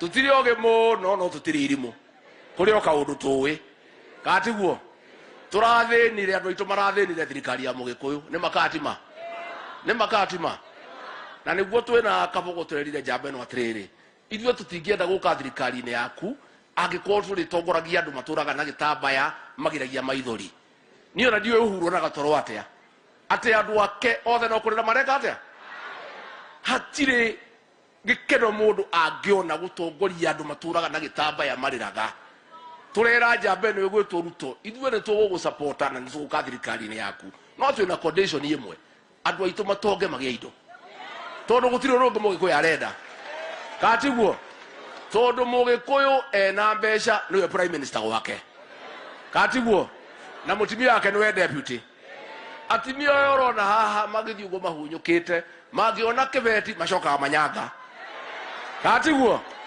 katiguo tũrenda tũcoke harĩa twarĩ hĩndĩ ya Mwai wa Kĩbakĩ mũthuri akaruta 3,000 akahe mũtumia wake nĩ kũmwenda atakũmwĩra ũrĩa gwĩka nacio ũmũthĩ ũyũ mũtumia wake nengerwo 1,000 ĩbangagĩrwo nginya change nĩ mũthuri tondũ mũciĩ ũcio kũrĩ na 1,000 ĩyo katiguo tũrenda mũtumia akorwo na 5,000 ciake 5 agathiĩ Kiambu taũni ona kenjuĩrĩ yake ĩgekĩrwo kĩnyũngũ ĩgathiũrũrũkio agathakara agaikara wega akaingĩra nduka-inĩ akauga we mwendia ũka he kĩbura na kĩrĩa gĩtagwo kĩnyau akarĩha kaũguo tiguo mũrenda kũrĩ ũndũ ũngĩ mũrenda njamba ĩno ĩngĩtwĩkĩra mbeca mũhuko rĩ ithuĩ tũtigũtũra tũmĩendete na tũmĩhoyagĩra Ngai tũngĩgĩa mbeca ithuĩ twĩna ũndũ ũngĩ tũrenda athuri aya magũre ma pick up maihũre gũkũ tondũ Agĩkũyũ nĩ mendete pick up mũno nĩwe hĩndĩ ĩrĩa kahũa karĩ mbeca kwarĩ pick up cietagwo Chevrolet na gĩkũbia kĩrĩa kĩnene athiĩ handũ ahũra ĩrĩ akarĩa kanyama agakua kĩrĩ gĩrĩa agatwarĩra mũka katiguo ithuĩ tũngĩona indo gũkĩrĩ na ũndũ ũngĩ asanteni sana wĩra nĩ mũno na nĩngũhota gũrũgamĩrĩra njamba ĩno nĩngũhota ya mwisho hata hatuna ubaya your excellency na huyu kitendawili hata tunaweza samea makosa yake yote lakini ile shida hii watu wamesema hapa ile shida wamesema tuko na deni ya 11.2 trillion watu 14 milioni wako kwa CRB hii mzee ya miaka 80 hatuna ubaya anaweza hiyo kazi si mkutano ya baraza la mawaziri inaanza saa 2 inaenda mpaka saa 11 sasa akiingia saa 2 akifika saa 5 amelala ama hajalala hata bila ubaya hatuna ubaya katiguo ya mwisho sana niulize nyinyi si huyu kitendawili si ni yule si tunamjua ile sababu ilifanya tukataa imebadilika hata akichukua dada yetu anaweza kusafisha makosa yake hata Uhuru akisema na yeye anaweza kusafisha makosa yake si ni yule kitendawili yule alishindwa na Moi 1997 akashindwa na Kibaki 2007 akashindwa na Uhuru 2013 na 2017 nyinyi mkiona kama alishindwa na Moi na Kibaki na Uhuru atawezana na hiyo hasara atawezana na yeye sasa ningetaka kwa makofi na ngemi tukaribishe Omwami Musalia Mudavadi akuje ahudumie nyinyi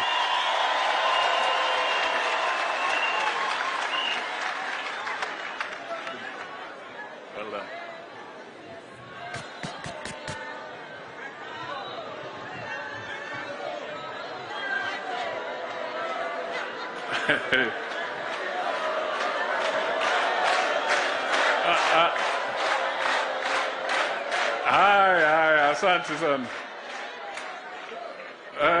Hey. Mayanga yane ado. Sasa nani amebaki nyumbani?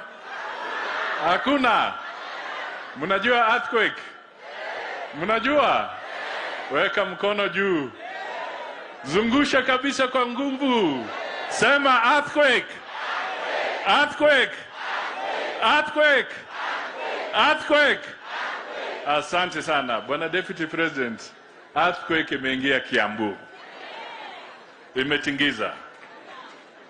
Mimi nitaongea kwa kifupi sana ili nipatie nafasi kiongozi wetu naye aseme. Kwa hivyo nitalenga mambo zangu haraka. Neno la kwanza, nataka niseme kwamba mumeona ndugu yetu Rigathi Gachagua akizungumza hapa. Yeye alikuwa kwa provincial administration mpaka huko Ingo. Na wakati Kenya Kwanza ilifanya majadiliano na hatimaye Mheshimiwa Deputy President akamteua kama mgombea mwenza wake, yani running mate wake, kwa tikiti hii ya Kenya Kwanza kwa uchaguzi wa tarehe 9 mwezi wa 8 mwaka huu. Sisi wote wa Kenya Kwanza tumeweka tick, tumesema tunaunga uamuzi huo mkono. Kwa hivyo tukitembea katika taifa letu, tukiuza sera za Kenya Kwanza, sisi hatuna wasiwasi na msiwe na tashwishi, kwa sababu tumekubaliana na uamuzi ambao ulichukuliwa ni uamuzi ambao sisi wote tumeshikana mikono na tumesema tutaenda na huo uamuzi. Nego kanatiguo. Sio point imeingia vizuri? Ama imeenda kona kidogo? Imeingia vizuri, eh? Haya, jambo la pili.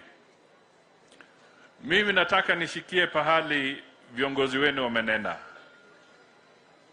Nataka nidhibitishe kwamba ajenda yetu ya kwanza ni uchumi, ya pili uchumi, ya tatu uchumi. Na Mheshimiwa Rigathi amezungumza kuhusu madeni. Na Moses Kuria, Mheshimiwa Ichungwa wametoa mfano wa projects ambazo zinagharimu wa Kenya pesa nyingi.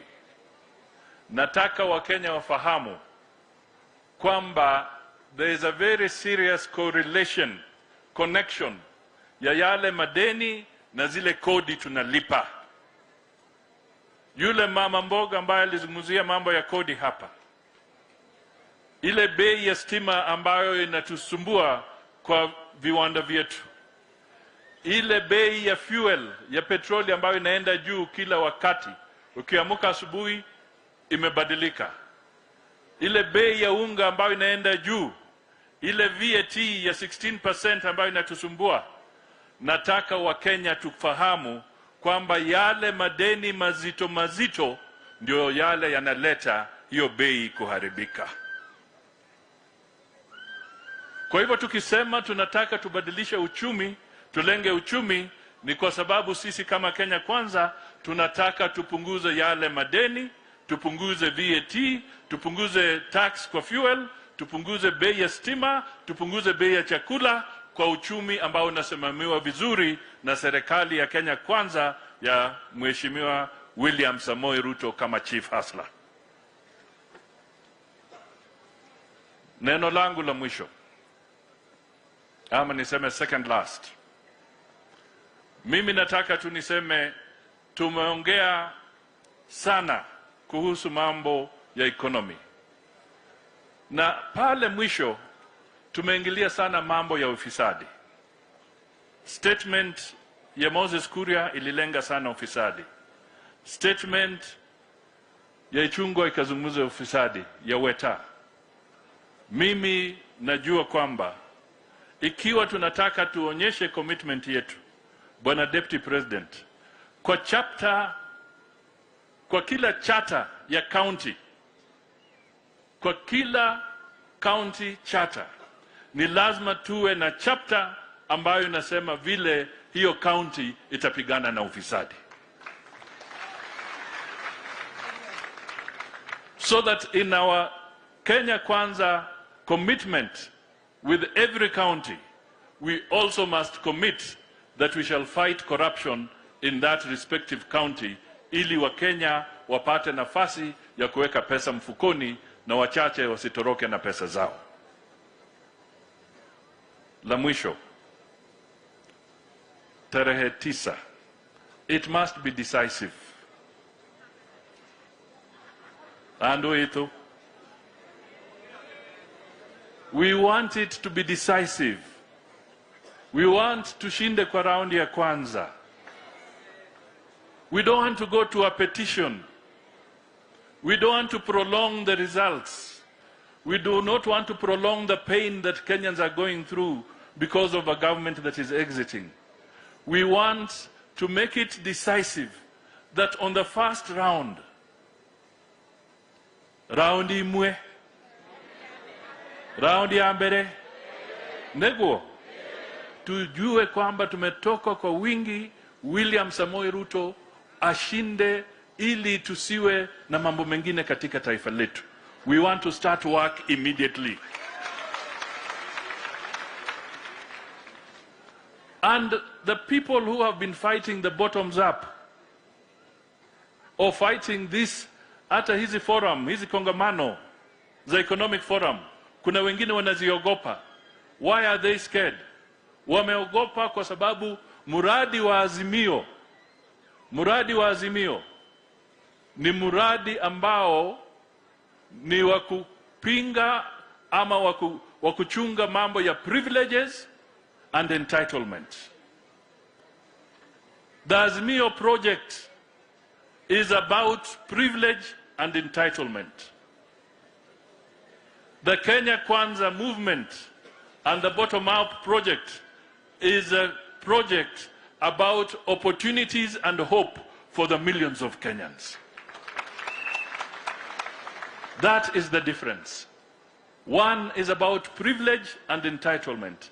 The other one is about opportunity and hope for every Kenyan. That is the difference. Kwa hivyo mimi nawasihi tujitokeze, tuangushe hawa jamaa, tuwabwage. Mimi na Weta tuko hapa, ingo imeshona.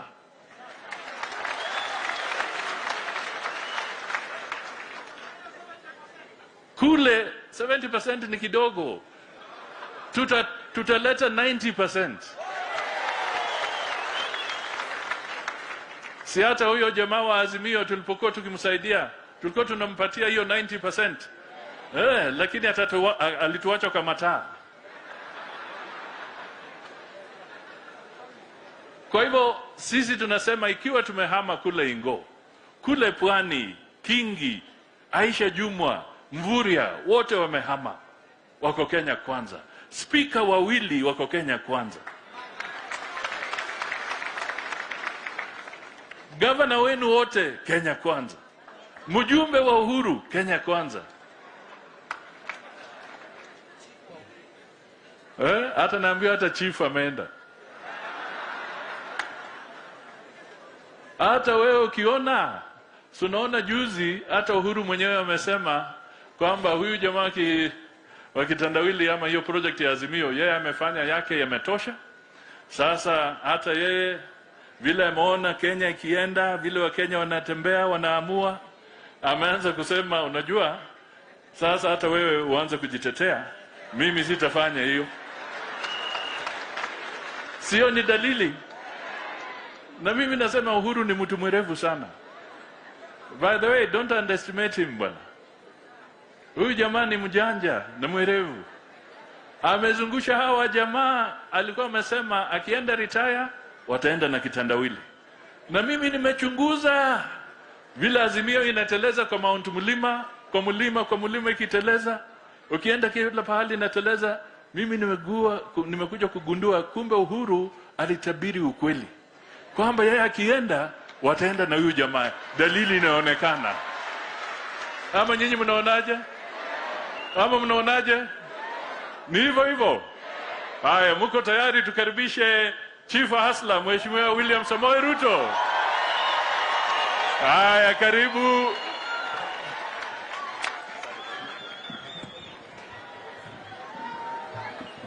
Asante sana. Tafadhali tuketi. Asante sana. Asante sana. Waheshimiwa viongozi wenzangu wote na wananchi wangwana wa hapa county number 1, county ya Kiambu, amjambo. Amjambo tena. Ando aito moriega. Bwana Yesu asifiwe.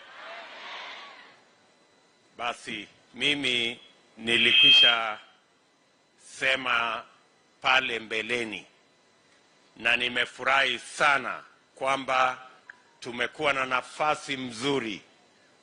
Tumewasikiza kwa makini watu wa kaunti ya Kiambu, na vile niliwaahidi, tumekubaliana ya kwamba mawazo mmetupatia kuanzia kwa mama Mbogwa, kupitia kwa bwana Ndungu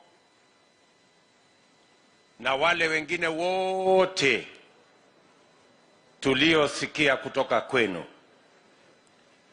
Mimi nataka niwahakikishie ya kwamba chata yetu ya Kiambu County ambayo tutaandika mkataba ya kazi vile itafanyika na mahali itaanza, itakuwa na mawazo mliochangia katika mkutano huu na zile memorandum ambazo mmetupatia, so that we can have a document that we can sign as a charter that will inform what the government of Kenya, by God's grace, when we put it in place on 9th of August, will do in Kiambu County. Nataka niwashukuru sana kwa kuchukua muda wenu. Najua kuna watu wengi wamechukua muda wao ili tuweze kuchangia mawazo katika mkutano huu na tuweze kukubaliana vile tutaenda mbele tukiwa pamoja. Nimefurahi kwamba mkutano huu wa Limuru ni tofauti na yale mikutano mengine yamefanyika hapa. Pale mbeleni tulikutana hapa kujaribu kubadilisha katiba. Leo tumekutana hapa kupanga vile tutabadilisha uchumi wa taifa letu la Kenya. Pale kwa kubadilisha uchumi ni kwa sababu hatutaki Mkenya yeyote abaki nyuma. We want to leave no Kenyan behind. We want to move together. That's why we are saying, let us begin from the bottom, so that we can lift every citizen of the Republic of Kenya. Mimi nataka niwashukuru sana. Niseme mambo mawili ama matatu. Kwa yale mambo yote mmesema hapa, tutayanakili mambo ya barabara, the priority roads that will make a difference in the economy of Kiambu. We want those priority roads that will make the economy of Kiambu grow, so that we can begin and prioritize those roads and complete the ones that are stalled. Maneno ya infrastructure ambayo inahitajika, najua tulikuwa tumewaambia pale mbeleni, kwa sababu Kiambu ni county ambayo wakulima wengi wa ng'ombe za maziwa wanaishi. Tulikuwa tumewaahidi 32 milk coolers. Tuliwaletea 9. I want to commit kwamba kwa sababu ya matatizo ya conflict of interest, zile 23 milk coolers hazijafika. But I want to promise you that within the first 100 days we will eliminate all hurdles and we will bring the 23 milk coolers for the people of Kiambu, ili muweze kupanua mazao yenu ya kilimo na hasa ya maziwa, na tufanye ile processing mumesema hapa ambayo mnataka, so that we can have sufficient competition with the different processors, so that farmers can have the correct pricing for their produce.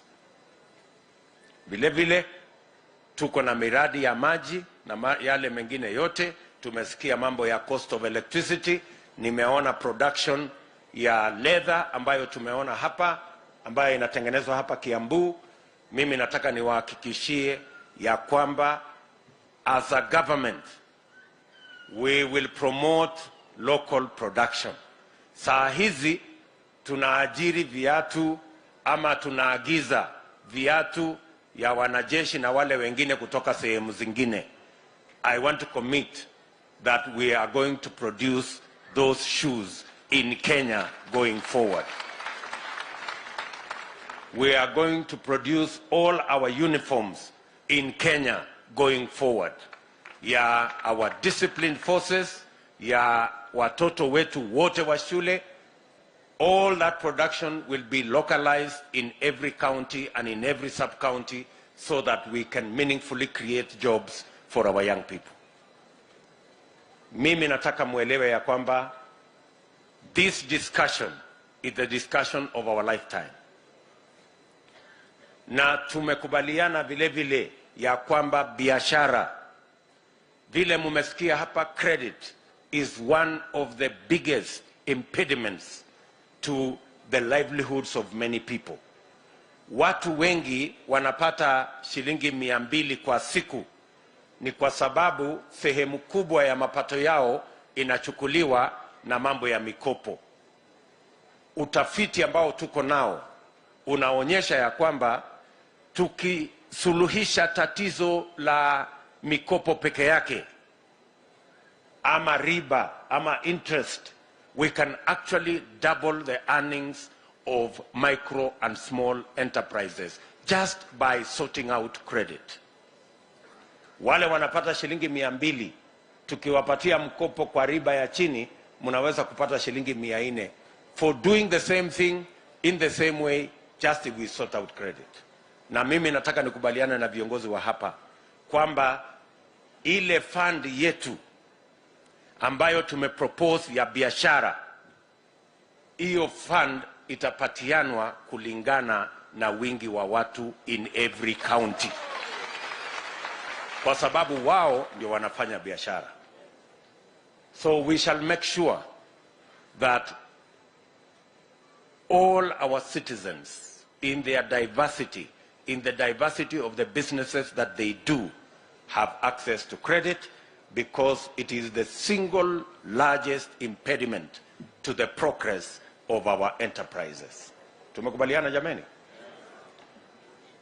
Mwisho, mimi nataka niwahakikishie ya kwamba we are serious, we are committed, we are determined kwamba hii safari tutatembea pamoja na tutafika tukiwa pamoja.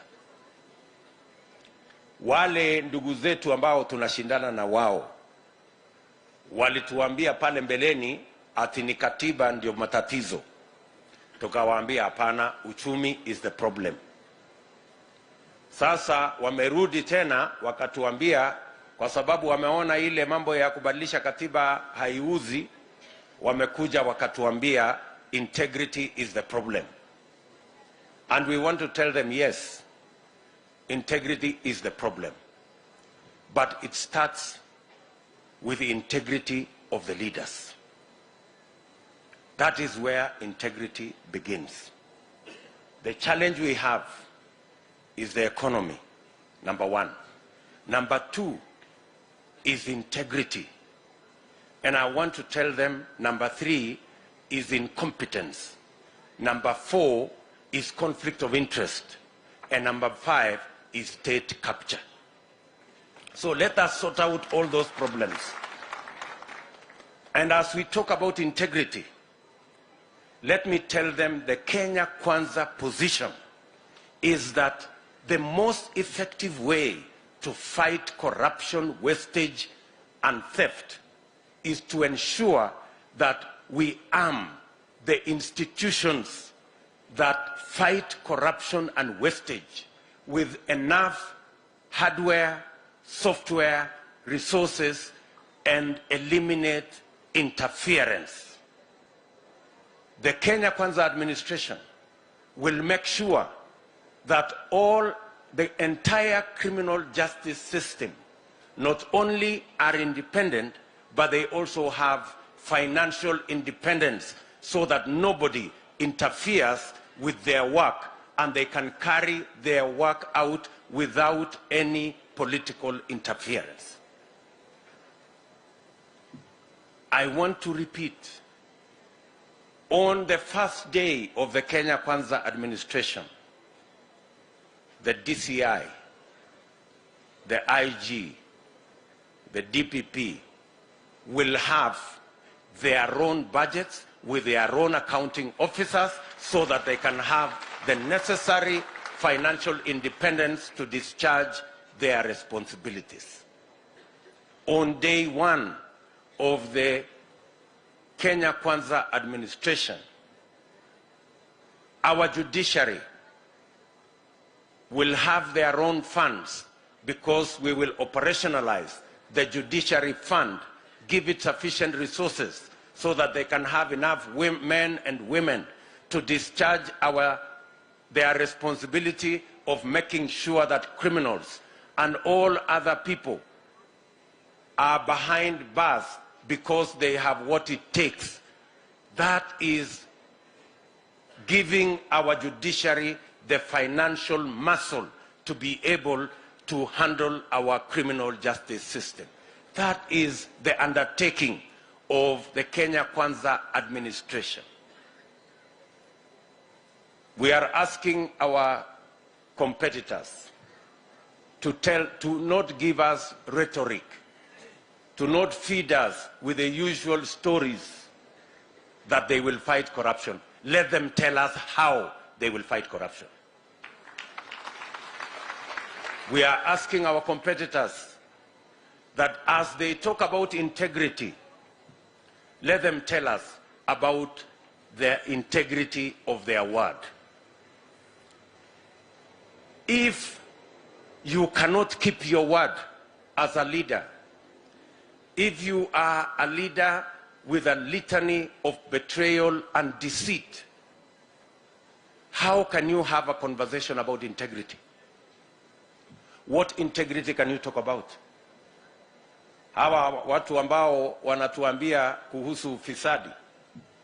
Kama wewe ni mtu tapeli, umetapeli hawa, umetapeli wale, umetapeli NASA, umetapeli Jubilee, hata hiyo Azimio umetapeli, alafu unataka kutuambia mambo ya ufisadi. Ufisadi wa kupindukia ni ufisadi wa uongozi wa utapeli. And that is the disease that we have in the Republic of Kenya. And that is what we must deal with on the 9th of August.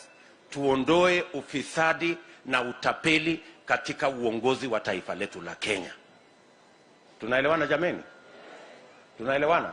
So we are telling our friends, we are ready to meet you halfway. Tell us what your plan is. Don't tell us the usual rhetoric. There is no difference between what you are telling us and the usual tibim tialala and here. There is no difference. You are not telling us anything new. And if you are really serious, if you want us to take you seriously, tell us when the KEMSA criminals will be behind bars. Then we can begin to take you seriously. But if you are telling us the usual stories, my friend, the date is 9th of August. Abraham Lincoln told us, you can fool some people all the time. And you can fool all the people sometime. But you cannot fool all the people all the time. Tunaelewana jameni? Hapo ndio maneno iko. So wale tunaangaliana na wao wajipange. Sisi tuko tayari kabisa kabisa. Na watu wa Kiambu mlishaamua. Hii safari tunatembea pamoja. Hii serikali tunaunda pamoja. Na utapeli tutamaliza kwa siasa ya Kenya. Na ufisadi tutamaliza katika uongozi wa Kenya. Na tutatengeneza uchumi ambayo itafaa kila mtu. Na tutaanzia bottom together. Bottom. Hapo ndio tuko. Hao ni hotore. Mimi sitaki kusema usidi hapo. Na wapenda sana. Tunawatakia heri. Mungu awabariki. Thank you very much.